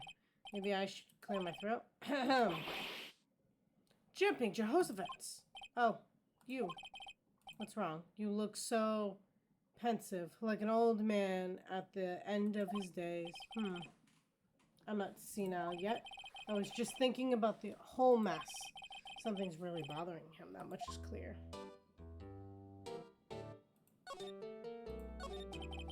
So you come to see the trial? Yes. Yes, I did. Something was bothering me all last night, you see. Couldn't get a wink of sleep. Really? What was that? Well, you see, it's just me and sister, that poor girl, my boy. I owe you my thanks, truly. I don't know what I would have done if things had gone poorly for the girl. I asked before, but why did you refuse her request for defense? I think I have a right to know. A right, Mr. Wright? No, I'm sorry. It's just I need more time to think about it, my boy. He does seem troubled about something. I'm starting to have a feeling I know what it is. So, I paid Blue Corp a visit. Oh, I see. Mr. Grossberg, I have to admit, something has been bothering me. Oh, what is it? Well, out with it, my boy. You see, it's just a big painting. It's Grossenberg, sir. There was a giant painting hanging there the other day, was it not? The one you said you had no intention in parting with? Well, I saw it today. It was in the CEO office at Blue Corp, Red White's office. So you noticed. I suppose I should have guessed you would. It is a large painting. Mr. Grossbergs, I know you and Mr. White are connected somehow. Connected, you say? Yes, and I know that what it is. Go with blackmail. Mr. White has something on you, doesn't he? Blackmail? I think that painting is fairly gaudy proof. Very well. This may be for the chance I have been waiting for. Maybe it's time to get this off my chest so I can finally rest again easy. After all, you were Meyer's understory. Perhaps it was fate. What's he talking about? Red White's a man who makes his living through intimidation. Blue Corp is a company that excels in finding people's weaknesses, I'm afraid. I've been paying them for 15 years now. 15 years? All because of the DL6 incident, as you may have guessed. Name on the back of those photographs. As you suspected, I could not stand in defense of Maya because of this. White would have destroyed me if I did. So that's the connection. It has been hard for me to tell you this, my boy. But arresting Red White will be nay on impossible. Possible? Why? He has information on everyone. It gives him an iron grip. He owns judges, attorneys, prosecutors, police, and politicians. What? They are bound unable to do harm to themselves and therefore to him. Don't look at me like that. What you see is nothing more than the wait up for many years. What is the DL6 incident? DL6 is nothing more than a sort of code the police gave the case. It was 15 years ago now. I received a request from a medium, a spirit medium. A medium. Her name was Misty Faye. Faye? Indeed, she was Maya's mother. She's been investigating a murder at the bequest of the police, and she failed. As a result, the police called her a fraud. This is what Maya was talking about the other day. I did all I could for her, and in the end, cleared her of wrongdoing. That murder case, however, remains unsolved to this day. That case is the DL6 incident. Why were you blackmailed over this, Mr. Gritzberg? The DL6 incident was top secret at the time. It made sense the police didn't want people to know they were using a medium. They couldn't let people know. But one person found out.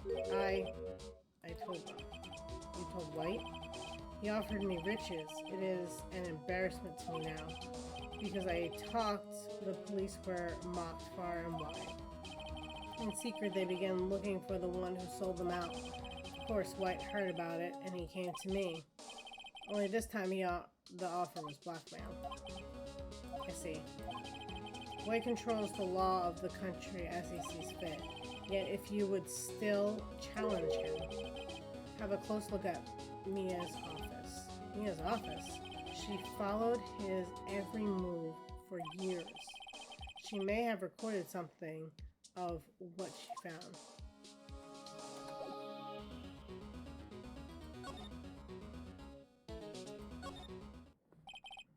It's funny, looking at this room, it seems so normal. Hard to imagine a murder took place here. Mr. Grossenberg said that there would be clues. Maybe I should have looked another look.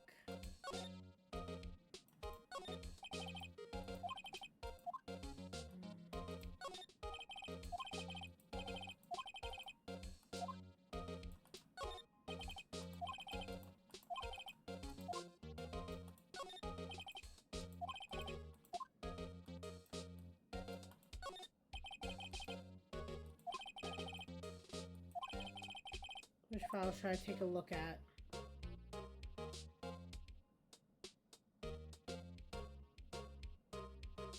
I mean, I looked through all the files, right?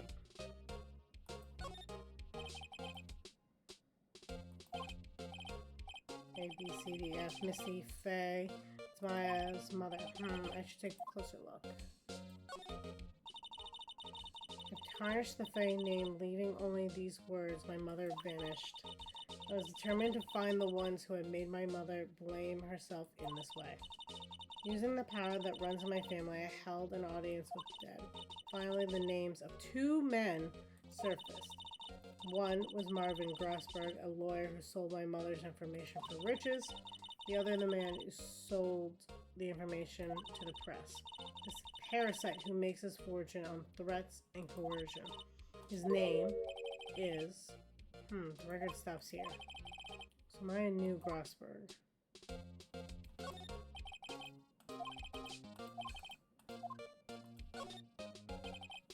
Let's see. J through S. Nothing much here. Maybe I'll just skim some of these. Skim. Well, no harm in flipping through a bit, I guess. The biggest part here is the end in S. Suicide? Ew. Here's a collection of suicide reports. They're politicians' placement... Are they real suicides? There's writing on most of these in pencil. White? This is Mia's handwriting. Wait, I get it. Mia thought he was involved in the suicides. White drove them all to... I can use these newspaper clippings. Let's find a more disturbing one. Oh, but politicians. White is running across. Okay.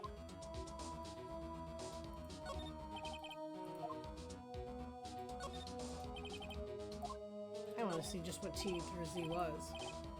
I know. W, White. An entire W section is missing. What was taken?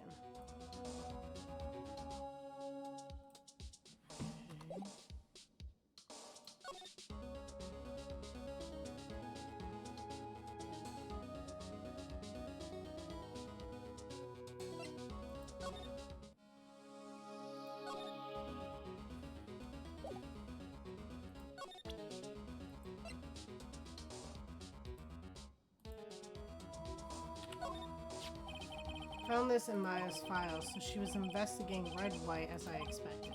Well, if you wanted to challenge him, you could present this in court. Not a bad idea. Yeah, if I want to get killed.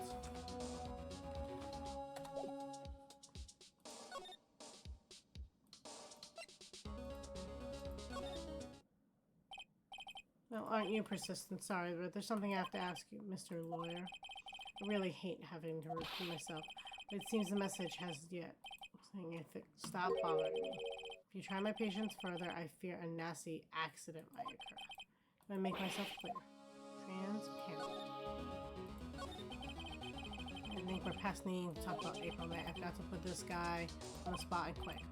What's the matter? You seem distressed. Oh, I've got time on. Okay. no point asking someone crooked. Okay.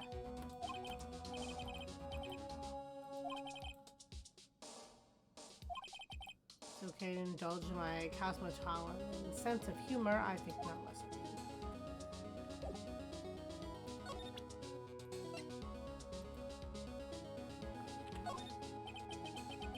This is the only clue that Mia left me. I better make this one count. Mr. White. See this? It's an article describing the suicide of a politician. He was embezzling secret government funds. And then one day, word got leaked to the press.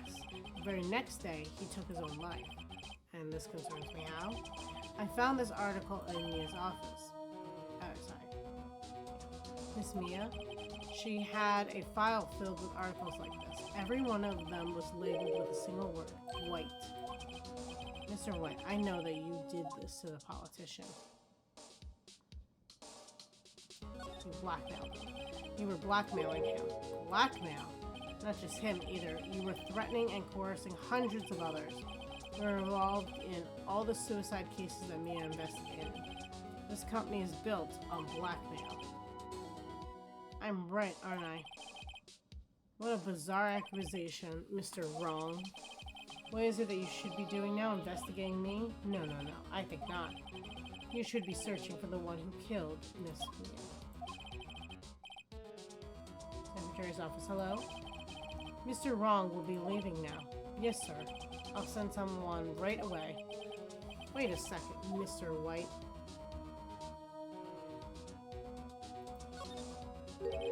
You're wrong, Mr. White. Excuse me? What I should be doing now is going after you. Just what are you insinuating? Mia was on to you. She was keeping tabs. For this reason, you had April May tapping her phone.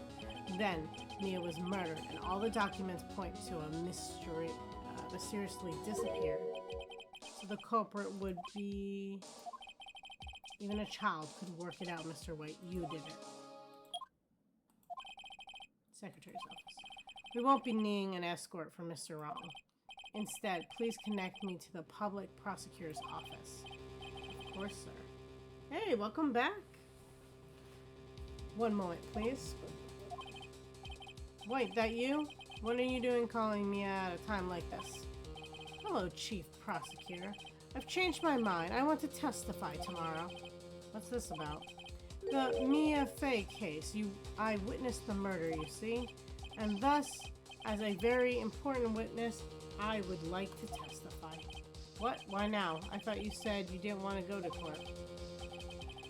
Sure, I told you I changed my mind, didn't I? Oh, and one other thing. Send the police over here right away. The man standing in front of me, he looks dazed, but could be violent. What? What man? Are you even listening? The executioner, the hatchet man, the liquidator, the killer man. What? Mr. White, this isn't another one of those. Chief Prosecutor. He's something. I will say that. Yeah.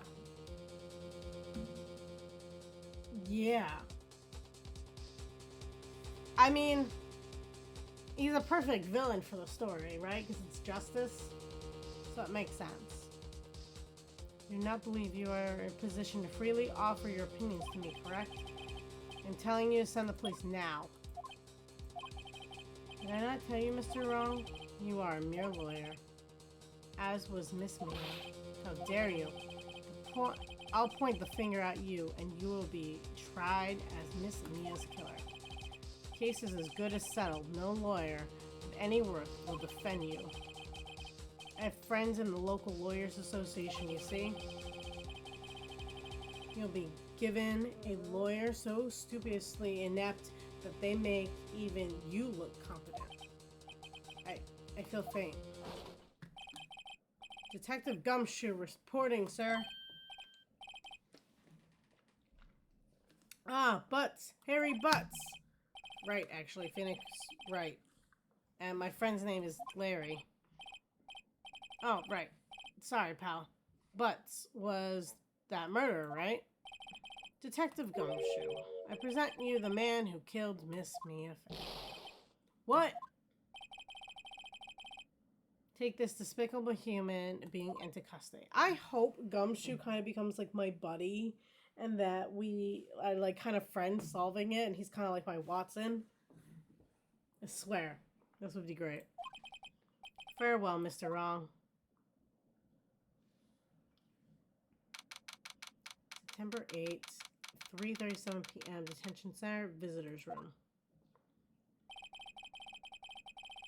What happens if an attorney is representing someone and then they're arrested? Like, I mean, obviously people have to get a new trial, but doesn't that... I feel like there would be some things there. I can't believe it's only a day since the first trial. My trial begins tomorrow. White's going to set a trap for me. The prosecutor will be in on it, of course, Edgeworth included. An attorney was assigned to me by the state yesterday. I refused. I had an idea. Wright. Mr. Wright? Oh, Maya. Great. They let you out of detention. Just now, yes. All thanks to you. Still looks like she's on the opposite side, but okay. Now I'm afraid we've switched places. What? You mean you? Explain what happened to Maya. I don't believe it. How many people does this mania destroy before he's satisfied? My mother, my sister, and now you. This has gone too far, Mr. Wright. Please tell me, is there anything I can do? Well...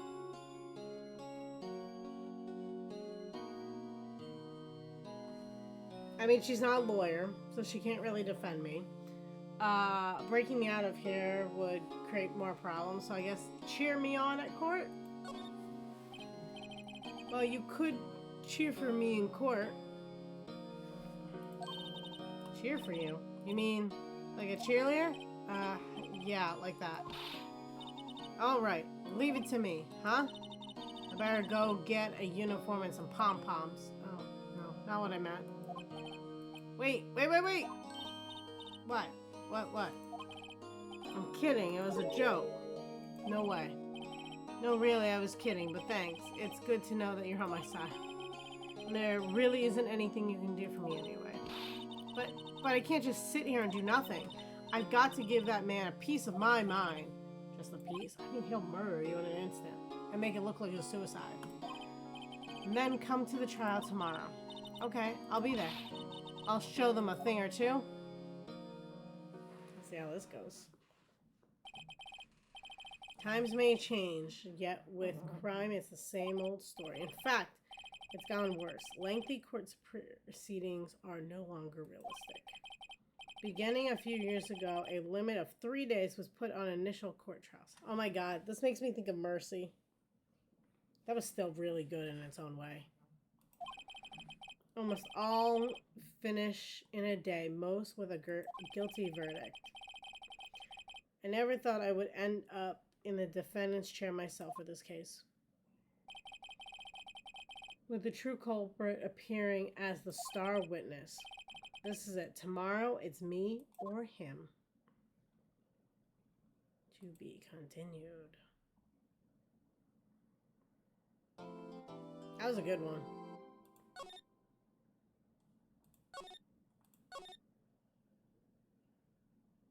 See, can you confirm how many episodes are in this particular one? I'm just curious. September 9th, 9:52 a.m. District Court, Defendant Lobby number 1. Well, I guess this is it. Yeah. One way or another, this case gets decided today. Ah. Phoenix, look! Is he gonna offer me a plea deal? Prosecutor Edgeworth. I received a call from the Chief Prosecutor's office yesterday. I was told that whatever Mr. White says today, it will be the absolute truth, no matter how you try to attack his testimony. If I raise an objection, I have it on good faith that the judge will listen to me. Does White have the judge in his pocket too? So you're saying I'm going to be guilty, end of story? I will do anything to get my verdict, Mr. Wright. Anything. What? Why? How can you torment an innocent person like this? Innocent? How can we know that? The guilty will always lie to avoid being found out. There's no way to tell who is guilty and who is innocent. 5, okay. I get every defendant declared guilty. So I make this my policy. In episode 2C, how many sections are there? Edgeworth. You've changed. Phoenix, you know him? I don't expect any special treatment, Phoenix, right? Phoenix? Well, court will be starting soon. What? But wait. Your defense attorney isn't even here yet. They're not. I'll be defending myself. Which a good attorney never defends themselves, but here he's got everything stacked against him, so he's got really no choice. What? Okay, let's do this.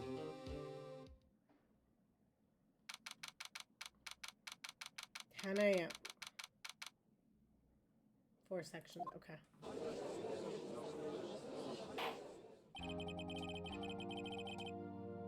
Based on timing, and I'm estimating the chapters and all that, we'll probably finish this chapter, or this episode, in all of its sections.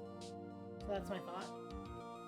Court is now in session for trial of Mr. Phoenix Wright. The prosecution is Wright, Your Honor. The defense is Wright, Your Honor. Mr. Wright, are you sure you're up to doing this? Yes, Your Honor. I will be defending myself. Understood. Very well, Mr. Edgeworth. Your opening statement, please. If this big, high attorney loses a case, he's gonna look so bad since I'm such at the bottom of the totem pole. The details of the event are already quite clear to the court. Today, we will hear the testimony of a witness of the defendant's crime. I see. The prosecution may call its witness. That went far too slowly. Why didn't the judge ask Ellsworth why his witness didn't testify before? It's like he already knows why. Anyone's going to raise an objection about this, I suppose it's me.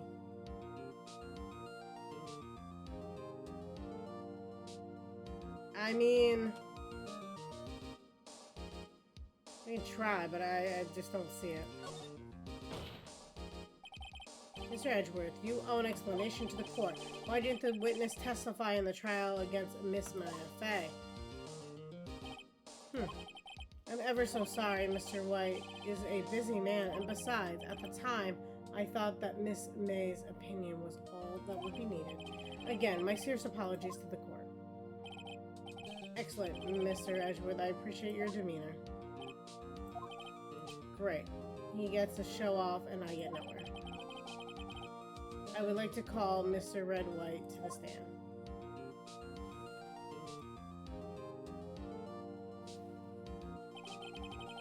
Please state your full name. You wish to know the title of my... Oh my god. Your name? Yes, that's why I said. Oh dear. Oh my god. What the frig? Name! These two are great together. My name is Red White, but my friends call me Blanco Nino? White Boy? His friends call him White Boy? What the frig? I am the CEO, or use a more common term, the president of Blue. Did you know the victim, Miss Maya Fey? Or Mia Fey? Their names are so close I keep naturally switching them. What would be negotiable? No, I did not. You were at the Gatewater Hotel the night of the murder? Correct. And you witnessed the murder from there? Why tell you what you already know? Very well, Mr. White, you may begin your testimony. I can't rip this guy's testimony apart. I'm done for. I always feel like it's the end of the world and I'm the last man standing. I hope you have made your peace with God, Mr. Lawyer. How is she up here? Let him have it, Phoenix.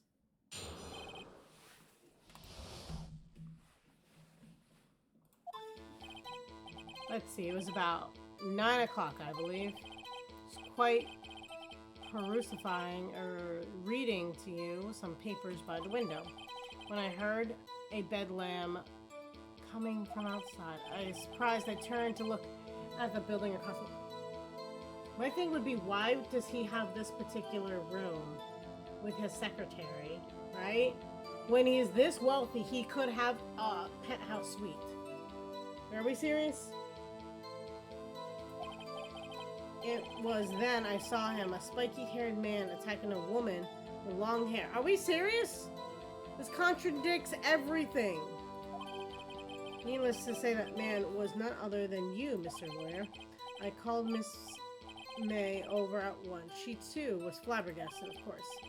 The victim, she ran away, but you gave chase. Finally, there was a terrible impaction and it was all over.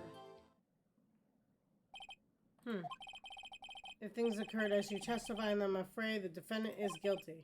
Very well, defendant, Mr. Wright, your cross-examination? Yes, Your Honor.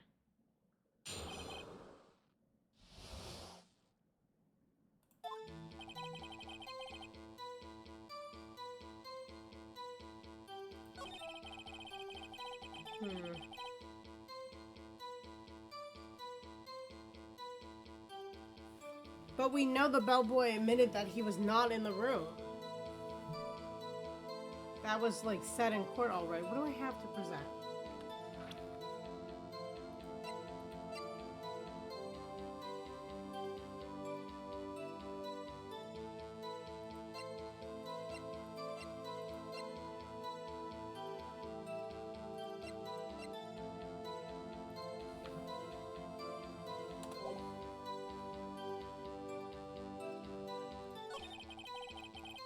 Might make sense to just press them.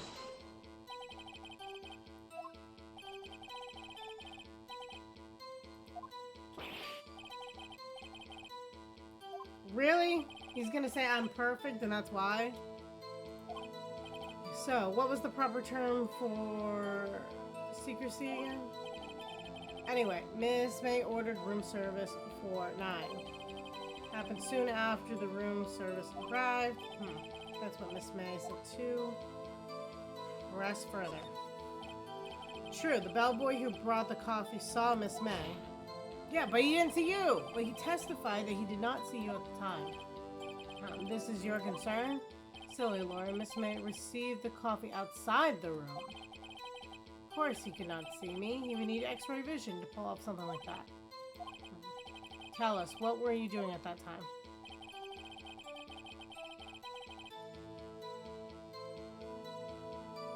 I feel like there's no knowledge to gain here, but I'm gonna do it anyway. By window, you mean the one... I guess we could. Directly in law office is correct. That is the only window you see. And you were reading papers? Correct. Businessman's hotel. I'm a busy man who had business to do. When I heard the bellum coming from outside. Surprised, I looked at the building across the way. It was then I saw him. Okay, so this doesn't add up. Spiky haired.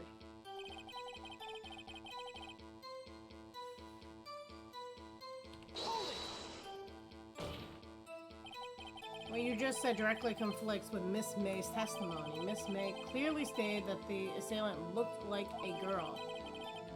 I've always been proud of my eyesight, Mr. Lawyer. Just what's your eyesight?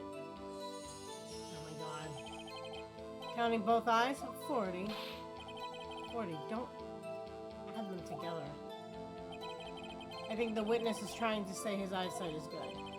Hey, whose side is the judge on anyway? And what did you do then?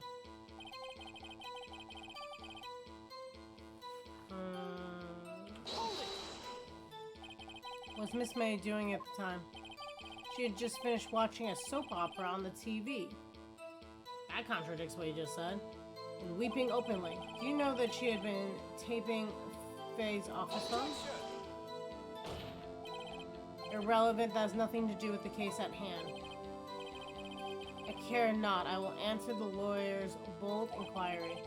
Miss May was acting alone when she taped the phone on the fag woman. You make a good politician, Mr. White. Oh, I know, after all, I am El Presidente. Please continue. The victim, she ran away, but you gave chase. Can you be a little bit more detailed about that? I think it's worth knowing exactly what happened. Of course, compadre. Oh, comprehende. Oh my god, my Spanish is all over the place now. I understand. The victim was attacked by you and ran to the left. You gave chase and struck her down. Are you sure? As you know, I'm always absolutely positively perfect.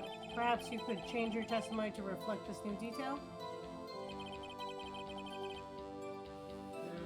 Top.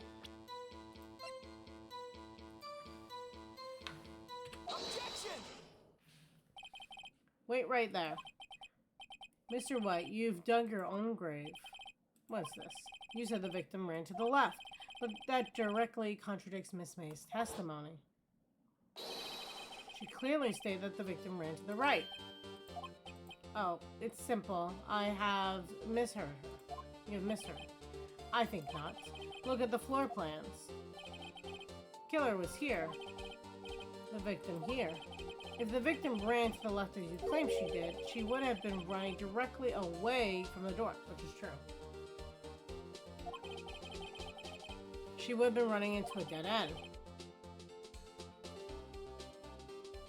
Don't you find that odd? Very strange.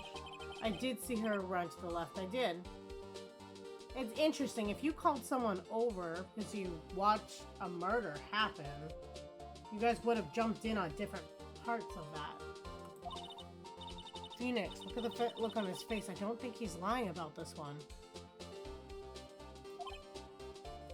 True. Maybe he really did see the victim run to the left. It would have been his left, because he's the murderer. And most people are right-handed, so it makes sense that she would go left because she would try to get away from the thing being thrown at her. And if he was left-handed, then she would dodge to the right. We did witness the killing. Wait a second. Mr. Wright? Yes, Your Honor. Miss May says right and Mr. White says left. Can you explain this contradiction in the court?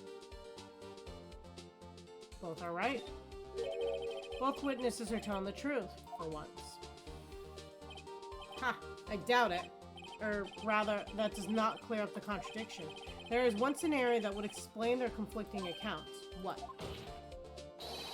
Obviously, the witness was not viewing the crime from the hotel. Mr. Wright, what do you mean? Yes, what do you mean? He was not viewing the crime from the hotel. If he was not in the hotel, where could he have been? In the law offices, of course. More specifically, he was standing there. Time to show the court where Mr. White. Okay.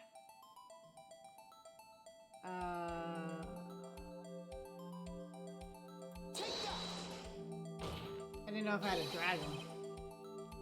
This is where he was. Look. When the victim ran for the door, he was watching from his point. It would appear that she ran to the left. Please, this is no time for jokes and ill taste. This is where the killer was standing. Order. I will have order. Anyone disturbing the order of this courtroom will be held in contempt. Mr. Wright, what are you suggesting?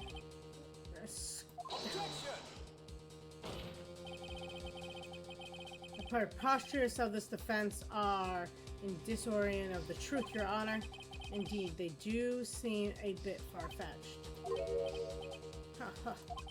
You provide us with so much entertainment, Mr. Lawyer. What now? He's laughing?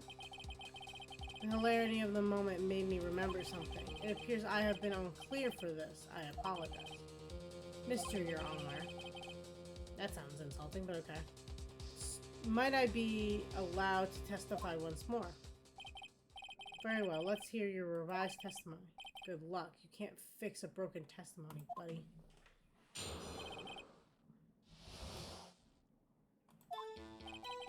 Miss May's testimony was correct, as was mine. When you assaulted the girl, she first ran to the left, and then you hit her savagely. That's what I saw. Next, with the last of her strength, she ran to the right. You chased her and delivered the final blow. That is when Miss May saw. You see, you hit her twice. Don't you remember, Mr. Lawyer? That does seem to make more sense. Will you cross-examine? You bet I will. I mean, yes, Your Honor. Pretty sure it's in the report.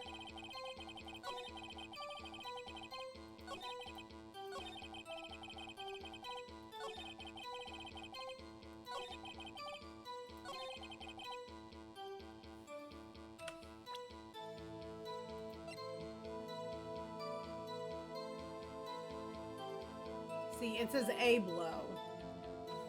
Objection! Mr. White, the victim died from a single blow. What do you have to say for that?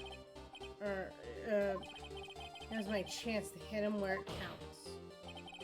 Mr. White, wasn't it you who told this court you were absolutely perfect? I will refrain from using the phrase from now on. Your Honor, if you could ask the witness for a new testimony. The witness is obviously confused, Your Honor. I would like to request a 10-minute break. Yes, quite. Objection! The witness is confused because he's lying.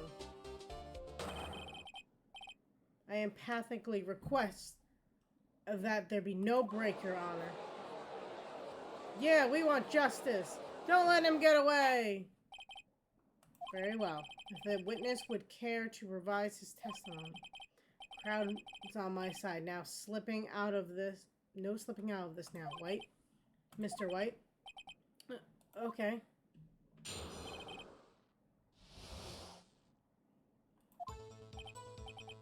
Well, see, I looked at the other window when I heard the thing fall.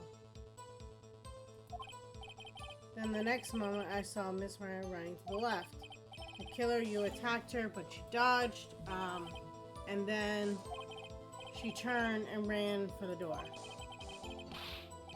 Then you did her in with a single blow. Whop. Whop indeed. Very well, you may begin your cross-examination. Mr. Your Honor, my stomach, you see, it is hurting. Deal with it. This is almost over.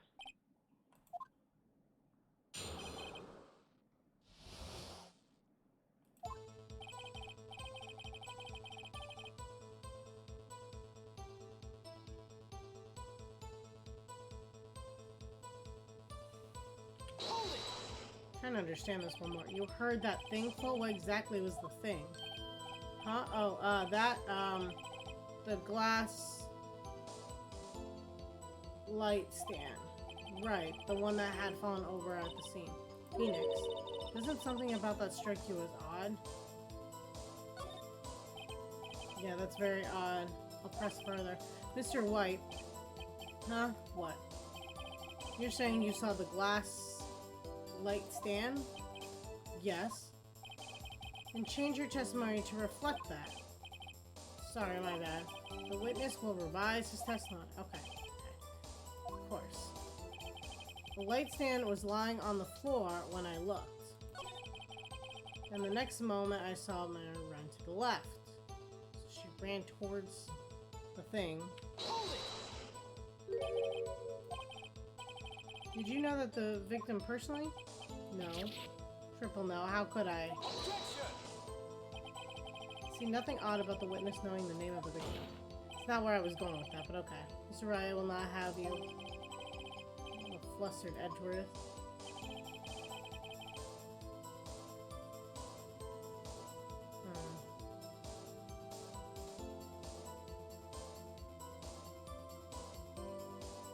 I'm gonna press. Now, before you said that she was hit before she ran. Yes, I must have been confused. Don't worry, we all know what happened now. She turned and ran for the door. Hold it! What did you do then? I gave chase, of course. Oh! No, no, not me.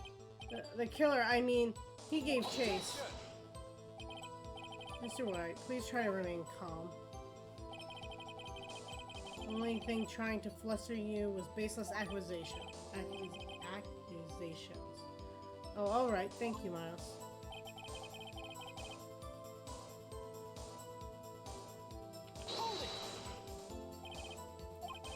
That doesn't sound like the savage attack from your earlier testimony. Yes, well, I'm a man of peace, you see. Phoenix. He's getting a lot less talkative. He's probably afraid I'll catch him on something. But it won't be easy. Yeah, this is the part. I think this is gonna help me the most. I'm just...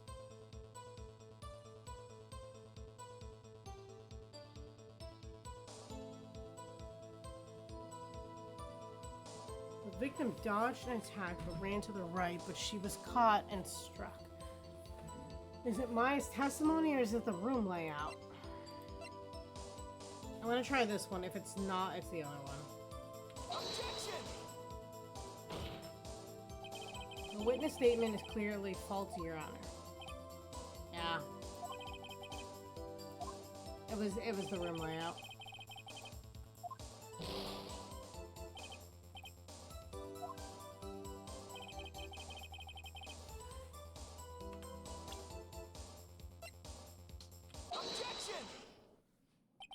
Mr. White, it was impossible for you to have seen the glass stand. What? Look at this. These are the floor plans to the scene of the murder, yes? Correct, Your Honor. Now, look. If you were to look through the window at the office, this is the area you would be able to see. Here. Well, note that the stand is not within the visible area. Well, Mr. White, what do you have to say to that? Right, ridiculously, Mr. White. If you were in the Gatewater Hotel as you claim, you could not have seen the stand before it fell over. In fact, you wouldn't have been able to see it after it fell either. There's no way you could have recognized the broken shards as a glass light stand. So, when you see the stand, Mr. White,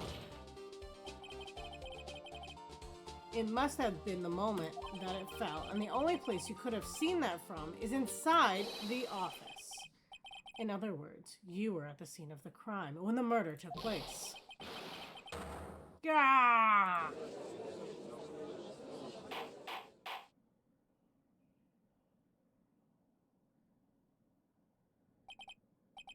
Mr. White?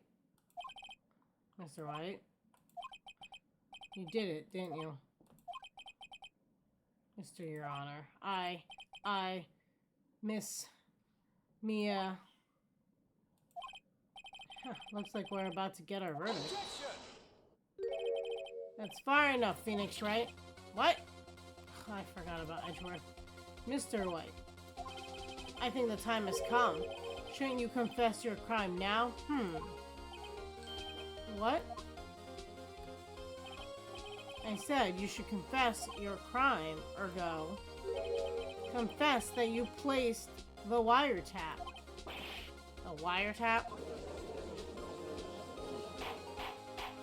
Lead to a lesser crime. Order. Mr. Edgeworth, explain the court what you mean by this. Distinguished members of the court, Mr. White is slightly confused. Allow me to explain. I really don't like the way this is headed. As you know, Mr. White is the CEO of Blue Corp. He ordered his secretary, Miss April May, to tap the law offices of Miss Faye. What does that have to do? Your Honor, the question is, when was the wiretap placed in the office and by who? Hey, Heartless Shroom, how are you? Oh, that is a cute little emote. I'm kind of jealous. Where'd you get that from? No, you wouldn't. Mr. White, in order to place the wiretap, you entered Miss Faye's office. Am I correct? It's your own? That's even better. I appreciate that. On so many levels. Correct. You are most correct, Miles. Give me a break. Yes. In order to place the wiretap, I breached the law offices. That is when I saw the accused light. Now I'm confused. Please explain in court what this all means, Mr. Edgeworth. Gladly, Your Honor. Mr. Phoenix Wright has made his position quite clear. He has determined that Mr. White knew the glass stand was in the office. He has shown that there was only one time Mr. White could have seen the stand, at the very moment of the murder. Thus, Mr. White would have believed that Mr. Wright would have you believe that Mr. White was the murderer. I wish there was just some vocals. It would help a little bit more. I see. However, it is the fact that Mr. White has been in the office well before the murder took place. When he went to place the wiretap, he could have seen the glass light stand then. Ergo, Mr. Phoenix Wright's theory is revised for the baseless conjecture it is. I know, right? Mr. White, you will testify to the court about the wiretapping? Leave it to me. I feel faint.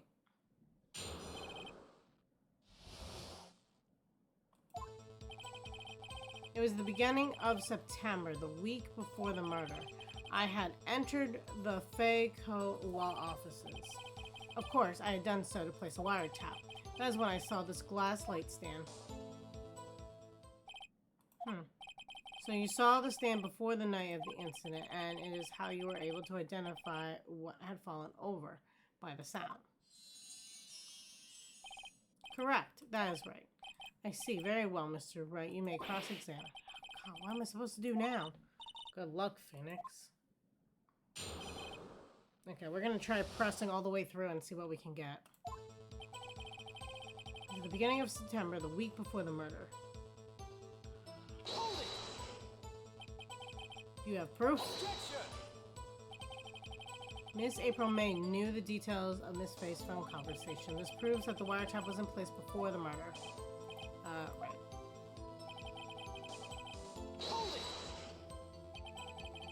Was it really you that went in the office, or was it Miss May? Unidentified fingerprints several days old were found in the office. They were obviously Mr. White's. He's already run a check on those prints. Now, Mr. White, tell us why you were in the offices.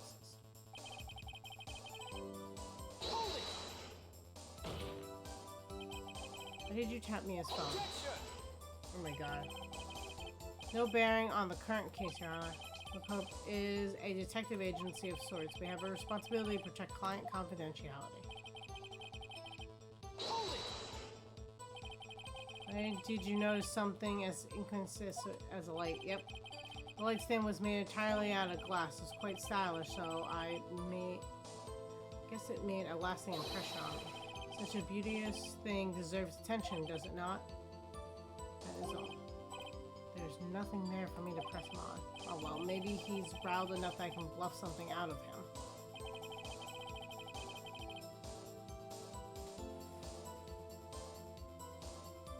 What have I got?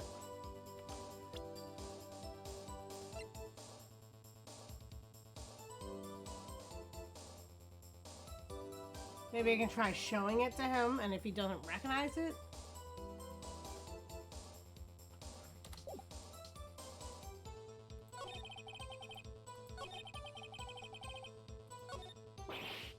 Oh, don't tell me I've run out of him. No, I got something. No! I'm afraid that's as far as you go, Mr. Wright. No, I've got something. I really do. Time has come for you to admit your defeat. You fought honorably. No more. I can't take this anymore. Mr. Wright, are you giving up? Yes, Your Honor. No! I was going to show the pieces of the glass. Phoenix. Maybe I'm supposed to. Maybe this is scripted. Phoenix, over here. I know that voice. Yeah? Okay, I'm having hallucinations. I'm fucked. Never give up, Phoenix. Mia.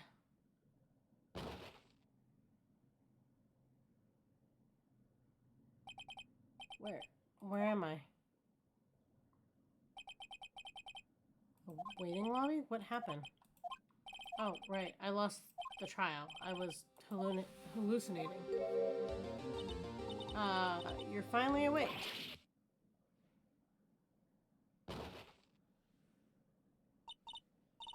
Hey, Phoenix. Heck, there's no way to greet an old friend. Phoenix, I want you to look at me.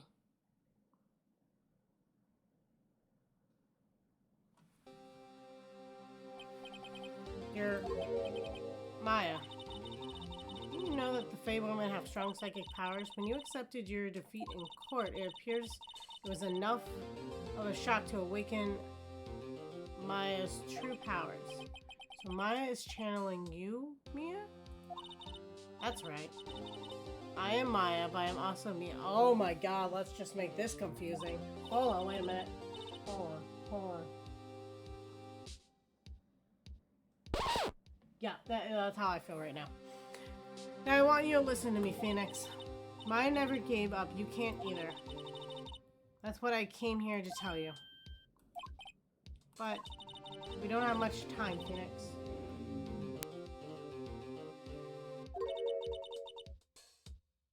You've already won, huh? You have that receipt in the court record, right? Yeah, the one that you wrote Maya on? Phoenix. Wright wrote that, not me. So, what do you do with it? Look at the front of the receipt. The front? I was always wondering if we ever were gonna look at what the receipt was for. It's a regular receipt. Looks like it's from a famous department store. $1,000, wow, big spender. That's a dumb thing to get caught on, because your bank records then all go into the court system and everything. Item, glass light stand. Date of purchase, September 4th. September 4th? That's right, Phoenix. I bought the stand the day before I was killed. Oh, so he found a receipt. Okay, so it was her receipt. Whoa. Now, what did Mr. Wright say in his testimony? It was the beginning of September, the week before the murder. He said that he saw the stand a week before the murder. There you go. I think the court is about to reconvene. Go do it, Phoenix. You know you're innocent. Now you just have to prove it. Which the burden of proof is on the prosecutor's side, not the defendant's side. But okay, here we go. That is true. But still.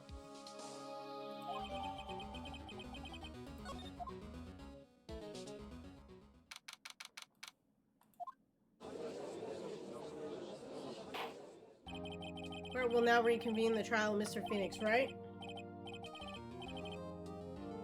True. I mean, he's not a detective, right? But I don't know. I would have looked at it more. Are you all right, Mr. Wright? Yes. Sorry, Your Honor. I'm fine now. Then let's start where we left off. Your Honor, there is nothing to get back to. The cross-examination of Mr. Wright is finished. All that is required now is for you to pass judgment on the defendant, Phoenix Wright. Your Honor, please give me one more chance. I promise you, this is the last time I'll ask you. But as Mr. Edgeworth has known, the trial is more or less finished. Mr. Edgeworth, do you have an opinion on the matter?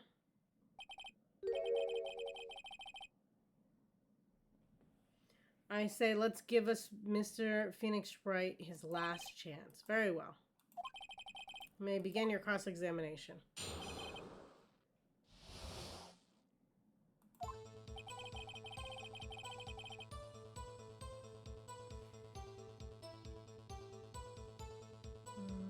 Do I present it here? Objection! Look closely at this. See the word Maya written in blood? You're grasping. I think not. Look at the other side. It's like Pokemon battle. Here we go. Dun, dun, dun. Use lawyer move. Oh no, I got nothing. I think not. Look at the other side of the receipts. The other side? Your Honor, would you tell the court what is written on the other side of that receipt? Well, a glass light stand. And the date of purchase. Why, that's the day before the murder. You see, Mr. White, when you allegedly entered the offices at the beginning of September, the stand could not have been there.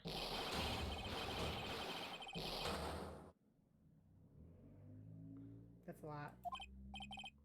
Well, Mr. White, can't get out of this one, can you? No. It's inconceivable. Uh-oh, he's losing it.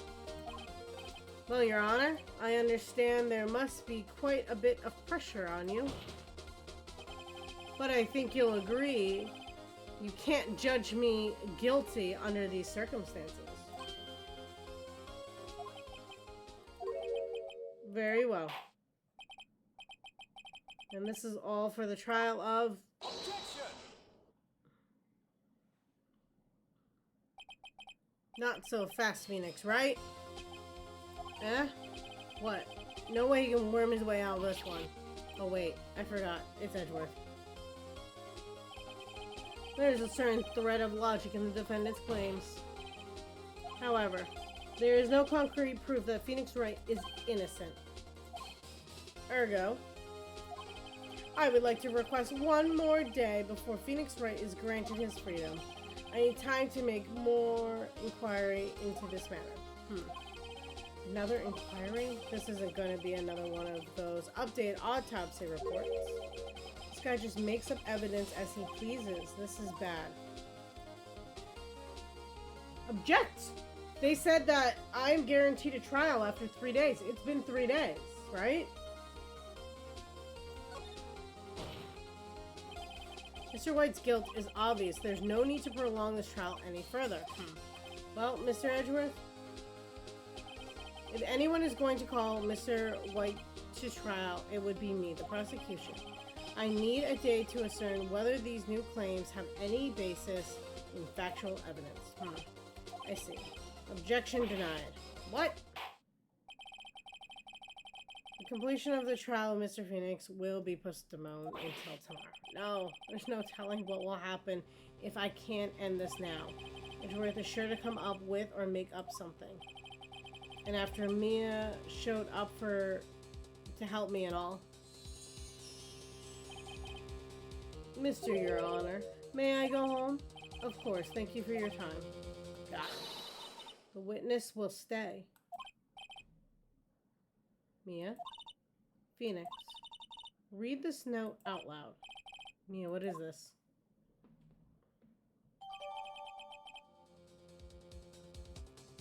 A list of people's names in Mia's handwriting?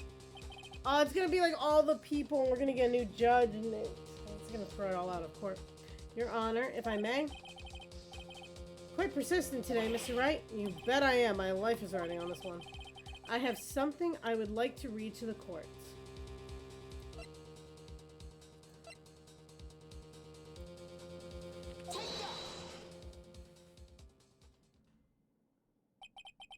The memo Mio had given me is a list of names. Many of them sounded strangely familiar. People in finance, famous celebrities. That's when it happened. Stop! Says halt!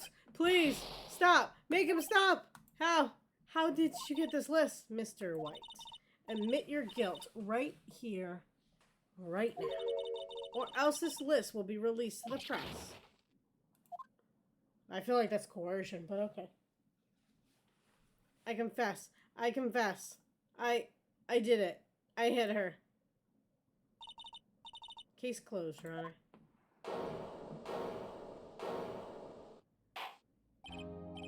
Well, I see no reason to continue this trial, Mr. Wright. Yes, Your Honor. You've done it again. That was quite spirited defense. Yes, Your Honor. I guess you could say that, if only you knew how spirited it was.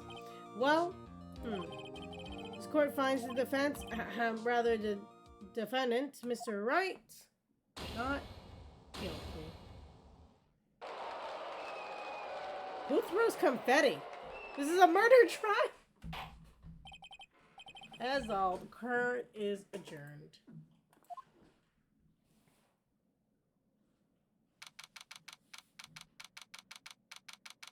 September 9, 2:24 p.m. Lobby number 1. Well, I never thought I'd be saying this again, but congratulations. You're lucky I was born a fae. I'm lucky I had both you and Maya on my side. I'm glad you made it. Thank you, Phoenix. You risked a lot to help me and Maya. I won't forget it as long as I live. As long as you live. My time here is running out, huh? Maya's powers are still weak. I can't stay here that long. What? No! There's still so much to say. Don't worry. I'm sure we'll meet again. Chief? I'm not the chief anymore. Phoenix? Can you come to the office tonight? Say 9 o'clock? Office. I'll see you later. Chief. Maya. Or Mia. Oh my god. Mia, Maya, they're all the letters coming together. 9:02. Wow, we're not very punctual. Court is very punctual, not us. Being here, it's hard not to think about that night. You came. Mia, I was kind of worried you might not. Huh? Of course I came. Well then. I'm pretty hungry. How about a burger? Mia? Well, you should see your face. Mia? What are you talking about? It's me. Maya! We're having split personalities now. I can't keep up. Maya? What? Did I look like my sister? Look like? You were her. I might be able to use that. Oh, Phoenix. Go to the store and buy me lunch, but you— It's 9 o'clock at night! Who's buying lunch at 9? Maya, why are you here? Because of this. See, Maya wrote me a letter. Mia wrote me a letter. Take care of Phoenix for me. Take care of, huh? She needs the office. This office. Someone has to help with the new Wright & Co. law offices, right? And who better than me? Maya Faye, reporting for duty. Wait, no, on second thought, let's make this casual. Yo, Nick, Maya here, ready to get down to business. No. You don't mind me calling you Nick, do you? It's a great name. Mia, that's what your friend Larry calls you. Nick? You know what that means? We're partners. You know, when I think about it, it's Maya's fault I'm here now. But if it wasn't for her, I'd probably be in jail. Wright & Co. law offices. It's got a good ring to it. Did we still clear her trial? I guess we cleared both by the same time, right? Yeah, thanks, Maya.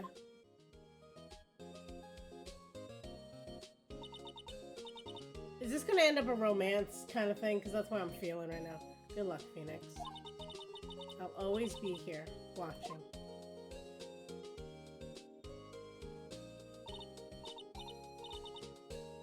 Right, okay. Nick, let's do it, huh? Do what? Burgers, dummy. Burgers. There's a great burger joint just down the street. Come on. Time's a-wasted. Okay. Wait up.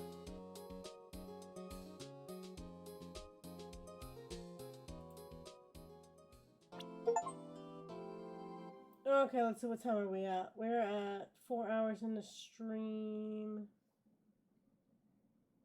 I think we can get this one in. Maybe. Either way, we're gonna want to save.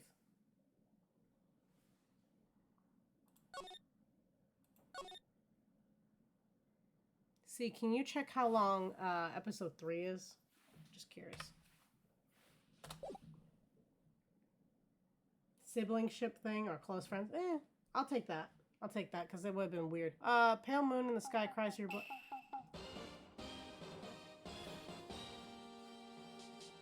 Longer than the first drill? Okay. So we won't get too far into this, but let's do what we can. I can't even... Okay. Assuming we're watching some type of TV episode. See you in hell, evil magistrate. Grah! Grah! The warrior swords gleam and strike in the moonlight. One has fallen, but who? Only the moon knows. Don't miss next week's exciting episode! The Dark Messenger returns! I love that kind of stuff. I'm not gonna lie. October. We're in October already. 5:30, 1 p.m. That rocked! See you in hell, evil magistrate! Whoa! Stop waving that broom around. Oh, Nick, I didn't know you were there. Of course I'm here. Is that surreal show you were watching? What? Nick, you mean you don't know the Steel Samurai? He's the only most popular TV hero for young people. Young? Like, how young? 10 years old. Then what the heck are you doing getting all excited? I get excited for kids shows. Then again, I work in childcare. But still, 4 to 5 hours. Okay. We'll see how far we get through this one. Hey, I'm only 17. That's 17. See? I'm a teen. Not like you, Nick. Hey, don't talk to me like your grandpa or something. I'm only 24 myself. Then watch it with me. He's really cool, and it's really popular. When they asked grade school kids what they wanted to be, Steel Samurai was #1. I really worry about kids these days. Gramps. Well, the Steel Samurai's over. I guess it's time to close up the office. I guess. Wish we had some clients. A month has passed since my trial. Mia's murder was the talk of the town for some time. But no one paid any attention to the Wright & Co. law offices. How am I going to pay the rent this month? Can our next one not be a murder? It'll be okay. I'm sure the big client is just around the corner. October 16th, 8:14 p.m. Phoenix Wright's bedroom.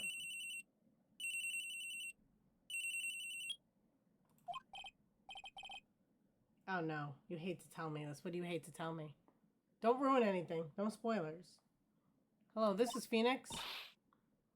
Nick? Maya? What? It's so early. It's Steel Samurai. The Steel Samurai got arrested! It's all gonna be murder, isn't that what you're gonna tell me? Huh? You mean the guy on the show? Yes! They're saying Steel Samurai killed the villain. Okay, so we're only a murder attorney. Got it. Isn't that what he's supposed to do? Yeah, on TV. No, I mean he actually did it in real life. He skewered a villain with his samurai spear. I have absolutely no idea what you're talking about. Just come to the office. Quick, please, Nick. Beep. October 16th, 9:22 a.m. Maya's here watching television. Now for the morning news. The actor Will Powers was arrested yesterday. Powers plays the lead role in the popular kids show, The Steel Samurai, Warrior of Neo-Old Tokyo. He was arrested on suspicion of murder. The victim was Jack Hammer, who plays the villain known as the Evil Magistrate. His body was found still inside the Evil Magistrate costume. The samurai spear was also found struck through the body. Police believe that it was the murder weapon and are investigating further. This has to be a joke. No. All these... Imagine being a kid and, like, knowing, like, the two people in your favorite show just killed each other. The Steel Samurai is over. The world is over.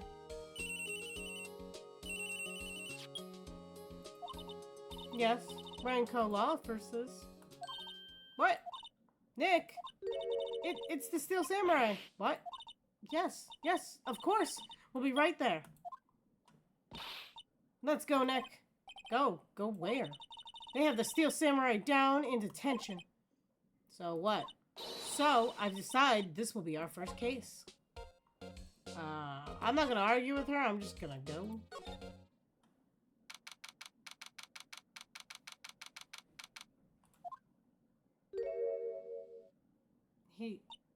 Why does he look like Hugh Jackman dressed up as Wolverine? What's wrong, Maya? It's him, in the flesh. Is that guy really him? What do you mean, that guy? Of course it's him. Will Powers, our client. That's him. Yeah, why would he hire us? He's a big TV guy, but okay.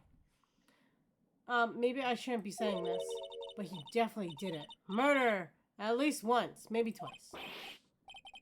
What are you saying? Yes? Something wrong? No. This is getting off to a great start. I know. You're disappointed, aren't you? Disappointed? Oh, no. No, it's okay. This is the real me. When I got the part of the Steel Samurai with that mask, I decided I would never show my face in public until the job was over. It's the kids, you know? I don't want to wreck their dreams. That's so sweet. Oh, I guess it didn't matter. So much for dreams. I wonder what they'll think of Steel Samurai now. Nick, what? He's a good guy. I mean, he's good, yeah. He didn't do it. What happened? Maybe you could start by telling us what happened? Yes, of course. It seems like it was only yesterday. Actually, it was only yesterday.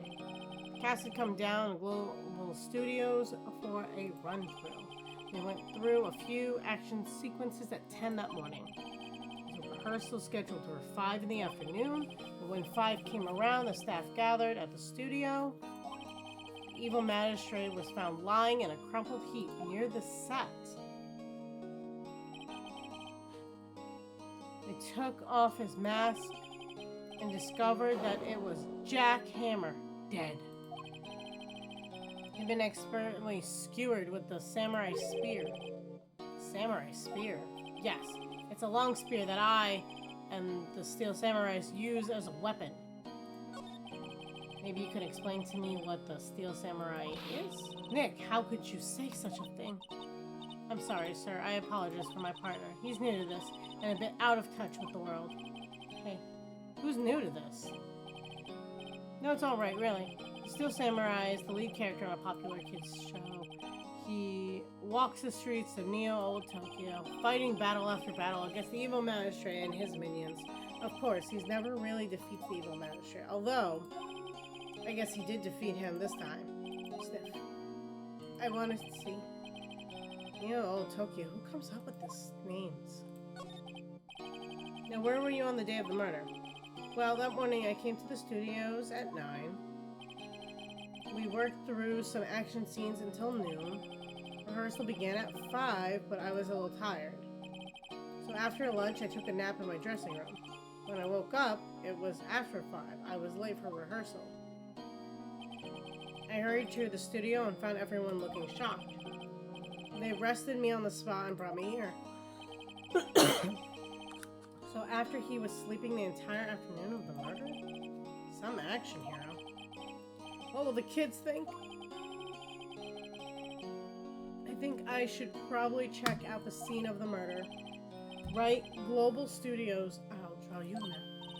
Well, Nick, let's go. I'm willing to bet $10. She asked for an autograph. Okay, let's move to the studio.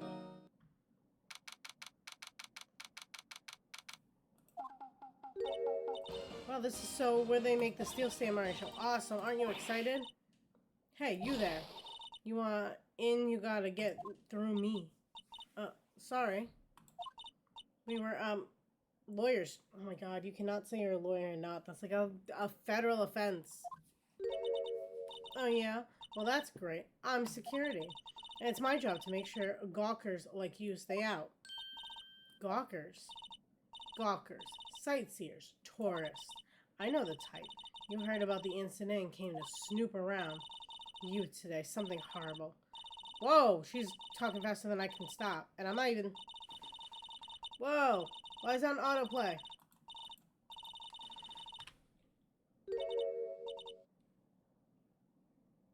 What happened? I didn't even touch anything. That's weird. But, oddly enough, that is a bingo square, because that is a technical difficulty of some type. Nick? Will I grow up to be like her? Please say no. I don't know. It's possible. Hey. Did I accidentally click this instead of this? Gotta double check that. Listen when you're being spoken to, you'd say. So what do you do here in the studios? As Global, we make children's dreams come true. In fact, in my younger days... No, you were a star? Only a little twinkle between stars here or there. I'm afraid, dearie. Wow. This place has really gone downhill. You know? Her name is Old Bag. Oh, no, that was supposed to happen? Okay, good, because I could not read it that fast. 10 years ago today, that was the Studio of Dreams. Ham was a big star back then, too. He was... Hammer? The victim. Dummy. The evil magistrate. He's been reduced to playing villains now, not exactly the best material to work with. Can you tell me about Will Powers? He's not a bad kid, but don't be fooled by his mask. You wouldn't want him on the silver screen without it, believe me. Old ladies watching would lose their lunch. Probably why he thought the Steel Samurai was his big chance. No one thought he was capable of doing what he did to poor Jack Hammer. We don't know for certain that Will Powers is guilty. Powers, of course he's guilty. How do I know? I know everything. That's my job. Kind of person was Jack Hammer. Kind of person. Oh, if you only knew. Jack Hammer will live on in many hearts of the ultimate action hero. He's simply dashing in the Dynamite Samurai series.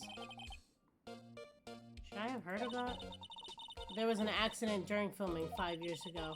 He got an unlucky break after that, reduced to playing the villain on the children's program show.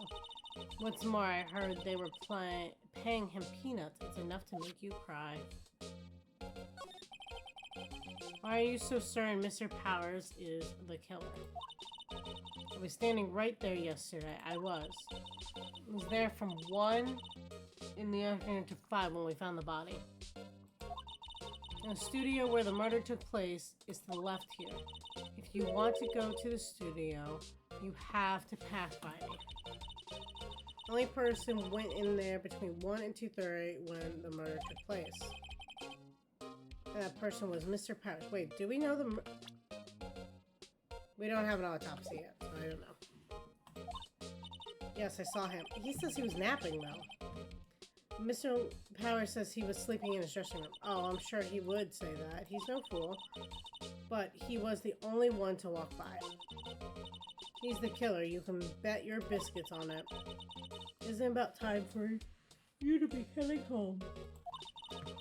There's nothing to see here. Move along. Actually, we're here at Mr. Powers' request. I thought you were suspicious looking. Show me a letter of request, and maybe I'll just let you in. This lady here thinks she owns the place, obviously. Can I show you my pin?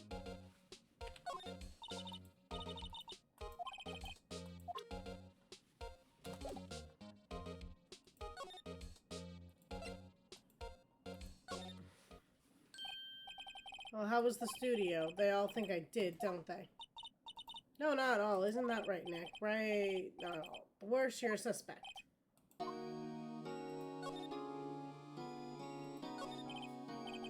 How about the security guard at the main gate of the studio? Oh, the security lady? She's terrible. She called me suspicious looking. Yes, actually, she said the same thing to me before. Take off the mask were her words, I believe. She sucks up to all the bigwigs at the studio. But let her see you stumble once and she'll never let upon you. Grr, she's got some nerve. You think you could write up a letter formally requesting my representation? Of course. I just hope that this will get me past the security lady.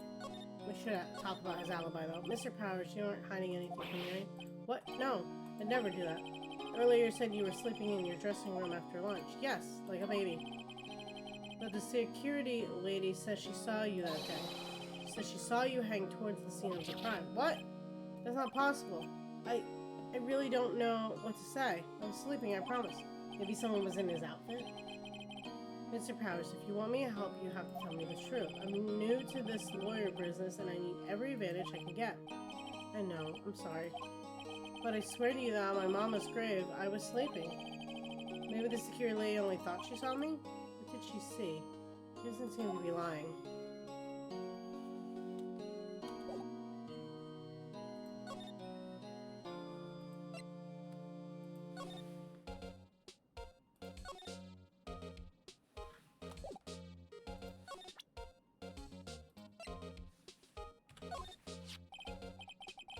Have a look at this. It's a letter of request from Mr. Powers. Yes, I recognize the bold, childish scroll. That's what you get for never taking... Right? No one knows what you look like. Powers request given by the security lady... Okay, to think he wouldn't trust his faded youth as such unreliable appearance. Really? Really? Anyway, you may pass.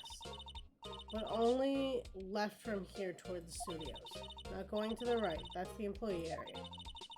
No one allowed inside, pal, were my instructions. Good detective told me himself. Oh no, gumshoe. Hey, Nick. There were maps in the security guard station. Hey, not bad. Those are 50 cents a piece, thank you. Well, time to go, Nick. 50 cents.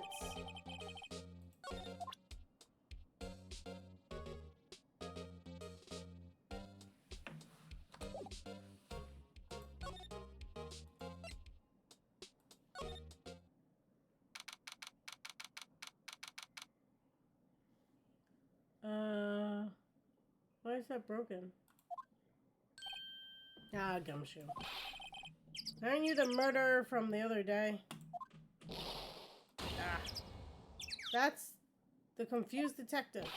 Hey, pal, you know the prosecutor Edgeworth is all upset, and it's your fault. I saw him sipping tea and staring gloomily out the window. So, hey, if he's depressed, it's all your fault for doing sloppy detective work. Detective? I think you hurt his feelings. Oh, I'm sorry. Well, I think his feelings are easily hurt. You're right, pal, it's all my fault. I can blame other people all I want, but I know the truth in my heart. Hey, don't take it so hard. There's always the next case. Yeah, I suppose you're right. Hey, what exactly are you two doing here? Well, we're on the case too, pal. Hey, you can't just go around saying pal like that. That's my endearing character trait.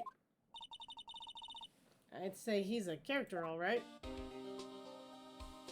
Oh, no, he usually gives up stuff, so... How's your investigation going, detective? Well, hey, I can't tell you that, pal. Nick, maybe you need to be a little bit more indirect with your questions. Right, so, detective mine, if you take a look at what you got. What I got? The autopsy report. The latest version. Haha! Please? Right. Sorry about what happened last time, pal. Autopsy report added to the court record.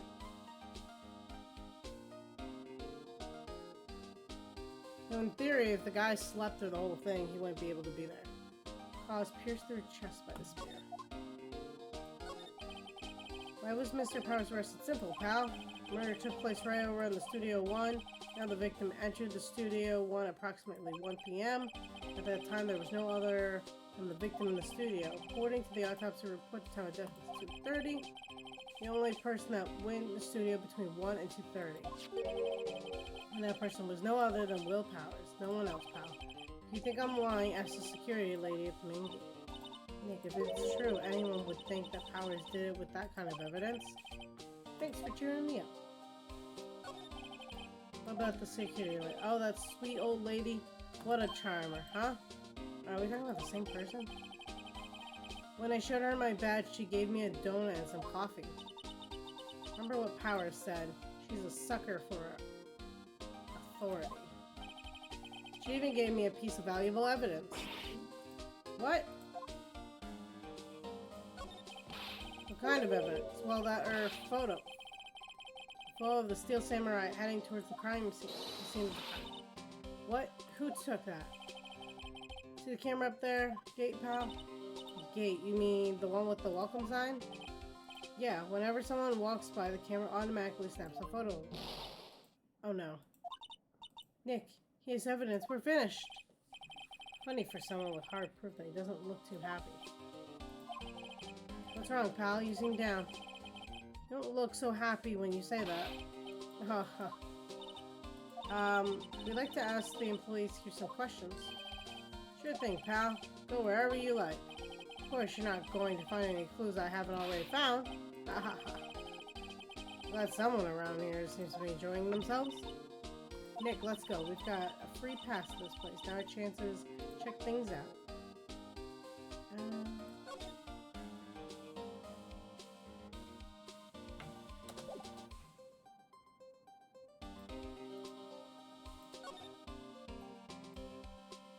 Some weird stuff, though.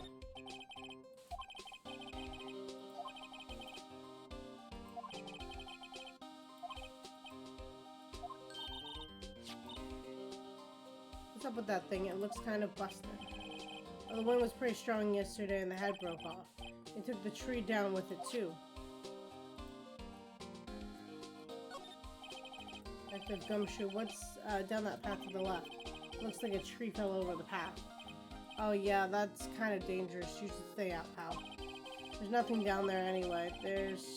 That's where Studio 2 used to be, they tell me. They don't use it now, though.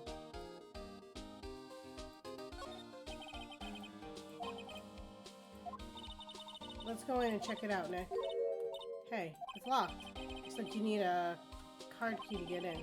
Makes sense that they would want to keep non-employees out.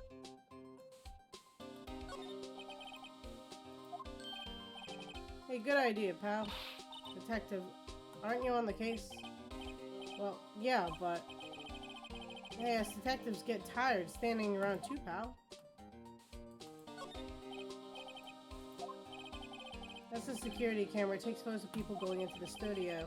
All you have to do is look at the data and you can see who went there. There's a number plate on the camera. ST1307. That must be the camera ID number.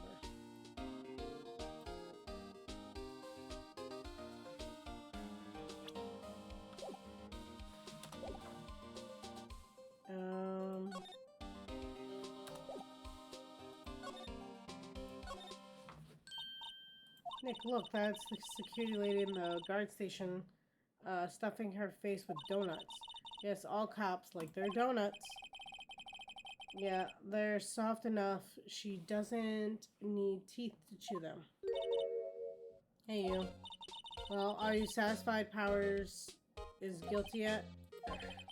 She had to make my life harder by giving that photo to Detective Gumshoe. Why didn't you tell us about the security photo, ma'am? Oh, that? I just thought it would be more thrilling to talk with a detective himself.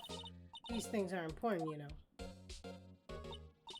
Oh, just to the left from there is the gate with the camera that took the photo. It's my job to check the photos every day, you see. Guard station is a central position. No matter where you go, you can pass by my station first. Now, poor Hammer, he went to the studio just before 1. The murder happened right around 2:30, see? How do you know that? Because it said it happened between 1 and 2:30. Security camera got a good look at it. If he's not the one, what did it? I don't know who it is. Maybe it was you. Huh. Good one, Sonny. She thinks I was joking.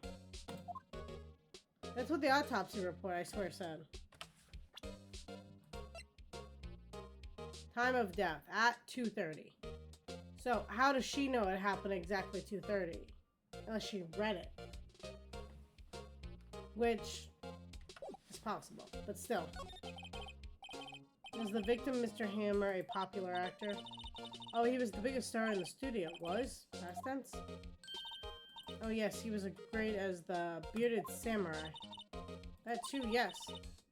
He's shown the brightest back in the day. Making a star like him play the evil magistrate, it's a disgrace, I tell you. Hammer took it pretty hard, and who can blame him? About the security camera. Oh yes, the camera. It's automatic. You can tell when someone walks through the gate, see? When it snaps a photo. Apparently, it records the time when it takes the photo, too. But don't bother myself with those details. I just view all the photos on my computer over in the security guard station. I check them every day before going home. It is true. It is true. Still.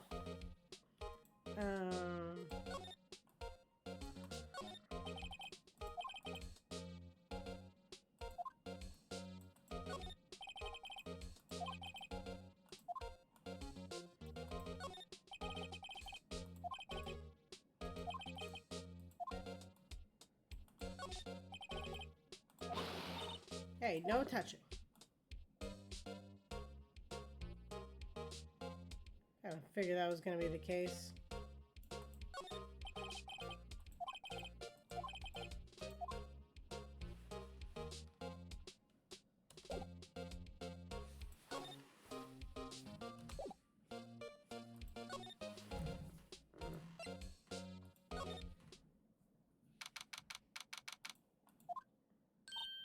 Nick, this is where they do all the behind-the-scenes stuff. Hey, look, there's Power's dressing room.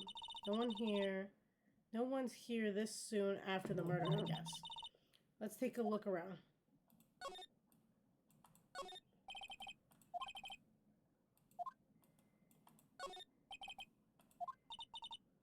Hey, Nick, let's take a look inside. Maybe we can find something as a souvenir. What do you mean, find?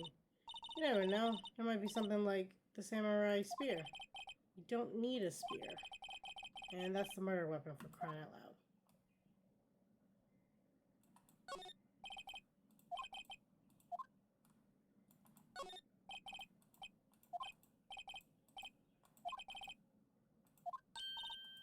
Wait, look, the samurai soda. Nick, try this. Ladies first.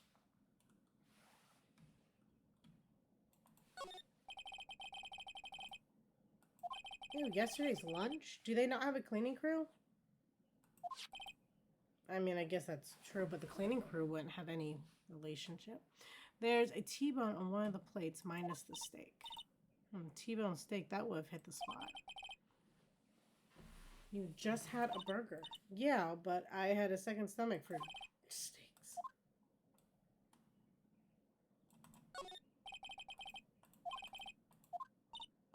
Wow, Nick, you know a lot about the industry. What else would they... The filming. Okay. Blah, blah, blah. Oh, there's a queue. Oh, that's weird. Melgray on the drain there has been taken off. Yeah, if you stuck in that way, you wouldn't have to pay at the gate. Well, if you want to leave that way, be my guest. Right, huh? Hey, I'm not a kid.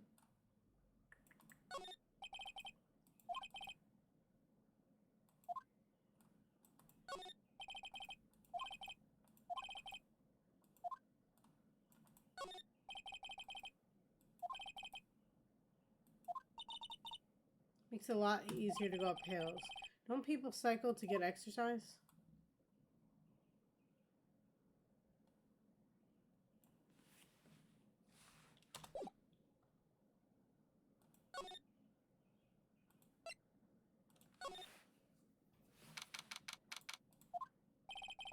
Power's dressing room.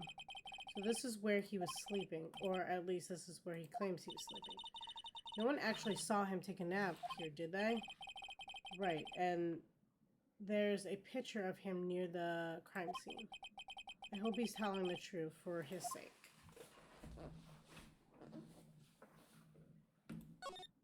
do we got? Oh, this is the wig he used in Samurai Boogie Woogie.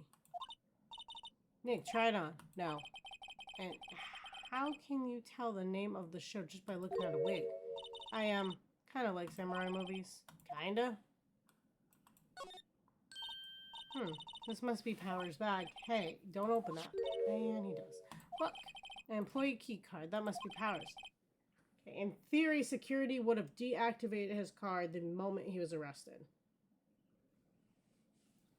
But I guess here we're going. It says Studio 1. Let's take it, Nick. Borrow it. You mean borrow.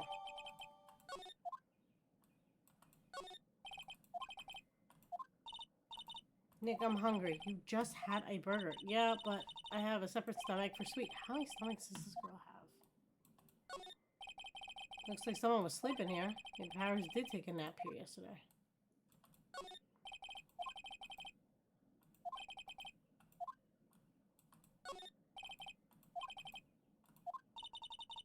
It must be fun to wear one of the costume. I'd say if you were already wearing one myself.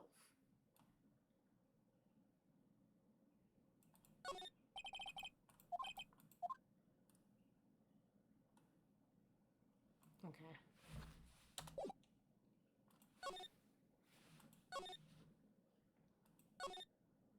I hate that I can't just jump where I want to. See if I had anything new for her.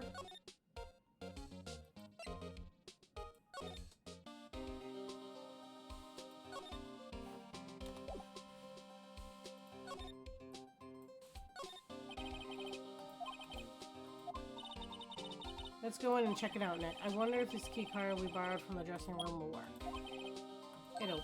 Someone's getting fired. Alright, we're in. She's way too happy for someone visiting a crime scene.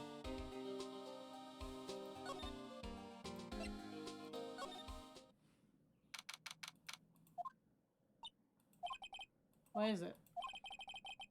You're real quiet all of a sudden. Doesn't it give you the shivers, Nick? That white tape? It's also real. Well, the evil magistrate did die here, and the steel samurai killed him. Murder weapon was the samurai spear. Sounds pretty real to me.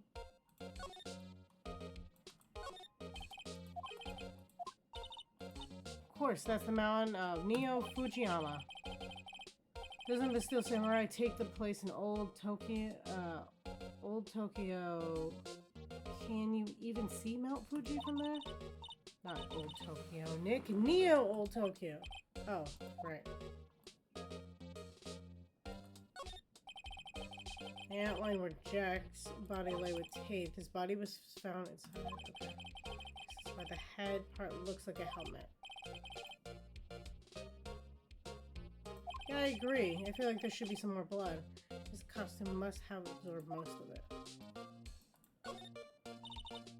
What's this? That's for reflecting light. They call it a reflecting screen, something like that. This isn't holds it during filming. Huh. What? Where's your enthusiasm for all the things entertainment? Well, lighting is fine, but I want to be the director or maybe the Steel Samurai. I think she's being serious. Hey look, it's the chair the director sits in. I've always wanted to sit in one of these. Hey Nick, take a look at that. One of those black and white boards they clap at the start of the filming. And look, a megaphone. A real live megaphone. Really, Nick? Action! This girl is more trouble than I thought.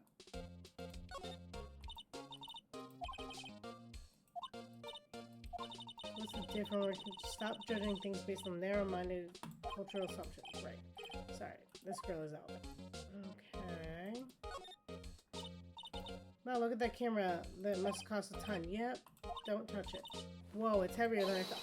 Oh, looks like it's gonna break. I can tell. Hey, you, no touching that. Oh, we have another person. I'm sorry, my partner is kind of, you know. You know? No, I don't know. Who are you? Who, me? I'm an assistant here. I help with the props and stuff, moving them around, ordering the new ones, etc. We're lawyers representing Mr. Will Powers. Oh, so you're WP's people. WP? Oh, Will Powers. WP, I get it. I don't envy you guys one bit, but do what you can for WP, okay? He never hurt a fly. He has to be innocent. Don't worry, leave it to us. Did you tell me anything about the day of the murder? Yes, it was in the studio the whole day. I was the only assistant on staff that day, you see. The only assistant? Yes, well, the studio isn't doing so well right now. Publicity stunt.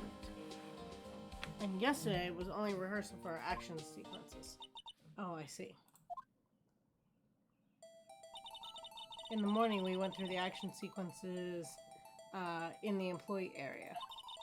WP and Hammer were there, along with everyone else. The employee area, that's where Power's dressing room is, right? Yes, that's the place. After eating lunch, Mr. Hammer went to the Studio 1. Then I saw WP go into his dressing room. I didn't see either of them after that. Did you know that Mr. Powers was sleeping in his room? No, I wouldn't go in there unless I had some urgent message for him. I mean, it's his private... What kind of girl do you think I am? What kind? No, I'm sure you're a fine girl. I'm sorry. So much for getting confirmation of Power's alibi.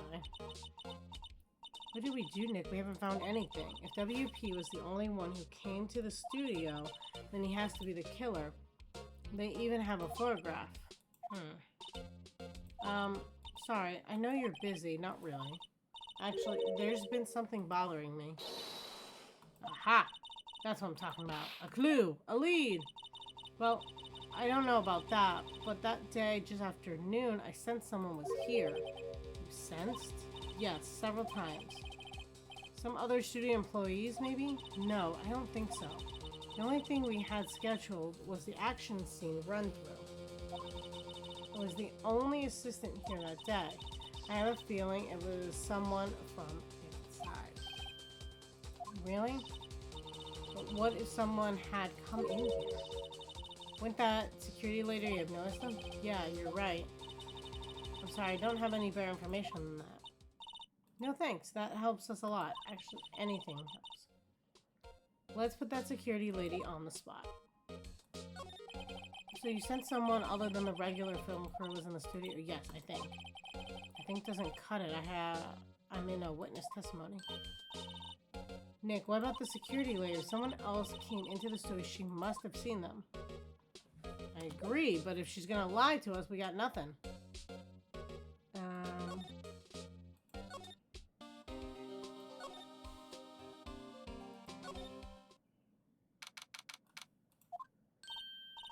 What, you're still here?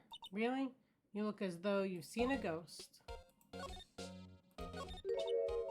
What? I saw the suspicious look on your face. I want to ask you again about yesterday. You came here at 1 p.m., correct? And the estimated time of Hammer's death was 2:30? Are you sure that Powers was the only one to go through here between those times? Sure as can be. But we have a witness who thinks there was someone from outside here that day. What?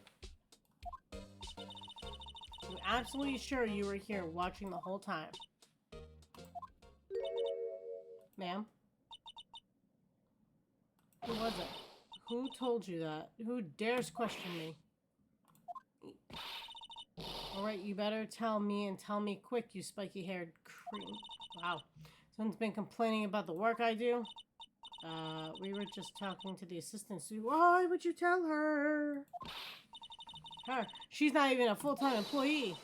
You young'uns all nowadays running tomorrow, well, when knew a thing or two about respecting others, my day shaming you today. Grah! She left. Well, Nick, this is our chance to do what we can without her looking over our shoulders. The computer runs a There's no way she has the computer unlocked and there's no password. Nick, maybe you can see that photo of Powers in the computer. Yeah, maybe. Should I try the computer? Try it. Okay, let's give it a try. And how to work these things, Nick? Looks like I just have to enter a few numbers. First, I need the date of the murder. Looks like the camera turned on at 1 p.m. that day. One that was when the security lady arrived at the guard station. I want to say it was 3:07. There, entered. Okay, print out the data for that day. Let's see what we got.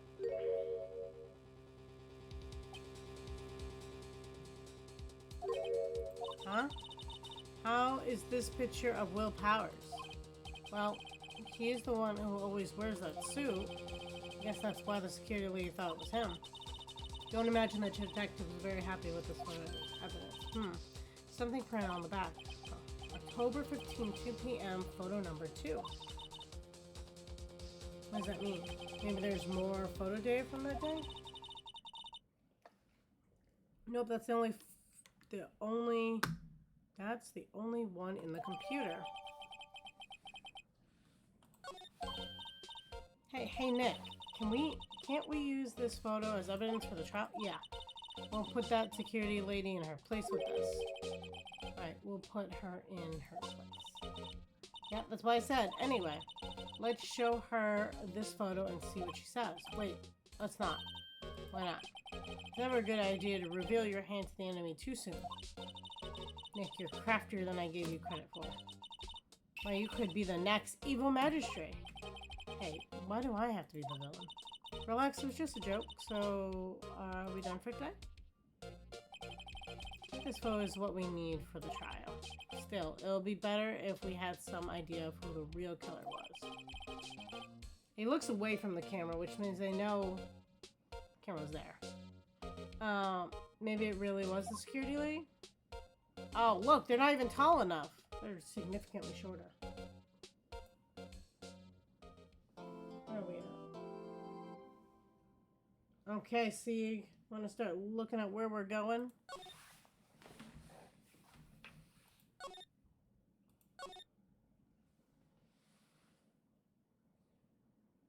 Oh, Gooba's playing, your favorite game, see?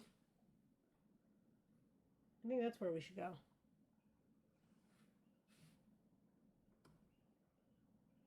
Get that loaded up. So let's see. Whether you are an attorney who's somehow also a detective for whatever reason, or you get nothing but murder trials, you need to remember to stay sleepy.